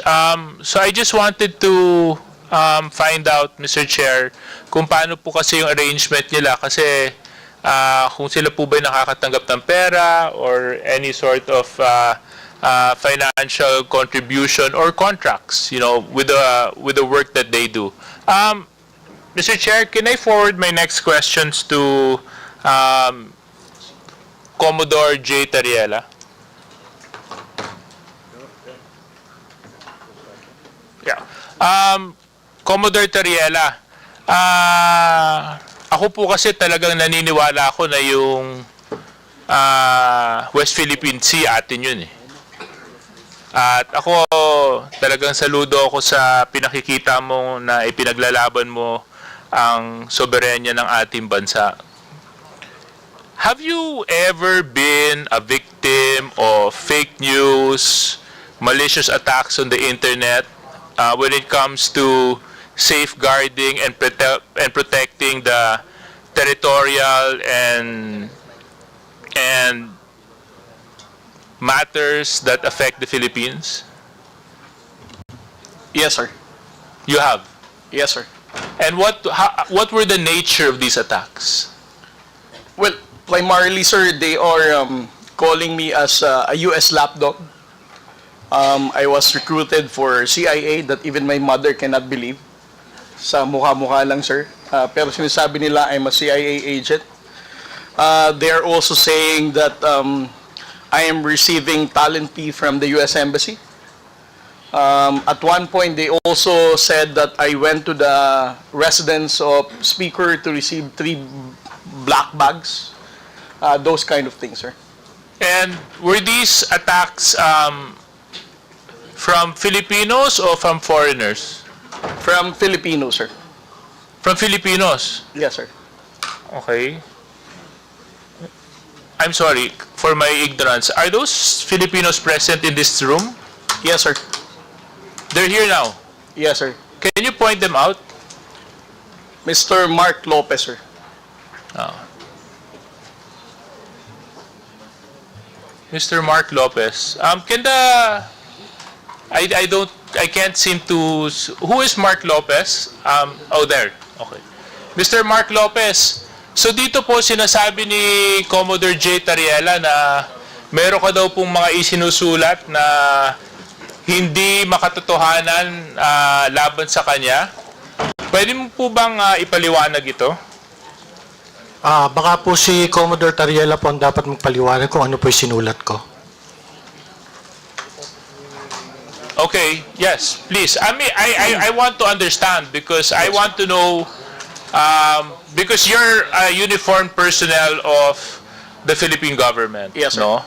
And your duty is to uphold the Constitution and to fight for sovereignty and for the protection of the welfare of the Filipinos. Yes, sir. So I want to know, because if he's a Filipino and he's attacking fellow Filipinos, medyo red flag po sa akin yon. So pwede po bang ma-share mo pa ang uri ng mga sinabi ni Mark Lopez laban po sa inyo? Yes, sir. Last February 5, 2025, he posted it on his X account. Si J. Tariela ang masigasig na nagbebenta niyan, sponsored by Biden administration. And also, last August 23, 2024, he said, "Patriotism my ass. Kayo kaya ang taksil sa bayan dahil sunod-sunuran kayo sa dikta ng Amerika. Booking na ang kawalang hiyaan mo, J. Tariela." And Okay, yes. series of postings, sir. Yeah. Let's ask him to comment on those. Mr. Mark Lopez, you're questioning the patriotism of one of our uniformed personnel. You describe him as a lapdog of the U.S. because he's fighting for the sovereignty of our country. So, where are you coming from? Mr. Chair, I have been reading a lot and I have been being bombarded with a lot of news about the South China Sea issue. And among this news or information that I have been able to obtain is that the United States is using the Philippines to promote its agenda in the South China Sea. And it is on Google, it is in the news. And okay, the basis of my assertion about Commodore Tariela is very striking because yung pong ginagamit niya mga terms regarding the South China Sea issue is very similar to the United States propaganda regarding the South China Sea issue. And it is also on record that Commodore Tariela has been to the United States has been is very supportive of the assertive transparency that is being propagated by the United States in the South China Sea. Okay, thank you very much, Mr. Mark Lopez. Ang hindi ko lang po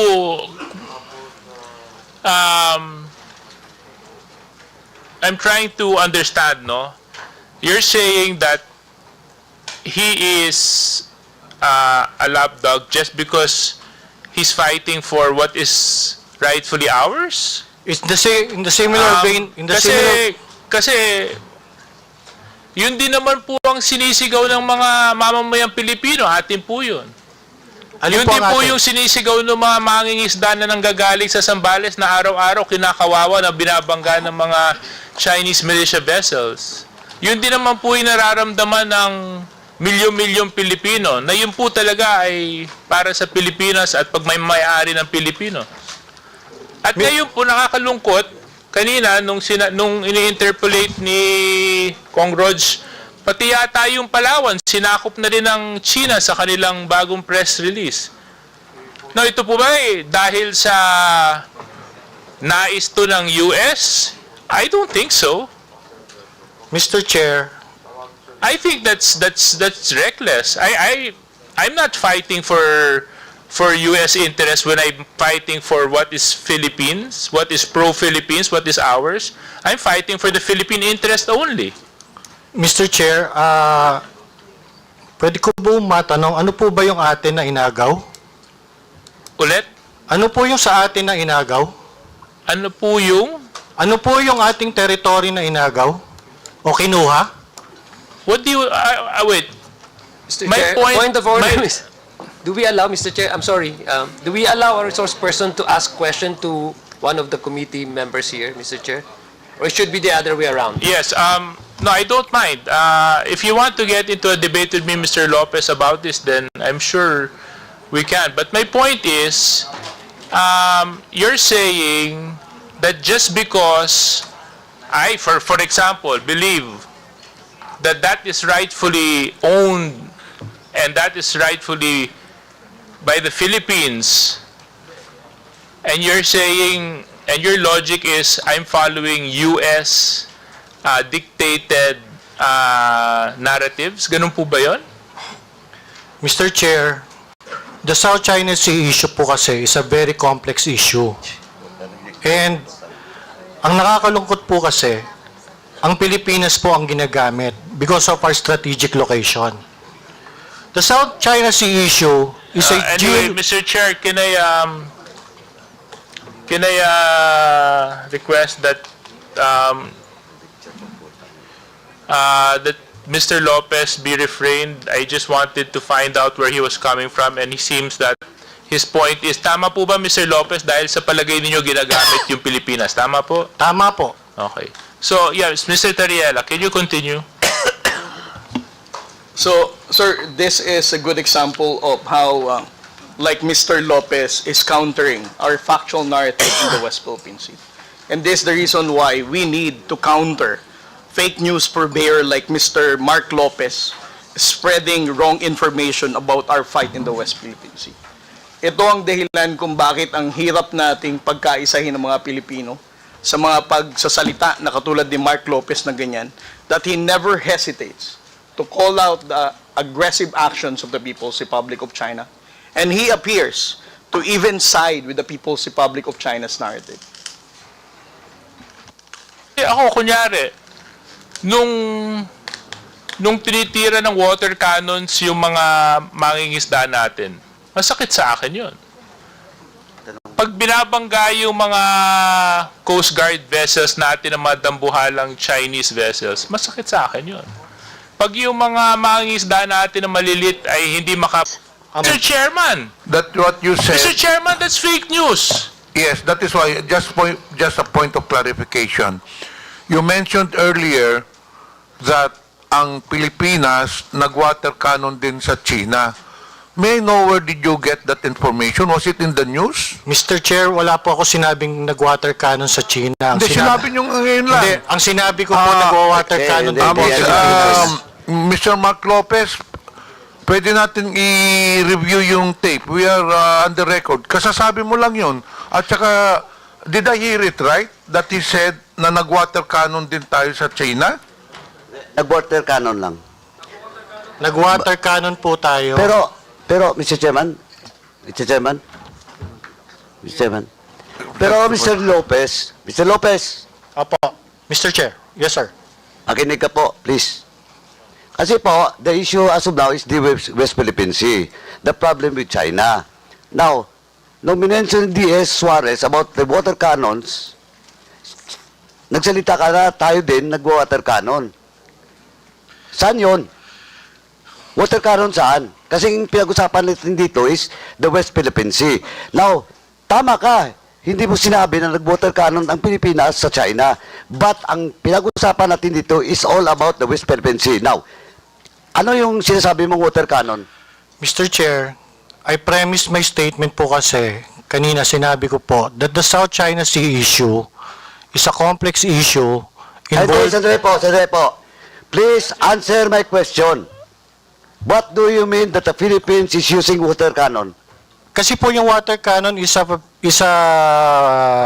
facility. Opo. Huwag ka magpalusot. I warn you. You're under oath. Ang water cannon Sagutin mo po where you refer that water cannon that you mentioned. Ang water cannon na deployment po kasi is one of the actions taken by a state pag meron po mga dispute na ganyan nga po. Ang Pilipinas, ibig mo sabihin, mag-water cannon din sa China? Pwede po. That's sinabi mo nag-water cannon. Mr. Chair, wala ako sinabi na ang Pilipinas na ginater cannon ng isang kalabang state. Ang sinabi Sandali po. But we're talking about the West Philippine Sea. This will be your last warning. Or else I will cite you in contempt. This is your last warning. You're under oath. Opo. What do you mean that the Philippines is using water cannon? Mr. Chair, ang sinabi ko nga po, ang Pilipinas po, nag-water cannon, pwede pong mag-water cannon. Hindi. Walang pwede. Sinabi mong mag-water cannon. Mr. Chair, sige po. Mr. Chairman, with this, Mr. Chairman. Mag-apologize po ako. Mali po ako. Sige po, fake news po ako. Ang sinasabi ko lang po, pwede po ang water cannon sa South China Sea issue. Hindi, ganito lang po.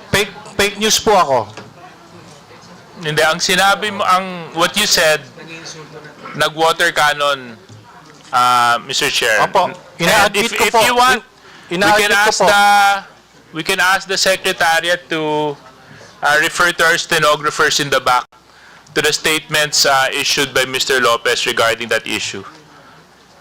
So, we have never taken, I don't think, that's reckless, absolutely reckless. Anyway, I want to show a photo, but of course. Mr. Chairman, ganito lang po, Mr. Chairman. Mr. Lopez, okay, you apologize? Opo, I apologize po. Yeah, thank you for that apology. Now, this will be your last warning. Please refrain from lawyering or palusot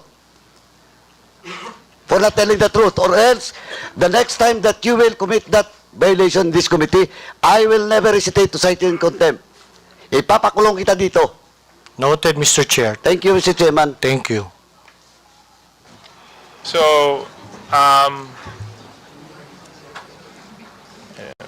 I find it a little bit disturbing na, coming from a Filipino na, I mean, of all things that can come from a fellow Filipino, yung hindi pa natin pagmamalasakitan yung kapwa Pilipino. Yun, medyo, maring hindi tayo magkaisa sa mga political positions natin. Kasi lang kung Pilipinas na ang pinag-uusapan, dapat no questions asked. Isang bansa lang, isang bandila lang tayong lahat. Anyway, Comsec, can you just post a photo? I just wanted to get clarification on this. Yeah, can you zoom into the photo? Yeah. Can I address my questions to Ms. Trixie Angeles Cruz? Is she present? Oh, there. Okay, ma'am. Baliktad po, Yeah. Mr. Chair. It's Trixie Cruz Angeles. Ha? Trixie Cruz Angeles, sir. Oh, okay. Trixie Cruz Angeles. Okay. Familiar po ba kayo sa National Radio and Television Administration or NRTA ng China? Yes. Yes. Okay. And you are fully aware that they do conduct training programs for media practitioners mula sa iba't ibang bansa? Yes. At dito po sa larawan, pwede niyo po ba ibahagi sa komitiba kung sino-sino po ang nandito sa larawan? Medyo malabo po, malayo po yung, kung maaari pong lakihan para makita ko. Okay. Yeah. Yan, malinaw na. Hindi, kasi dito malinaw. Pwede lumapit na siya. Pwede naman po kayo lumapit dito, Miss Angeles.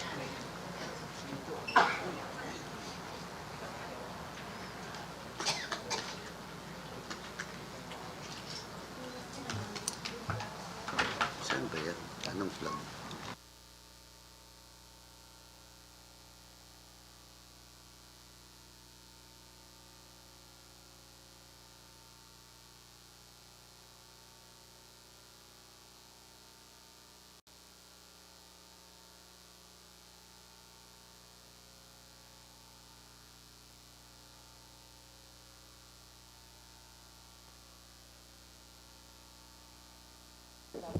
I can name some of them that I do Hindi ko na po maalala yung pangalan ng iba kasi it's been some time at hindi po kami magkakakilala lahat nung pumunta kami. So ang naaalala ko lang iyan si Miss Pia Morato who was speaking for the group. She's in front. Tuturo ko ba? Yes, please. Yes, please.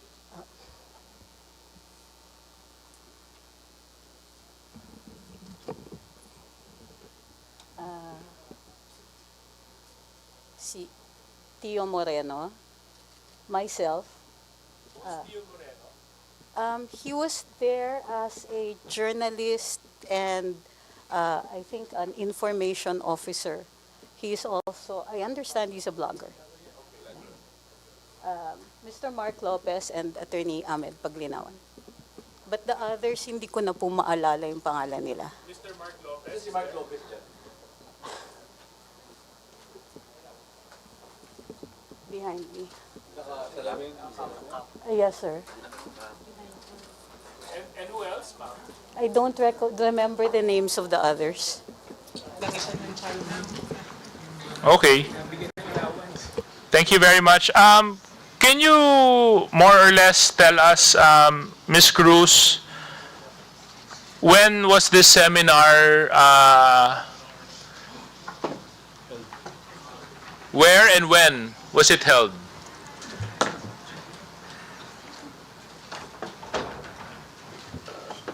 In China, on May 23rd to June 5th, 2023. So 2023. Yes, sir. So again, what dates? May 23rd to June 5th, 2023. So ilang araw po kayo sa China, Ms. Cruz? May 23rd. Mahina po ako sa math, but from May 23rd to June 5th, I assume that's about roughly about 12 days. 12 days, so More more or or less less, around 2 weeks. More or less. Yeah. And this seminar, was it sponsored or did you have to pay for your seminar fees? This was sponsored. So, ang nagbayad po nito ay yung state of China. Yes, sir. China government. Ang nagbayad sa inyo. Yes, sir. Sa travel ninyo, sa stay ninyo, at sa seminar. Okay. Paano po ba kayo naimbitahan para maging bahagi ng seminar? Through the Chinese embassy. Through the Chinese embassy. Pinili po kayo ng Chinese embassy. They conduct these regularly, I understand. There are others who are also invited from the mainstream media. Pero hindi po kami magkasabay that time. So, I understand that this is conducted regularly. I think yearly. I'm not sure though. So it is a state-funded program by China where they invite media practitioners such as yourself. Am I correct? I think this is one of those times where they've invited vloggers. Okay, vloggers, yes. And can you more or less share with us what was the nature of the seminar? Oh, they introduced new techniques in social media, such as short-form social media, how to take them. A lot of them were technical, emerging issues, but they also gave a background on China. And I'm sorry, that's all that I can recall. Okay. So, more or less, kulang-kulang isang linggo po kayo doon, no? Maayos Dalawa naman po ang Kulang-kulang ng 2 linggo. Kulang-kulang na 2 linggo, sorry. Maayos naman po ang pagtrato sa inyo ng bansang China habang nandun kayo. Maganda yung hotel, maganda yung Hindi accommodations. po siya hotel. Oh, it wasn't a hotel. Hindi po hotel, dorm po. Dorm, okay. So was this the first time that your group participated in such a seminar? I don't know about your group, sir. Oh, sorry. I mean, the group that you were with. Ngayon ko lang po sila nakasabay. So you've been there before? Yes, sir. There is a cultural exchange agreement between China and the Philippines since 1970s. Okay. I was in Xi'an for an archaeological seminar, part of our cultural exchange agreement because I'm an archaeologist. So, si Mr. Mark Lopez, kayo po ay naging bahagi din ng seminar, tama? Oo. Naka-ilang bisita na po kayo o naka-ilang seminar na po kayo dito sa state-funded activity ng China? Sir, yan lang po yung na-attendan ko po. Again? Yan lang po ang na-attendan ko. Ito lang po yung nadaluhan ninyo? Okay. Yes, sir. Sir, pa-correct lang po. Yung punta ko sa Xi'an was a conference on cultural property. Would you think that the seminar that you attended affected your perspective or the work that you do? Ako po o si Mr. Mark Lopez? Kayo Myself? po, Miss Cruz. Kasi yun naman po yung layunin ng mga seminars, di ba? Para mas palawakin ang inyong pag-unawa, mas pagalingin kayo sa trabaho na ginagampanan ninyo. So sa palagay niyo po ba nakatulong ang mga seminars na ito sa trabahong ginagampanan ninyo? Abogado po ako at ang isang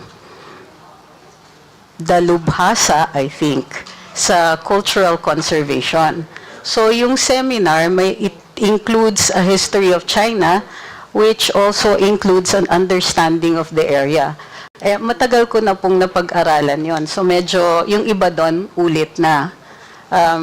Pero ang bago ay yung short form, yung pagturo nila ng short form type of video, which is a technical, parang technical na seminar yon, na tinuturuan kung paano gumamit ng ibang mga platforms at yung pagturo ng appreciation ng short form.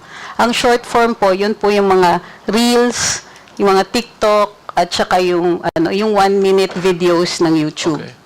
At I'm sure yung na-gain ninyo at napakinabangan po ninyong additional knowledge is the same with those of those other participants in the seminar. Am I true to understand that, Mr. Lopez? Am I correct to understand that? Mr. Chair, yung akin pong takeaway doon po sa seminar na yun is that it's just an appreciation po of how China media works. Okay. And from the other participants in today's hearing, were there other individuals there? Kayo po. Okay. Hindi ko po kasi kayo nakilala sa litrato. Sino po kayo? Have you taken your oath?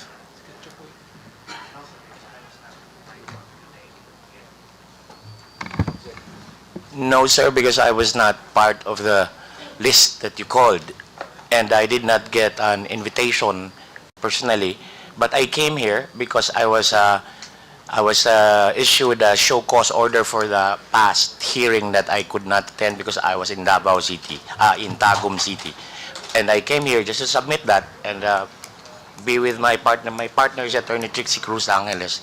We are Luminous, the Facebook page and the YouTube page. So you mentioned that you're partners? Law partners and also on the blog, sir, on the Facebook and YouTube page. So abogado po kayo? Yes, sir.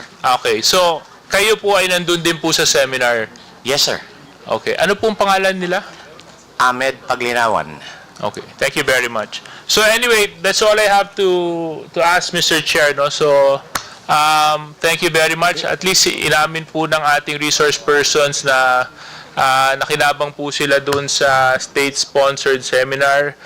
Mas naintindihan nila yung paggamit ng mga reels, ng mga threads, ng mga short videos. Ang pakiusap ko lang, sana itong dagdag kakayahan na naibahagi po nila sa inyo ay magamit nyo po para sa kapakinabangan ng bansang Pilipinas. Maraming salamat.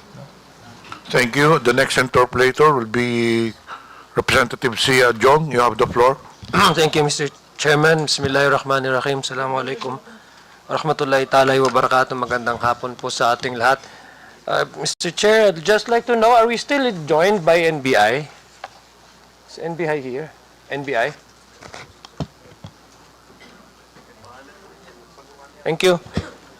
Mr. Chair, I just want to know the current state of our laws regulating the spread of fake news, because there have been a lot of discussions earlier regarding the fake news and misinformation and disinformation. I just want to know what are the laws that have been implemented insofar as countering the proliferation of malinformation, disinformation, and if there are gaps within, there are gaps in the implementation of our laws, or if there be sort of short-handed pagdating doon sa pag-implementa ng batas, or if there's really a need to probably, Mr. Chair, to introduce some measures so that we can close the gaps. I'm sure, and based on the previous hearings, Mr. Chair, I understand that medyo this is a new frontier. I think this is a new area of concern, itong online. That there has to be some sort of an additional measures or mechanism to regulate anything, or regulate the social media. Mukhang yun ang hindi pa natin nabubigyan ng pansin. So gusto ko lang po malaman from the NBI, and partially these questions have already been answered or been asked, I think, last hearing to the NBI, but just want to go back to some few salient features that we want to find out from NBI on how they deal with misinformation, disinformation. So gusto ko lang po matanong, when it comes to investigating cyber crimes, is NBI the lead agency, or do you have other agencies involved in that? Good afternoon, Mr. Chair. I am Special Investigator Anthony Alfred Vita from the Technical Intelligence Division of the NBI. My chief, Sir Attorney Raimundo, had to go to the Supreme Court for another engagement. Aside from the NBI, sir, the PNP, we also coordinate with the PNP Anti-Cybercrime Group and also the DICT and the NTC. So which agency is the lead agency when it comes to investigating cybercrimes, filing for the necessary charges? Is it the NBI? Halimbawa, kung ako'y biktima ako ng isang fake news, no? Kung magpapa-investigate ako, magpa-file ako, sa NBI ba ako pupunta, or pwede ako pumunta sa ibang agencies? Yes po. NBI lang ba may primary mandate to investigate? Mr. Chair, you can also go to complainants can also go to the Philippine National Police. With the NBI, they can file their complaint with our cybercrime division. So when it comes to investigation, it's the NBI. The NBI is the lead agency, no? Am I correct? We have. It is one of our primary jurisdictions, Mr. Chair. Our director is the vice chair also of the When it involves, CICC. involves cybercrime bites, information that is proliferated online. I'm asking if is NBI the lead agency kasi para po klaro na hindi gusto ko lang po malaman walang overlapping of mandates dito ng may agency. That's why I'm asking you straight a question. Is the NBI the lead agency when it comes to investigating cybercrimes?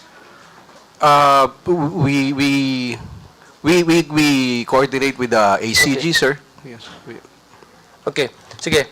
So, yung sabi kasi ni Director Husilos yung sa CICC, is it CICC still under the DICT or NBI?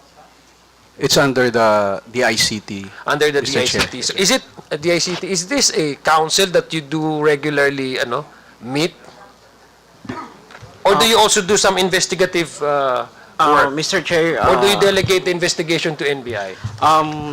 With regards po to CICC, nagkakandak po sila ng regular meeting. So you don't do with the investigative mounting. work. It's more of a like a council. You coordinate and you come up with policies, di ba? Yes po, sa part po ng CICC. Now, what we do po sa CICC ngayon is they accept yung mga complaint po nung I know, but cybercrime. yeah. So sino po talaga yung nag-investigate? That's why I'm asking first that basic question. Sinong nag-investigate among all these agencies involved in the issue of cybercrime? Who actually is the lead agency to investigate?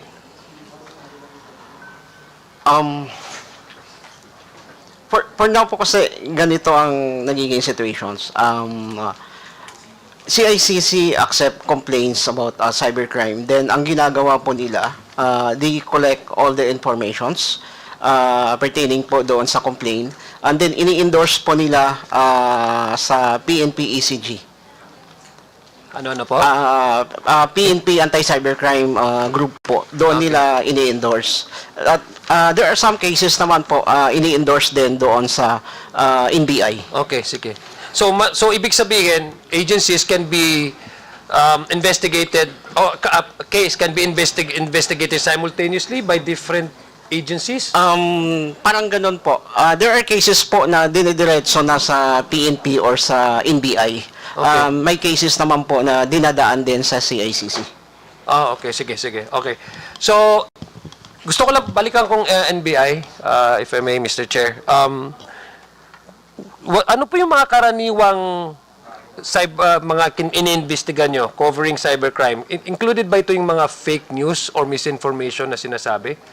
Is it itong mga fake news na pinag-uusapan natin, can they already be considered as as a cybercrime, or unless there's really a charges filed for a certain individual for it to become a crime?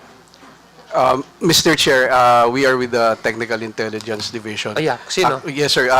Mr. Chair, yung regular attendee kasi si Attorney Ang Luben of cybercrime is in the field right now. So, hindi po kami...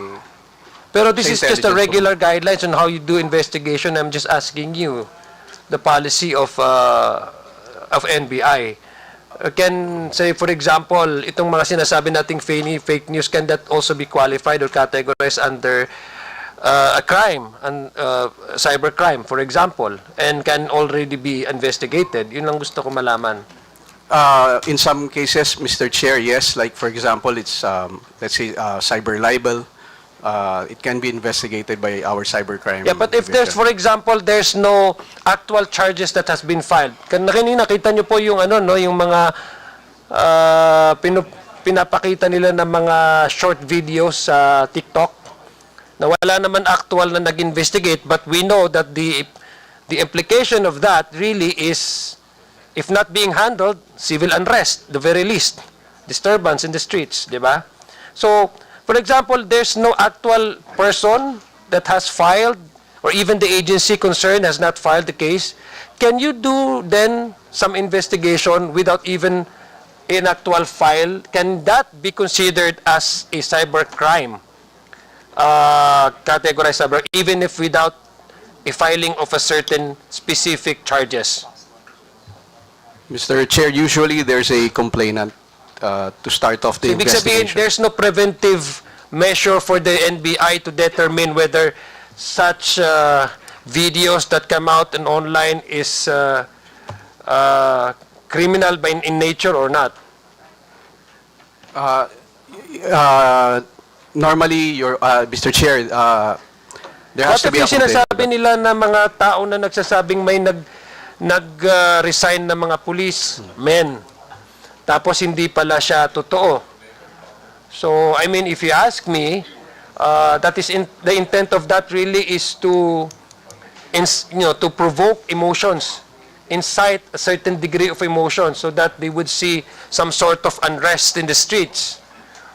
And it's not really inviting a healthy discussion based on facts and truth, but it's merely to really incite certain emotions, to galvanize a certain support group base. And of course, yun ang nagiging trend.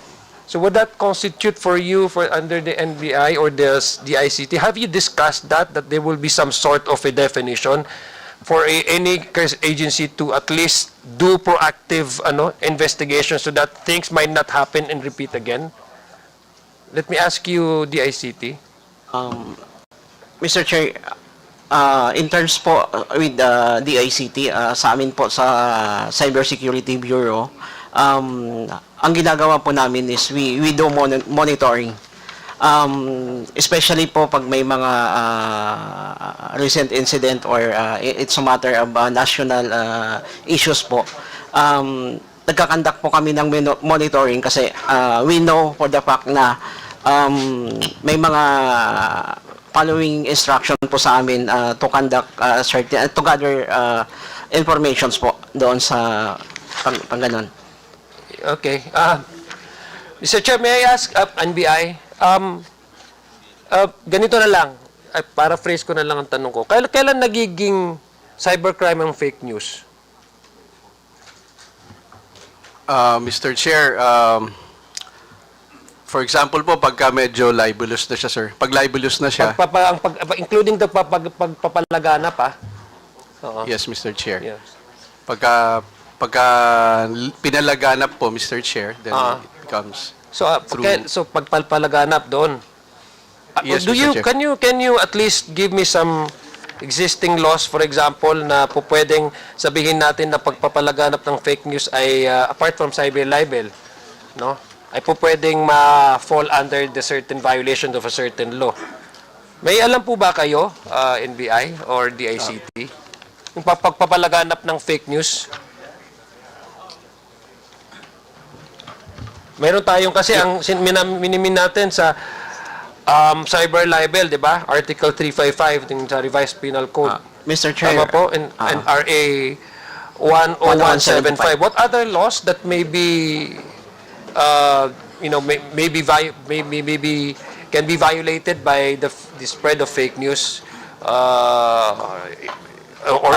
Yes, apart from yung cyber libel? I'm not a lawyer po, pero...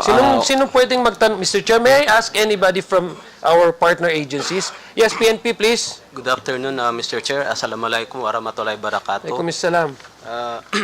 The Article 154 of the Revised Penal Code, the unlawful use of means of publication and unlawful utterances, Mr. Chair. And the Article 287, the unjust vexation of the RPC as well, Mr. Chair, in relation to Section 6 of the 10175, Mr. Chair. So which actually, Mr. Chair, itong sinasabing disinformation and public disorder when fake news tends to cause panic, violence, or public harm, does this also fall under cyber libel, Article 355 of the Revised Penal Code? Do you have an exact provision in there that says when you are causing public unrest, civil unrest, or public disorder, one can be charged with cybercrime? Yes, Mr. Chair, we can also file cyber libel as well. Kasi ito eh. Actually nandun sa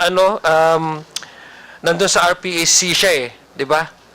Unlawful use of means of publication, etc. Article 154, yes, Mr. Diba? Chair.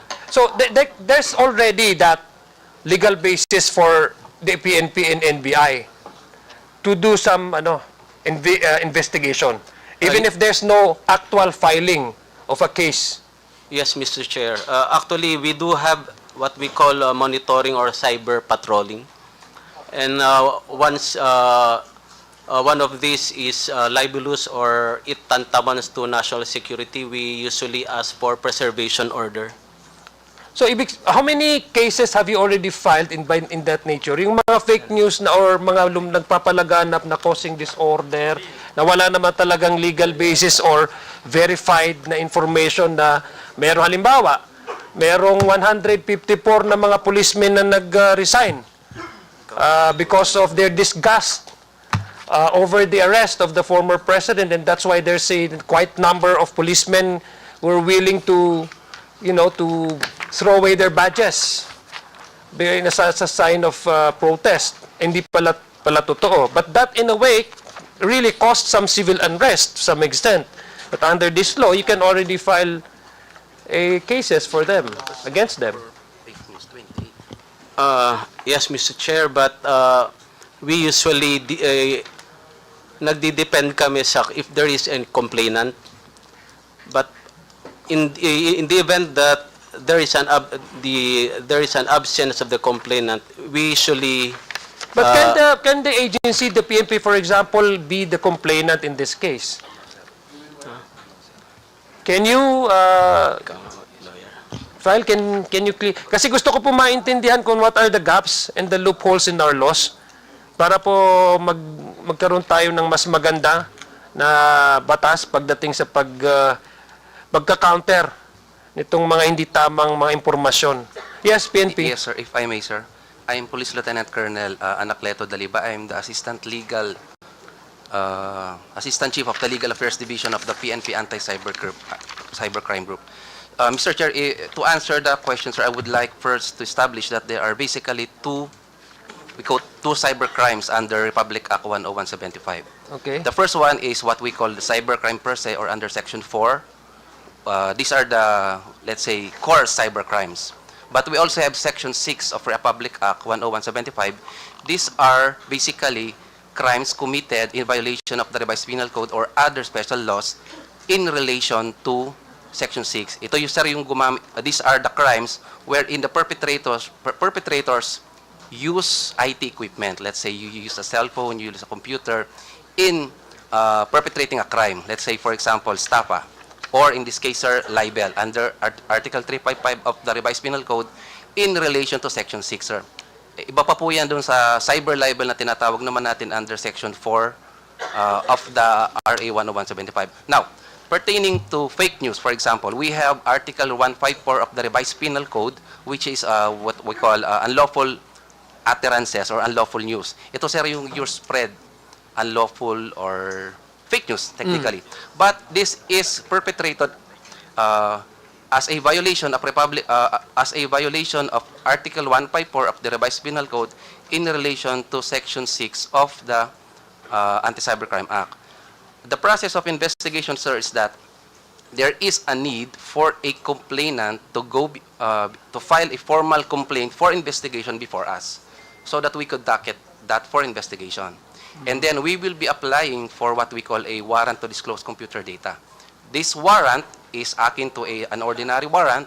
Well, we go to court, we ask the court to issue a warrant, and then the court now will issue a warrant authorizing the PNP-ACG or the NBI, as the case may be, to order a service provider to give information regarding... Yeah, but Mr. Chair, sorry to cut the story short po. So, ibig sabihin, essentially, meron po kayong kapangyarihan to file charges.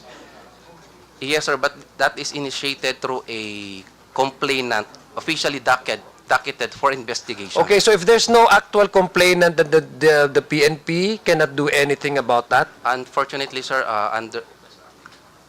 we could request for a possible takedown, but it will now depend on the platform or the social media company, for example, Facebook. No, I'm talking about you filing for charges for further investigation. For Yes, example, diba, I have cited to you a specific provision in the law, yes, sir. and you have concurred that there was indeed, and sinabi mo, you have categorized, there are two classes where you can actually file for a cyber libel. specifically on the matter of spreading false information that causes civil unrest, public disturbance, etc. Diba? And so that's why I'm asking PNP. In this case, you're very much, I mean, not only the PNP, but any law enforcement agencies are very much involved in this, for example, in the possible filing of the crime, because you would be the, ang respondent yung pero kayo yung interested party dito eh. Kasi we're talking of the collective safety of the country eh. Yes, Mr. Chair. However, sir, with regard to the procedure of the National Prosecution Service, they will be looking for a complainant who will be under oath, will be subscribing a complaint. So Okay. that's our limitation, sir, Mr. Okay, Chair. thank you. Now, what about, Mr. Chair, what about po yung those Filipino citizens who have been propagating fake news but are operating or being settled in the other countries? Do you also have that jurisdiction over them? Pursuant to, again, sir, RA 10175, when a crime is committed, even if it is beyond the physical territorial jurisdiction of the country, as long as any of the elements of the crime or the devices used can still be located here, for example, the damage, we can investigate. Unfortunately, sir, Mr. Chair, we still need a proper complainant to file a complaint so that we could docket it for official investigation, sir, Mr. Chair. So, ibig sabihin, kasi what you're saying, Mr. Chair, what you're telling me, what you're sharing to this committee is Article 2 of the Revised Penal Code, no? Concept of territoriality, di ba? That there are certain, halimbawa, yung sinabi mo kanina, that there is also some exemption under the general rules. Kasi sabi nila, the criminal laws of the Philippines are only applicable within Philippine territory except when allowed by treaty, committed on Philippine ship or airplane, crimes against Philippine currency, obligation, and securities, importance of the products mentioned. Number 3, those committed by public officials and employees in excess of their function, those committed against national security and law of nation and law in order. Tama po ba? We may use that, sir. However, sir, as of right now, we are only using Republic Act 10175. What's that? Is that the Anti-Cybercrime Act of 2000? So that gives you also the power to investigate those who are living outside of the country na halimbawa, vlogger siya, masyado siyang politically enticed masyado, tapos kung ano-ano lang pinagsasabi sa vlog niya, ng mga fake news na unverified facts, tapos nagkukos siya ng in fact, minumura pa nga niya yung ibang politician, naggrabe yung excessive profanity, na may mga vloggers talaga na gano'n, it's too much for my liking, not just because I'm a Muslim, I'm a conservative, but as a human being, I cannot stand the profanity being expressed in their vlogs. Pero mga Pilipino sila, but they're living abroad.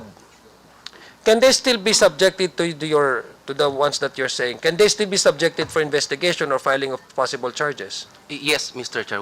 The PNP-ACG can So still how do you investigate them. manage to do that? What other partners do you do in terms of further investigation since they are not living within the Philippine territory? Do you also do partnership with the social media platforms that they've been using? Sir, mainly, sir, we have strict coordination with other government agencies just like the DOJ, OOC, sir, and the CICC. We have governmental mechanisms. However, sir, again, one of the challenges is that we need... Please tell me the challenges para alam po namin Yes, paano yung pupunuan namin dito. Thank you, Mr. Chair. We will be needing subscribed documents. We will be needing affidavits. And of course, an affidavit should be subscribed before an authorized person in the country. Or if accepted in, let's say, Philippine Embassy. That's another... In a Philippine embassy located outside the country. If, of course, again, sir, in coordination with the DOJ. So kaya nga, what other agencies do you coordinate? Do you do this PNP alone or is it the NBI? Who's the proper agency tama yung tanong ko po kanina. Sino pong mag-iimbestiga doon? PNP or do you do joint efforts? Mr. Chair, under the law, it's the NBI or the PNP Anti-Cybercrime Group who can conduct investigations, Mr. Chair. So which one is actually the lead agency? There Saan is- ako pupunta? Halimbawa, there is no sa mga ordinary na tao. Either way, either of the Yes, agencies. Mr. Chair. Okay. Now, are you aware also, Mr. Chair, aware po ba kayo din na in other countries, when they do also investigation, in terms of this, information digitally transmitted to, online. Meron silang tinatawag na let me check ha. Meron parang fingerprinting din eh. Meron din silang digital fingerprinting eh. Kasi I want to know the technology that we have right now in trying to find out kung paano natin mag-conduct ng investigation. Ano yung mga plataforma tinitingnan natin? Do you also request for the local internet service providers, social media platforms, apart from that, yung mga online transactions? How do you do investigation when it comes to cyber libel or the spread of fake news? Ano po yung mga ginagamit ninyong tools para po to further the investigation? Because we want to know exactly how can we cop up, our technology and our effort, our law enforcement agency to really use the digital world in order to respond well to the cases or cases of fake news, proliferation of fake news. So, ano pang ginagamit natin dito sa NBI? NBI, let me ask NBI this time. Mr. Chair. Are you not competent to answer these questions? Usually it's our cybercrime, Mr. Chair. Where is he? He's in the field, Mr. Chair. May operation po sila. PNP. Kasi sabi mo, ORE. Or PNP. Mr. Chair, the primary tools given to us by the law, of course, is Republic Act 10175. It is considered as an investigative tool, and also it's I'm asking about the ways and methods by which you conduct your investigation. Yes, Mr. Chair. Yes. In relation to that, there is this thing we call the rules on cybercrime warrants, wherein we are authorized by procedure to conduct investigations. These are our investigative tools. Pertaining to the specific devices or equipment, Mr. Chair, we apologize that we cannot divulge the specific types of equipment. But can you at least we have guarantee this committee that you are at par with the other gadgets being used by our neighbors, or for example in the ASEAN? Halimbawa, just to counter the spread of hindi lang actually fake news dito, Mr. Chair, kasi dito sa national security concern din natin, di ba? They've been also using online in the digital world. In fact, there's a thing called the third generation warfare. And we experienced that during the 2017 in Marawi, where they actually recruited foreign fighters to come here, and then they transmit that the transmission of funds for their operation. Gumagamit na rin sila ng technology. That's why I'm asking you, not only fake news, but how can we, for example, correlate this with the issue of WPS? Now, it's really disheartening to hear one citizen here in this room saying that, since mag-wartan ka nun, so patas lang, so di dapat tayo maging neutral, kumbaga. But can you help me out, at least understand and guarantee to this committee that you are capable of really running after these fake news peddlers and these people who are really worthy of being charged of cyber crimes? That they are not only destroying the reputation of an individual, but they are causing civil unrest. And even to a point of citing sedition and calling the people to turn away from their governments.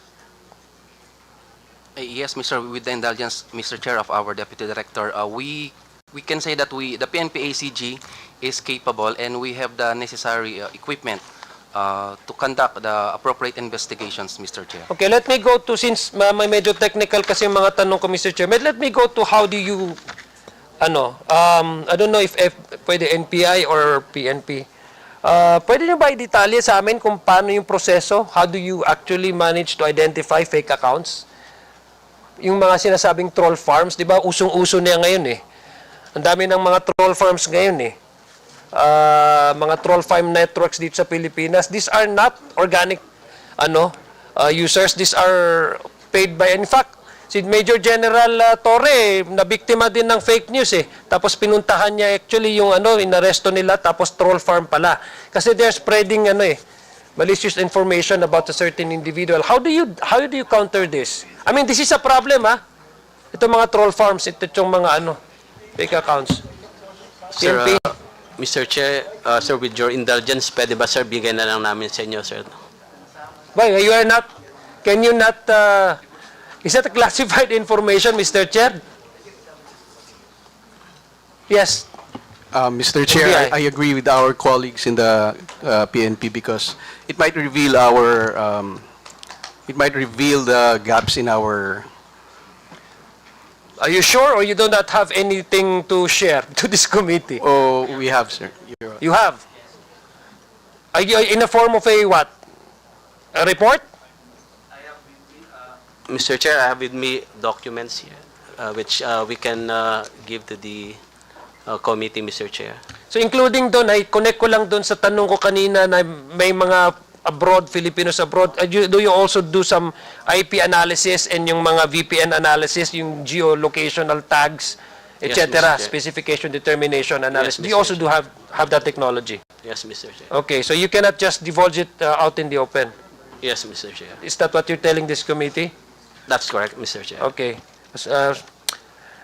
Salamat kayo kasi nagpa-fasting ako. Ayaw kong magtanong na magtanong. Gutom na rin ako eh. Mr. Chair, I have a few questions I'd like to ask pero they're not competent daw eh kasi wala daw yung mga na-director nila sa ano eh. But I hope, Mr. Chair, by next time, do we have a follow-up hearing, Mr. Chair? Yes, I will announce the date of the next hearing. I'm sure, I hope NBI and the PNP can send us their their personnel or their staff who are competent to answer technical issues. Kasi hindi lang natin pinag-uusapan yung abstract nung usapan na ito, na when to file, bakit kailangan mag-file. We're also looking at your capacity to run after these criminals and how we can help you capacitate your agency so that we won't have any person saying na pumunta kayo doon kasi nagkagulo doon at ganito ganyan tapos magmumura sila sa gagamitin ng platform para magmumura para silang mga walang nanay at mga walang sister at walang mga daughters. Sumusobra minsan Mr. Chair yung kanilang mga bunganga. Thank you, Mr. Chair, and thank you NBI, PNP.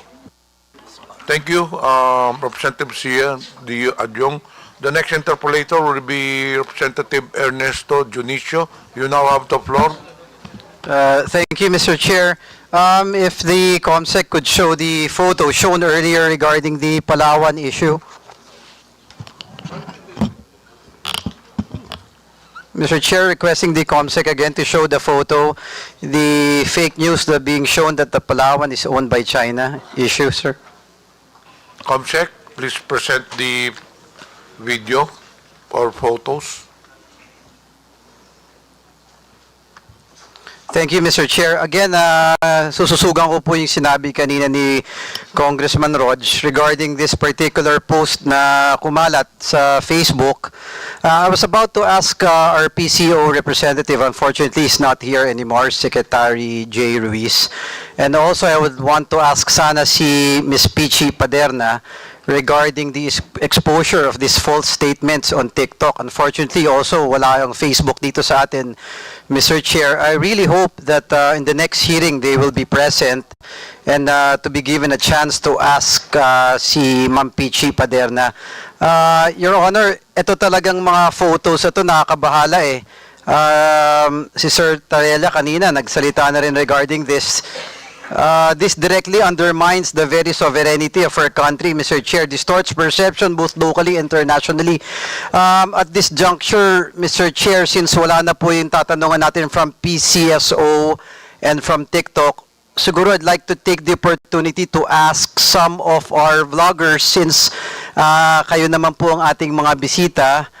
Siguro if I may start, Mr. Chair, baka pwede nating tanungin each vloggers. Ano pong opinion nyo dito sa lumabas na statement na to, yung kiniklaim ng China that Palawan is not part of our country, but rather part of China? Kung maaari ko pong marinig yung opinion lang ng each vloggers, if I may, anyone can answer at this point. Mr. Chair, I am not familiar with this issue that is presented in the screen about that story saying that Palawan is being claimed by China. Just to give further light, Your Honor, Mr. Chair, Palawan, ito nakalagay po doon sa caption Palawan Island, formerly known as Zhenghe Island, was once the homeland of Ming Dynasty. It was always been developed by China government and Chinese. It has nothing to do with South Fei. Even Luzon Island was also homeland of China in early years. Ito masakit dito, Mr. Chair. One day, it must return to China. Doon ako nababagabag, at least sa amin, with the district I'm representing, sa amin po sa Tondo, Maynila, there's no batang Tondo who would ever support these claims Now, since we are here, we're all Filipinos, especially the vloggers nakikita ko yung fire sa mga puso ninyo how you post na talagang galing sa sarili ninyong, emotions I just want to know, since we're all here, ma'am and sirs, ano po ang opinion nyo dito? Are you for or against such statements that China is claiming that Palawan, specifically, is part of China? Anyone can answer po. Yes, Mr. Chair? I can start. Mr. Chair? Mr. Chair. Mark Gamboa. Yan. Please answer the question. Yan. Ako po, as a vlogger din po, and someone who loves this country, I strongly condemn yung pong mga propaganda na lumalabas na yan. Ang Palawan po ay sa Pilipinas, ang mga taga-Palawan po ay mga Pilipino, sa atin po yan, at kahit na anong mga fake news na lumalabas po, na sinasabi na ang Palawan ay one day ibabalik sa China, yan po ay dapat tuligsain at dapat po pigilan. At sa akin po, sa aming mga vloggers, kahit na magkakaiba kami ng sinusuportahan ng mga politiko, lahat naman po yan Pilipino Sana po, maski dito man lang sa issue na to, na sinasabi na ang Palawan ay parte ng China, ay magkaisa kami. At sabay-sabay po naming ikondena yung pong lumalabas na mga pictures na yan, na ang Palawan ay teritoryo po at posibleng ibalik po sa China. Sana doon man lang po sa aming mga kasamang mga vloggers, kahit ikaw ay sumusuporta kay Duterte, kay Marcos, kay Aquino, kahit sino pa. Pero sana po, pagdating sa issue ng ating soberanya, ng ating teritoryo, magkaisa po tayo. Ang Palawan ay sa Pilipinas at hindi po sa China. Maraming salamat, Mr. Chair. Thank you.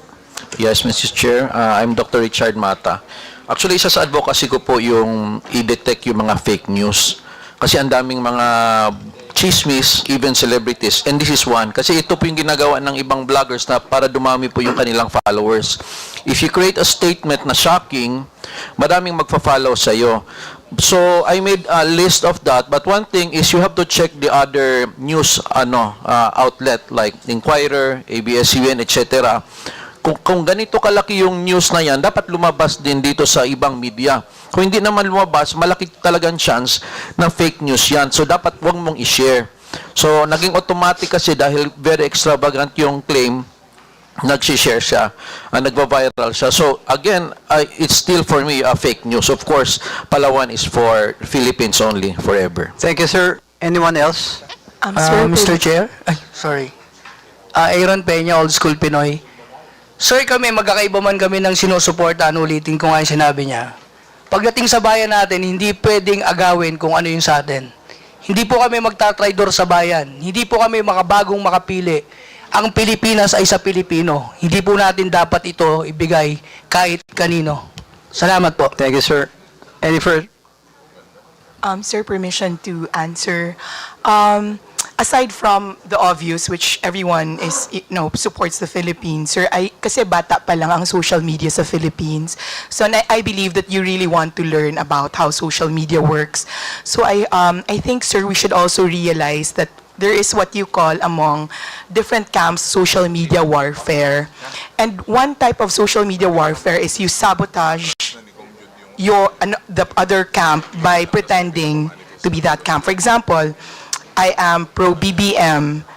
I will write something that's anti-BBM, even if I'm pro-BBM, to make myself seem like fake news. So I really believe, sir, na you believe that we should really understand how social media Ma'am, I'm sorry to cut you, Mama. I'm sorry. But I do understand what you're trying to say. Yes, sir. But the simple question is, do you believe that Palawan is part of our country and not of another nation? Yun lang po yung tanong ko. I just want to hear the sentiments of the vloggers since nandito po tayo ngayon, ma'am. I apologize, sir. Yeah, of course, sir. Of course Thank you, ma'am. not. Yeah, Anyone thank you. else? Natural po. Siyempre, tulad ng sabi ko kanina sa opening statement, dapat ipinapagtanggol natin ang ating bansa sa mapayapa at tamang pamamaraan. At tulad din ni Dr. Richard Mata, sabi nga niya, ito po ay fake news. Kaya hindi po ako nagre-react masyado sa ganito, except that you asked for our opinion. Thank you, ma'am. Sino pa po? Baka meron lang. I just wanna hear po. Dr. Ethel Pineda. Yes, ma'am. That's obviously false. Anyone who went through school and who attended history classes would right away know that that is preposterous. Thank you, ma'am.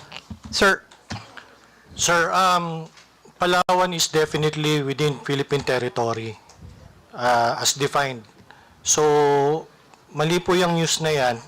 And it doesn't even come from a reliable source. So, I definitely po na masasabi na fake news po yan. thank you, sir. Sino pa? Meron pa po? I just want to clear out, lahat po tayo dito ay pro-Filipino. It's just that magkakaiba tayo ng values, magkakaiba tayo ng approach. While others want aggressive approach, ako po ang gusto ko, friend to all, enemy to none, because I saw the result from the previous administration. So lahat tayo gusto natin ng magandang Pilipinas kasi hindi ako titira dito kung ayoko ng Pilipinas. Pangalawa, I won't say na fake news yan or anything sa ngayon because this is how I process information. Again, sir, is Palawan part of Philippines or not? Of Para sa course, inyo po. it's already accepted internationally. Sa inyo lang, sir. Yung Yes opinion po. Okay, It's sir, thank you. Other already- vloggers it's po. a fact that it is a Anyone part else, of sir? the Philippines. Anyone? Gusto ko lang mabilis lang. I want to drive at a point. I just want to hear your opinion, ma'am, sir, with all due respect. Yes, sir? Sir, I am not under oath. I will swear to you now. Okay, I am a lawyer. I took an oath to defend the Constitution, and this is part of the Constitution, so I never give that any attention at all. So, sir, you agree? Yes, sir. Okay, thank you. Okay na po tayo.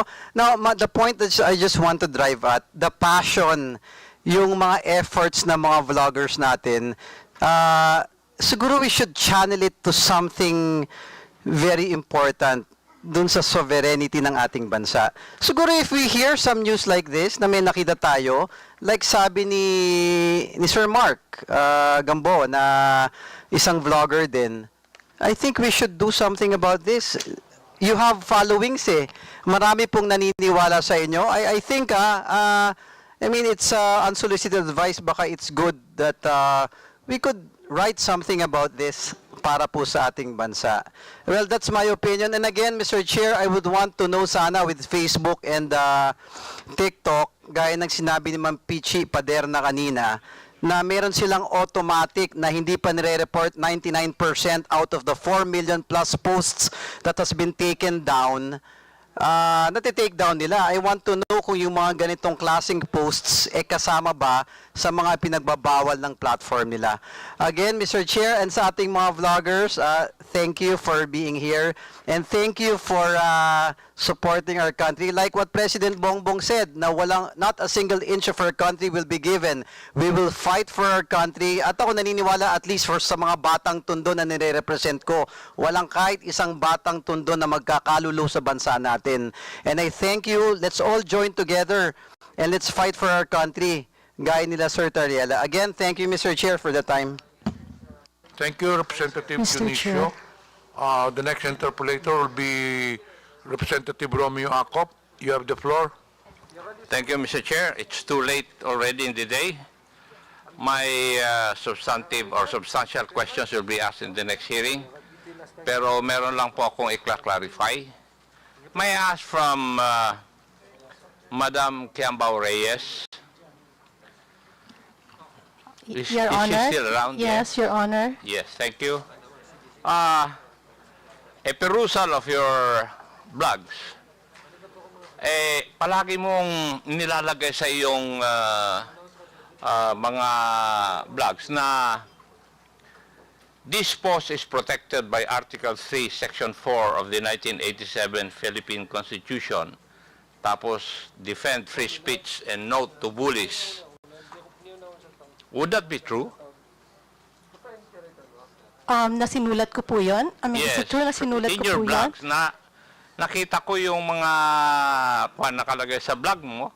It's either this post is protected by Article 3, Section 4 of the 1987 Philippine Constitution, at saka defend free speech and no to bullies. Your Honor, Would that be true? Your Honor, una po, wala po akong blog, so that's just my personal Facebook account.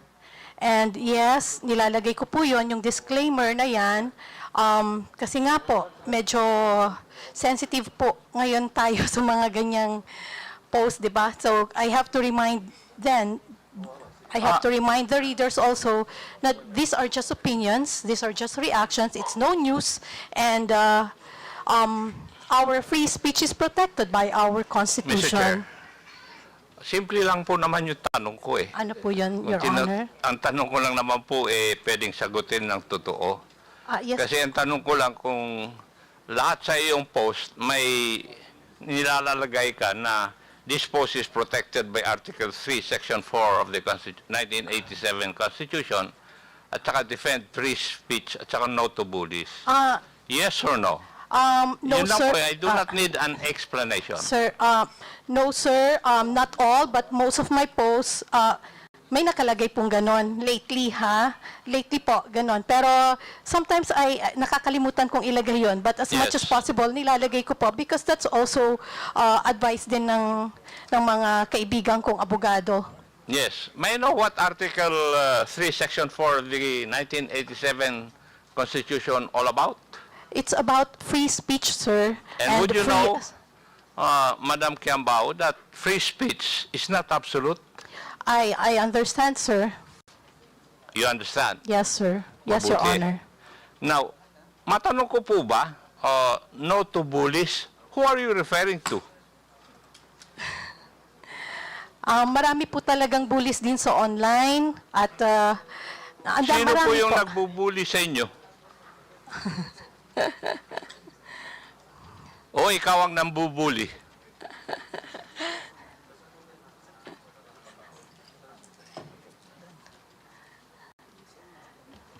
Marami po kasi, sir, may mga vloggers sa kabilang side, yung mga kontra sa aming mga opinion na binubuli rin po kami, Like pinagpo-post ng kung ano-ano. Gusto niyo, pwede pong banggitin yung mga pangalan nila? Like who nga po? Apo. Like yung sina Rene Astudillo, Labandera, Okay. Sige sino na yan? po. TPL Labandera, Tama na po. TPL 3. Ano po ang ini-espouse nila na laban po sa inyong opinion? Eto po, sa akin po, tulad nung first hearing po, hindi ako nakarating dahil ako po ay nasa ibang bansa at dumating na po ako ng hapon. And then, kung ano-ano na po yung mga pinagsasabi at pati yung itsura ko, kung ano-anong sinabi nila na kesyo, kung ano-ano pong hindi maganda. And hindi ko na rin naman po pinatulan, pero yun nga po, no to bullies, di ba? Parang, just because hindi po tayo kumikibo, yun, kung ano-ano na nga yung pinagsasabi sa kanilang mga FB pages. Sana nga rin po, napatawag din sila dito at nang matanong nyo rin po ang kanilang mga opinion tungkol sa usaping fake news. Thank you. Salamat din po, Your Honor. Sinabi mo kanina sa opening statement mo, if I remember right, wala kang kinikilingan. You're not pro-BBM or Marcos. You're not pro-Duterte. Tama po.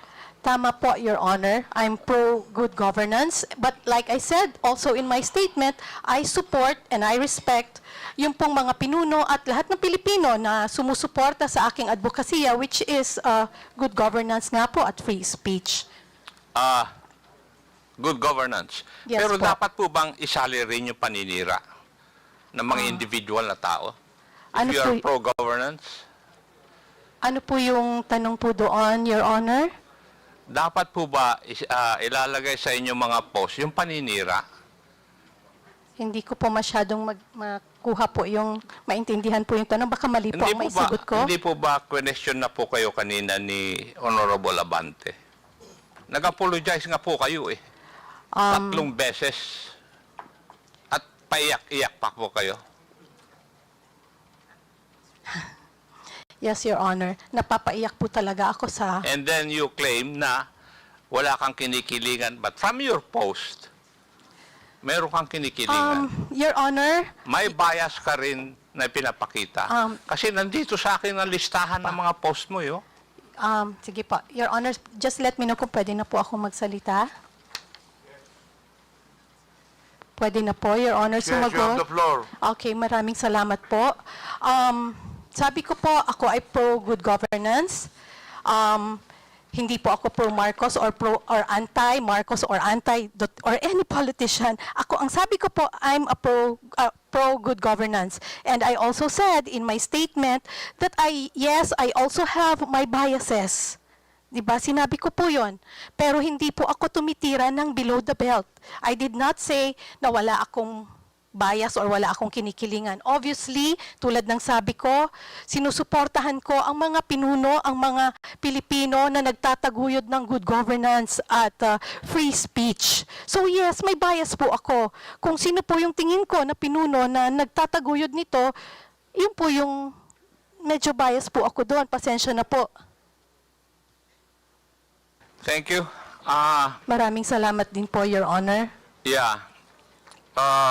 In one of your blogs, kasi hindi ka yata naka-attend, di po ba? Yes, Your Pero Honor. ipinost mo na, and I would like to quote, wait, did they not say that the hearing is meant to investigate their so-called pogo vloggers, narco vloggers, and fake news purveyors?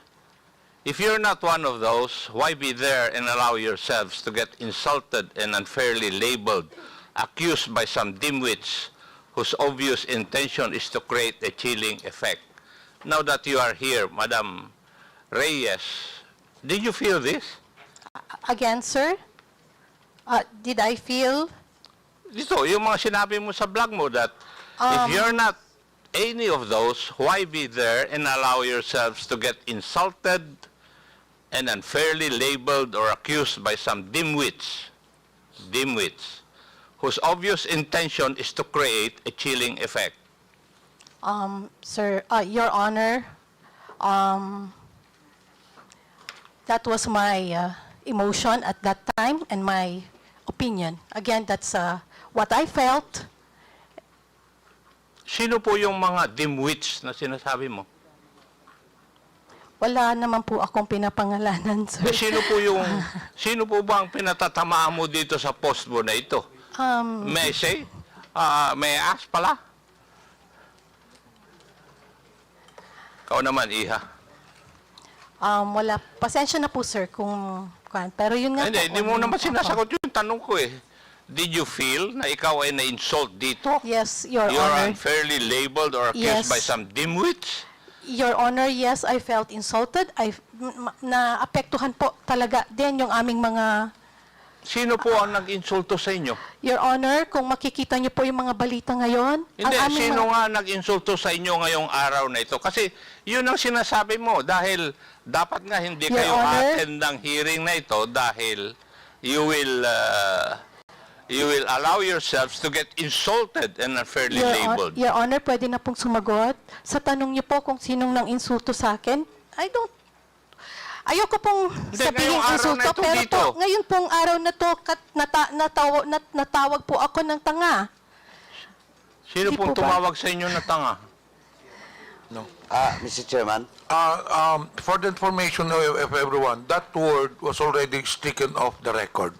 Sinagot ko lang po, Your Honor, yung tinanggal tanong na po niya. natin yun sa minutes. Yes, Your Honor, I understand. Sinagot ko lang po yung tanong ni Your Honor, Congressman Acop, kasi nga, tinanong niya kung sino pong nang insulto sa akin. Ayokong isiping insulto po yan, pero kasi naniniwala ako na yung mga ganyang salita ay gawa din lang ng galit niya siguro. Kaya okay lang. Ang gusto ko lang po sigurong, ang masakit lang kasi, anyway, yun lang po yung sagot ko dun sa tanong niya na O, pero Yun po, sinabi tama. mo rin na yung magtatanong sa'yo o mag-insult sa'yo isang dimwit. Di po ba? Inunahan mo na eh. Doon sa vlog mo. Di ba? Opo. Um, Yes. It's there in your blog. it is what it is, sir. And yun nga po, that's my... Ikaw ang nauna, Yeah. hindi yung kwan. Kasi, inuna mo nang sinabi na kung a-attend yung mga vloggers, they will be labeled or accused by some dimwits. Your Honor, kung titignan niyo po ay yung mga bali-balita ngayon, naidikit na po yung mga pangalan namin sa mga salitang fake news blogger, fake news purveyor, narco bloggers, pogo bloggers, nakadikit na po yon. In fact, yung latest kagabi, sinabi na ikukulong na yung mga parang 11 bloggers. Kami po yon. I-detain. Sino po yung Nasa balita po, Your Honor. kanino pong balita? Marami po, ano pa yung, pwede po nating makita mamaya, pero may mga bali-balita na po. Mga mainstream media po ang nagbalita at idinikit na po yung pangalan namin directly sa mga salitang yan. And nakakalungkot po kasi syempre, hindi naman po namin ma-explain yung mga sarili Miss namin sa MJ, lahat. can I cut you off? Yes, Your Honor. May we know yung sinasabi mong nasa balita? Opo. Pwede mo kang pakita sa amin dito? Opo, Your Honor. Saan balita na ikukulong kayo? Sino nagbalita? You mentioned mainstream, so that would be GMA, ABS-CBN. Yes. Pwede mong ipakita rito, mainstream preba po. na merong nagpalabas ang mga mainstream media na ikukulong kayo? Because Wait I have lang, not Your heard Honor. of any Meron po. mainstream media telling that, saying about this supposedly na pagkulong sa inyo. Pwede mo bang ipapakita rito yung prueba, ebidensya, proof that this mainstream media has been saying na ikukulong kayo? Yes, Your Honor. Pwede kong ipakita sa inyo mamaya kung gusto niyo po. Kasi na-screenshot ko Sinong naman mainstream po yan. media ba yung sinasabi mo? Can you just give me Radyo Mindanao Network? At saka meron pa marami pa akong nabasa kasi pino-forward nga po sa amin, sir, yung mga ganyan. Baka hindi naman mainstream media yon. Because this is also social media personalities. meron din, oo. I don't think No, sir, if mainstream it is a legitimate media outlet, It is, Your if it is a Honor. mainstream media, these are legit people, I don't think they will make irresponsible statements such as that. Mr. Chairman. Yun nga po, Your Honor. Yes, Representative Baduano. Anyway, with due respect to the statement made by Ms. Kembao, ma'am, ganito kasi yan eh. Today's hearing will prove that indeed, if it is true, no? At saka dokumentado po yung sinasabi mo, na kahapon o kagabi, may mga ganong report, Meron. it will be proven that it is not correct at it is not true. Kasi, hindi naman kayo kinontempt eh, unless in this hearing, you will violate our internal rules. Di ba? Now, hindi namin problema yun, ma'am. Kung may ganon. Kasi you were invited for the past several invitations. That's why you were issued a subpoena ad testificandum. Ay siguro, ano mang media yan, baka interpretation nila, pag wala kayo dito, makukontempt talaga kayo. Now, ma'am, second, ma'am, yung sinasabi mo ngayon, yung news ngayon, you're now in the news. Okay? Yes, and yesterday and Now, today, yes. and then, with regards to this hearing, nasa news kamo, and you were accused of being sa fake news, etc., etc. Ma'am, remember, you apologized 4 times on those issues. Na question sa iyo, and you apologize. And that's on record. Now, if it is true or not, and how it was delivered in social media or any media outlet, ay titingnan natin. But ma'am, sabi ko na nga, you were apologetic for the 4 questions that were issues that was raised against you. Di ba?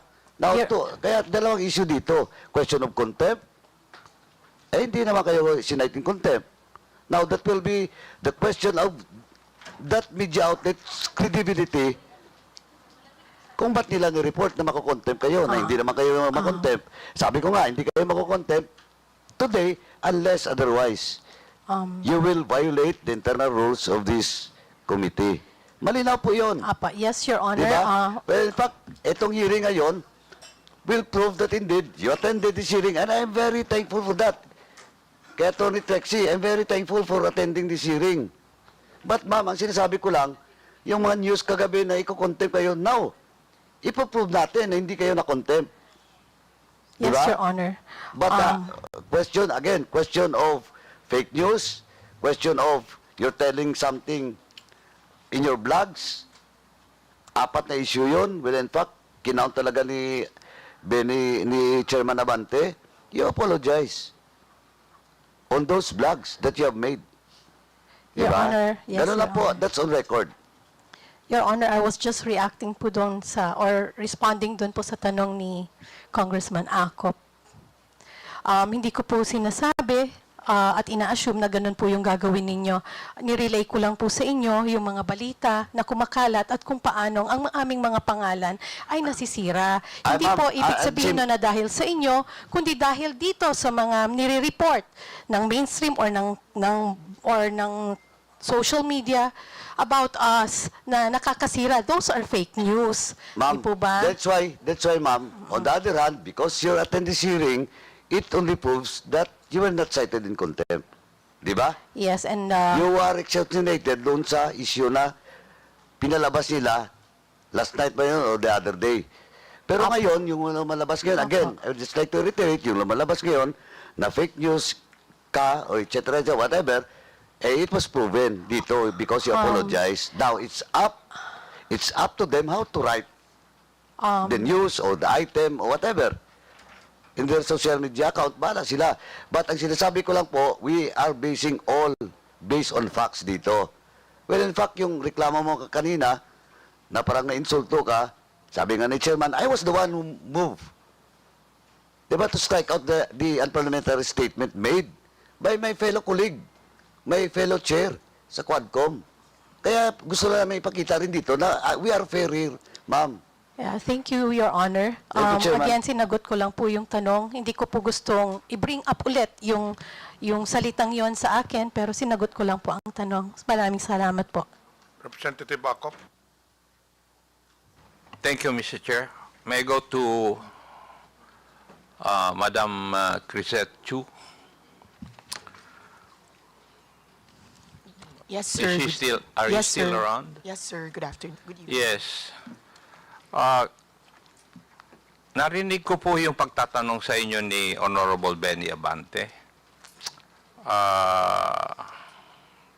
Tinanong ako po kayo kung sino yung mga congressmen na may mga anak o nakuan na nag-aaral kung saan-saan sa abroad. Di po ba? Yes, sir. Nagtanong kanina. Did you learn a lesson from that?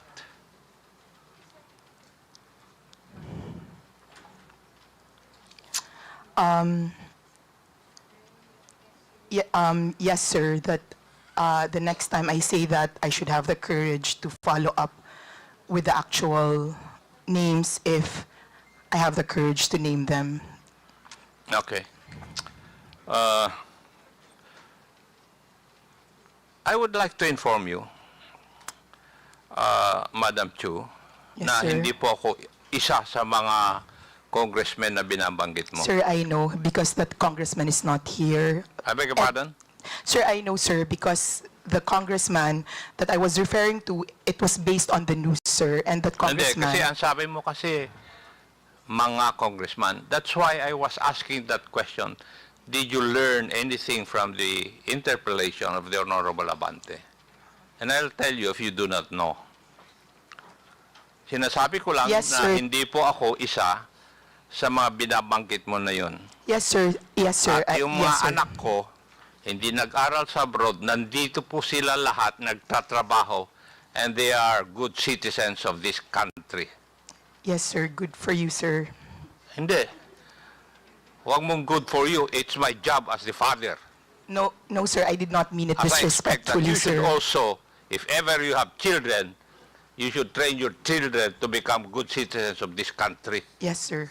Sorry, I did not mean it disrespectfully. That's not my intention. I apologize if... Now, the lesson I would like to give to you is that you should, whenever you come up with your post, you should not generalize.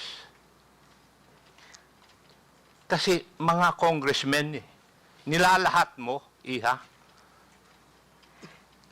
That was not my intention, sir. I do not... Okay, I did why not did you mean... write it? I did not... Kaya nga sinasabi ko, ang lesson learned mo dapat dito, huwag ka nang mag-generalize sa mga post mo. Yes, Kasi sir. hindi I ka nga will be makasagot more kanina. Kung specific tinanong ka next ni, time, nung sir. tinanong ka ni Honorable Bante, you name the congressman. Yes, sir. You're right, sir. I will be specific if I do have issues with And for the certain other people. I'm sorry, bloggers. sir, if you felt that I was alluding to generally. To tell you frankly, I felt insulted. Kasi you're referring to me also, mga congressmen. I understand, sir. Di ba?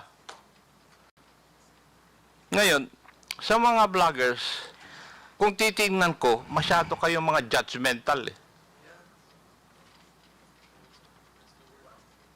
That's one thing you should learn. Huwag po kayong maging judgmental.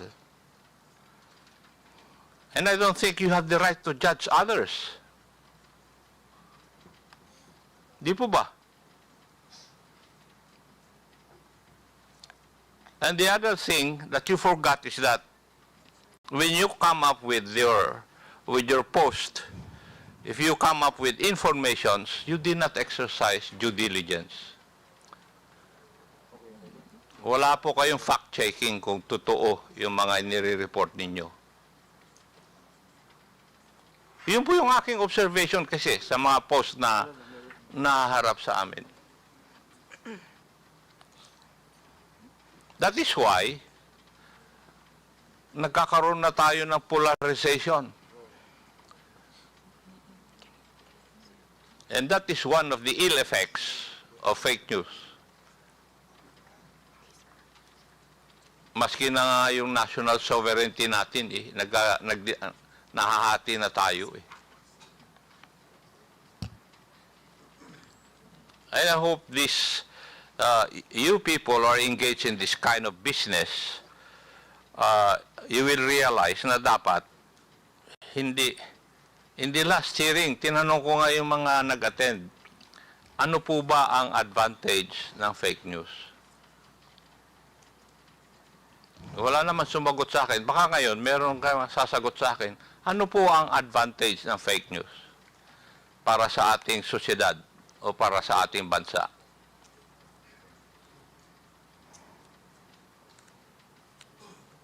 Meron po bang makakasagot sa akin nun? Sir, may I? Mr. Chair, sasagot daw? Yes, please. Hindi po kayang sagutin.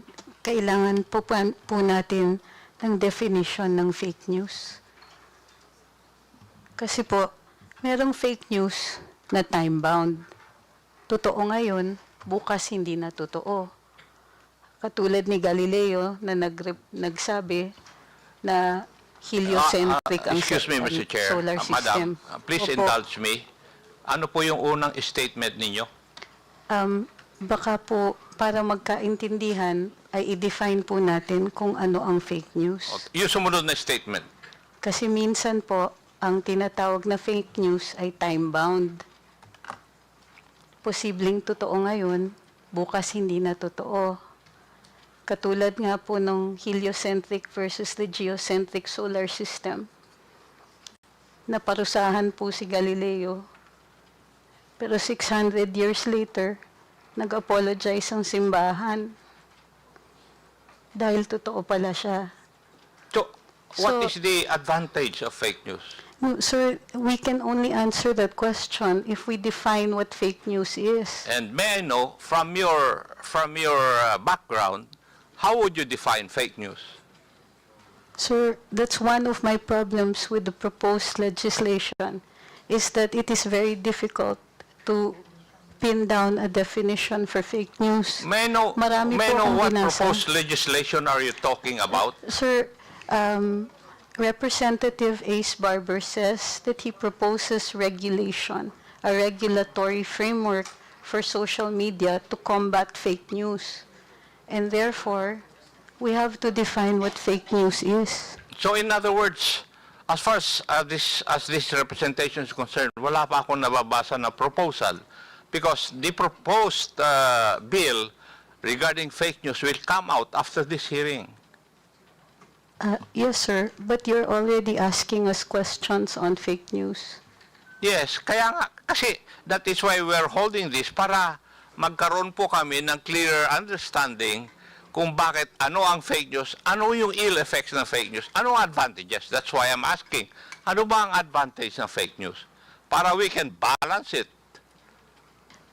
Sir, like I said, if we can have a working definition of what you call fake news, for instance, is clickbait first fake news, fake yung headline pero nasa body naman yung katotohanan. What about sarcasm, sir? Kasama po ba siya sa fake news? Paano kung jokes? Fake news din po ba yun? Gusto ko lang malaman para alam ko kung paparusahan niyo po kami, alam namin kung ano yung ginawa naming mali. Wala pang mali kasi wala pa kayong binaviolate na ba except yung cybercrime law. Di po ba? Opo. And the other criminal laws which are controlling insofar as this issue is concerned. Di po ba? Andiyan na rin po ako, pero para naiintindihan ko po na ito ay inquiry in aid of legislation. At pinuntirya na po ng mga kinatawan dito na may problema tayo sa fake news dahil nakakapanira. Pero sir, we're pointing out a wrong, but we don't know yet how we're going to define the wrong.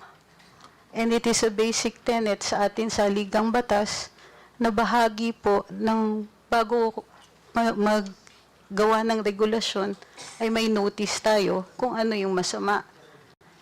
Gayun din po sa ating pagdidiskurso dito, kasama po dapat ang isang working definition. Ano po ba ang tinatawag natin na fake news? Baka kailangan din po ng diskurso doon. When we come up with the proposed bill, there will be a definition of terms, as always. So Maraming fake news salamat po. there will be defined. Maraming salamat po. Yes, that's the protocol of this legislative body. Whenever we come up with bills, we have a portion of that bill which define the terms embodied in the proposed bill. So nandun, i-define namin. Don't you worry. Salamat po. Yes, because if ever there will be a proposed bill, it will still undergo technical working group, and maybe most of you would still be invited. So your opinions on the matter will be known by the legislators. So magkakaroon po ng definition.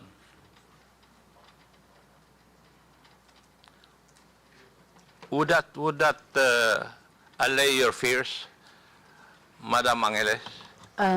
Yes, sir. Pero sana, ano lang po, ang request lang po, naiintindihan ko po na nagagalit kayo dun sa ibang napopost ng mga kasamahan ko. Hindi po ako nagagalit, Madam Angeles. Kasi ang nagsasabi lang sa akin, yung mga anak ko, kung binabanatan po ako. Sila po ang mahilig magbasa. Ako, I'm too old already to read all those things. Naiintindihan ko po, sir. Pasensya na po kasi bahagi rin po ng pagde-develop ng ating komunikasyon, ating bagong teknolohiya na tinatawag nating social media, pati po yung values nagde-develop din. Sana naiintindihan din po ninyo na bahagi din po ito ng kahit anong pagbabagong nangyayari. So, pero kung yung means na pagbabago ay labag po sa batas, tama po ba yun? Attorney? Sir po, pakiulit po. Kung yung pagbabago na sinasabi po ninyo kasama sa pagbabago, ay kung labag naman po sa batas. Kasama po sa batas? Hindi, O labag po sa batas at Sir- nakakasama doon sa mga citizens ng country na ito. Tama Sir- po ba yun? Sir, maliwanag naman po pag may paglalabag sa batas na kailangan itong parusahan. Sa tingin po Pero, ninyo, sa opo. experience po ninyo, kayo po ang kasama dyan sa business na yan. Wala po bang paglalabag sa batas na nangyayari ngayon? Wala po naman din akong sinasabi na walang paglalabag. Hindi, tinatanong ko nga po kayo. Hindi ko naman sinasabi na sinabi ninyo eh. Binabato mo sa akin yung katanungan ko eh. Kayo po ang nagpa-practice nito. Sir, Nababasa po ninyo yung mga blogs ng iba. Wala po ba, sa tingin ninyo, wala pong paglalabag sa batas? Sir, kung sa fake news, Hindi, sagutin niyo iba-iba po pong muna level. yung tanong ko. Sir, may mga nakikita ko, yung iba ay libel, mayroon pong iba na dahil hindi po nila naiintindihan, mayroong posibleng mga unlawful utterances. Pero covered nga po siya ng batas. Pero ang pagkaintindi ko po sa diskurso natin ngayong araw na ito ay yung posibilidad na gawan natin ng batas ang tinatawag ninyong fake news. Yes. Yes, sir. That is the purpose of this hearing also. Yes, sir. Mayroon din naman po ng paglalabag, pero dahil hindi pa po batas ang fake news, hindi siya paglalabag sa batas. Gayon pa man, naiintindihan ko, mayroong nasasaktan, mayroong nadadamage. At yun po dapat yata ang pinupuntirya natin. Yung may masasaktan, yung may damage, at yung may mali siya.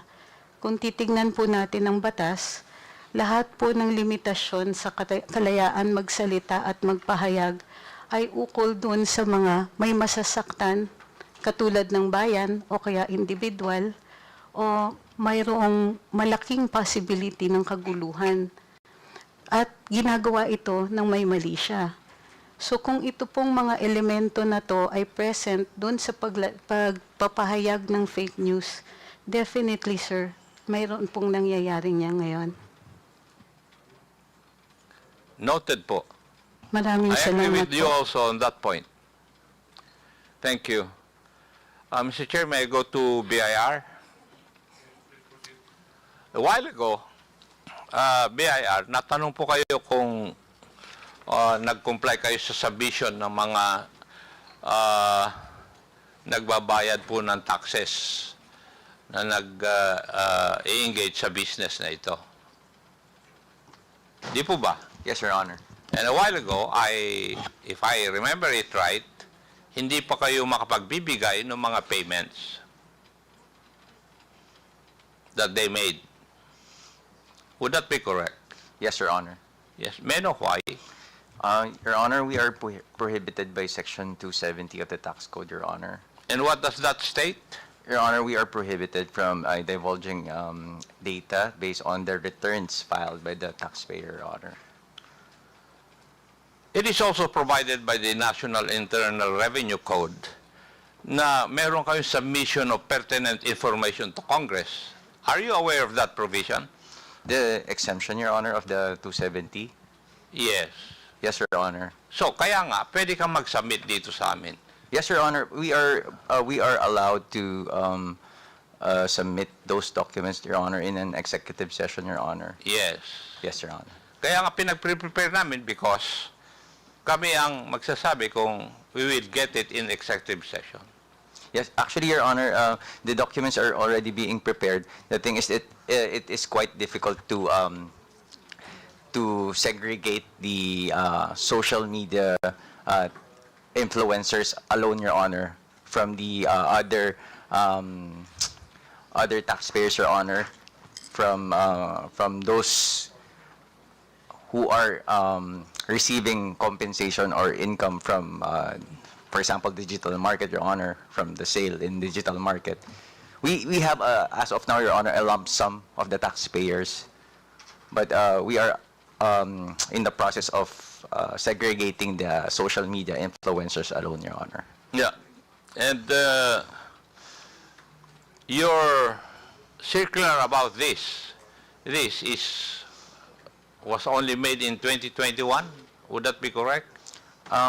What particular circular, Your Honor, may I... Regarding payment of taxation for those indulged in this kind of industry,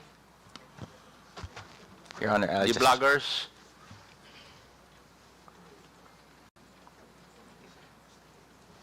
Yes, Your Honor, 2021, Your Honor. Yes, 2021. Kasi gusto namin na makita rin kung paano tinatax itong mga ito by the BIR. Kasi yun ang kasama sa question ko sa next hearing. Yes, Your Honor. Yes. Thank you, Mr. Chair. Thank you, Your Honor. Thank you, Representative Acop. The last interpolator is Representative Paulo Ortega. Thank you, Mr. Chair. Like the Honorable Romeo Acop, I will reserve some of my questions for the next hearing since karamihan po na tanong na. But additional manifestations na lang po, Mr. Chair. Siguro kanina when we got the names or the account names or aliases of our vloggers, baka pwede rin pong malaman kung meron pa silang mga ibang account saka additional na mini-maintain na accounts. Then I would like to manifest also, Mr. Chair, na we invite the other victims of fake news like our friends from the media, our friends from the showbiz industry, and other members from government as well, Mr. Chair. Thank you. Before we suspend the hearing, I have some matters to discuss. First and foremost, we would like to inform everyone that the tentative date for the next hearing will be on April 8. During the last hearing, we have issued, or rather, this committee has issued show cause orders to 34 resource persons, mostly social media personalities. Out of 34 that we have invited, 10 are present today and 24 did not attend. These are the following: Mr. Alex Destor, Alan Troy Sas Rolando Sasot, Alvin Montero, Claire Eden Contreras, Claro Ganak, Cyrus Preglo, Darwin Salceda, Edwin Hamora, Elmer Hugalbot, Ernesto Abinis Jr., Attorney Glenn Chong, Jeffrey Almendra Celis, Jeffrey Cruz, Joe Smith Medina, Jonathan Morales, Julius Milanosi Maui, Kester Ramon Balibalos Tan, Lord Byron Cristobal, Lorraine Marie Badoy, Maria Florenda Espinilla, Maricar Serrano, Susan Batalla, Mary Catherine Binag, and Miss Vivian Zapata Rodriguez. So at this point, since we have already issued the cause order, this committee is now, since of your non-appearance, this committee now is compelled to issue a subpoena. Mr. Chairman. Chairman. Yes, Representative. Mr. Chairman, may I respectfully move to issue a subpoena at testificandum for all those mentioned named by the Chairman. So move, Mr. Chairman. Second, Mr. Chair. Any objection? Therefore, the chair hereby, the motion is approved, and the chair hereby directs the committee secretary to issue the subpoena to the mentioned resource persons. We also issued, rather this committee also issued subpoena at testificandum to 11 resource persons.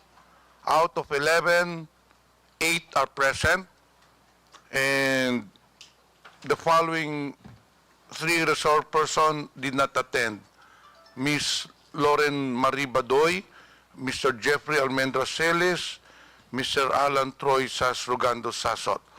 So may we inform those mentioned that have been issued a subpoena that the subpoena is still in effect. Mr. Chair, may I? The next step after subpoenas have been issued, if still the mentioned personalities will not attend the next hearing, the committee has no recourse but to issue a contempt order if they will not show on or if they do not attend on the next hearing tentatively scheduled on April 8. Yes, Attorney Cruz. Sir, Miss Lorraine Maribadoy is out of the country. She sent me a copy of her ticket and a copy of her notice that she cannot make it today. However, I don't think it has been received by the Secretariat. May I be allowed to forward it to the Yes, Secretariat? please submit the ticket or whatever document, but still, the subpoena is still in effect. We will inform her, sir. So therefore, I appeal to those personalities concerned to appear during the next hearing para po hindi na po natin may issue ang contempt order. If those, again, I reiterate, those personalities that have already received subpoenas, if they will not appear on the next hearing, this committee will be compelled to issue a contempt order. One last, sir. Yes, Ms. Tony Cruz. Saswagando Sasot is in China, and she attempted to join today, as discussed earlier, via Zoom. She cannot return to the country. Chairman. Whether she is in the country or not, all orders coming from this committee will still be in effect. Chairman. Representative Paduano. Chairman, let it be clear to the resource persons, especially those not present today, with regards to the explanation relayed to you by Ms. Badoy. Ang malaga po dito, attorney, is the written explanation. Attached with is all the documents that will prove that indeed he was abroad, she was abroad, and at the same time, if the written explanation is valid. No, yun po. So, as of now, we will accept all those documents that you will submit to the Secretariat, but still, Ms. Badoy and Ms. Asot, o Mr. Asot? Sasot should make a written explanation and submit it to the committee before the next hearing po. Thank you, sir. And lastly, Mr. Chairman, just to remind everyone, resource persons, and that includes all those resource persons that are not present in today's hearing, and maybe they're monitoring this hearing, let me remind everyone that please don't force us to cite you in contempt, because under our rules, just to remind you, Section 11 of our internal rules, paragraph F, we will not allow discussions or attacking, insulting this committee hearing after the suspension of this hearing, because you will be in violation of Section 11, letter F of our internal rules. We will be forced to cite you in contempt for in violation of letter F, undue interference in this hearing po. Just be reminded po. Kasi we have already done that in my committee. One of the Black Timer in Cagayan, Bombo Radio Cagayan, was cited in contempt because after the hearing, he attacks the result of, and insulted the committee and the result of the hearing. Please be reminded po. Thank you. If there will be any changes in the tentative schedule on April 8, we will issue notices to all concerned. Any motion? Mr. Chair, may I move that we suspend the hearing of the issue? So move, Mr. Chair. In behalf of the tri-committee, we'd like to thank everyone for your presence and your time. Maraming salamat po sa inyong lahat. This hearing is now suspended.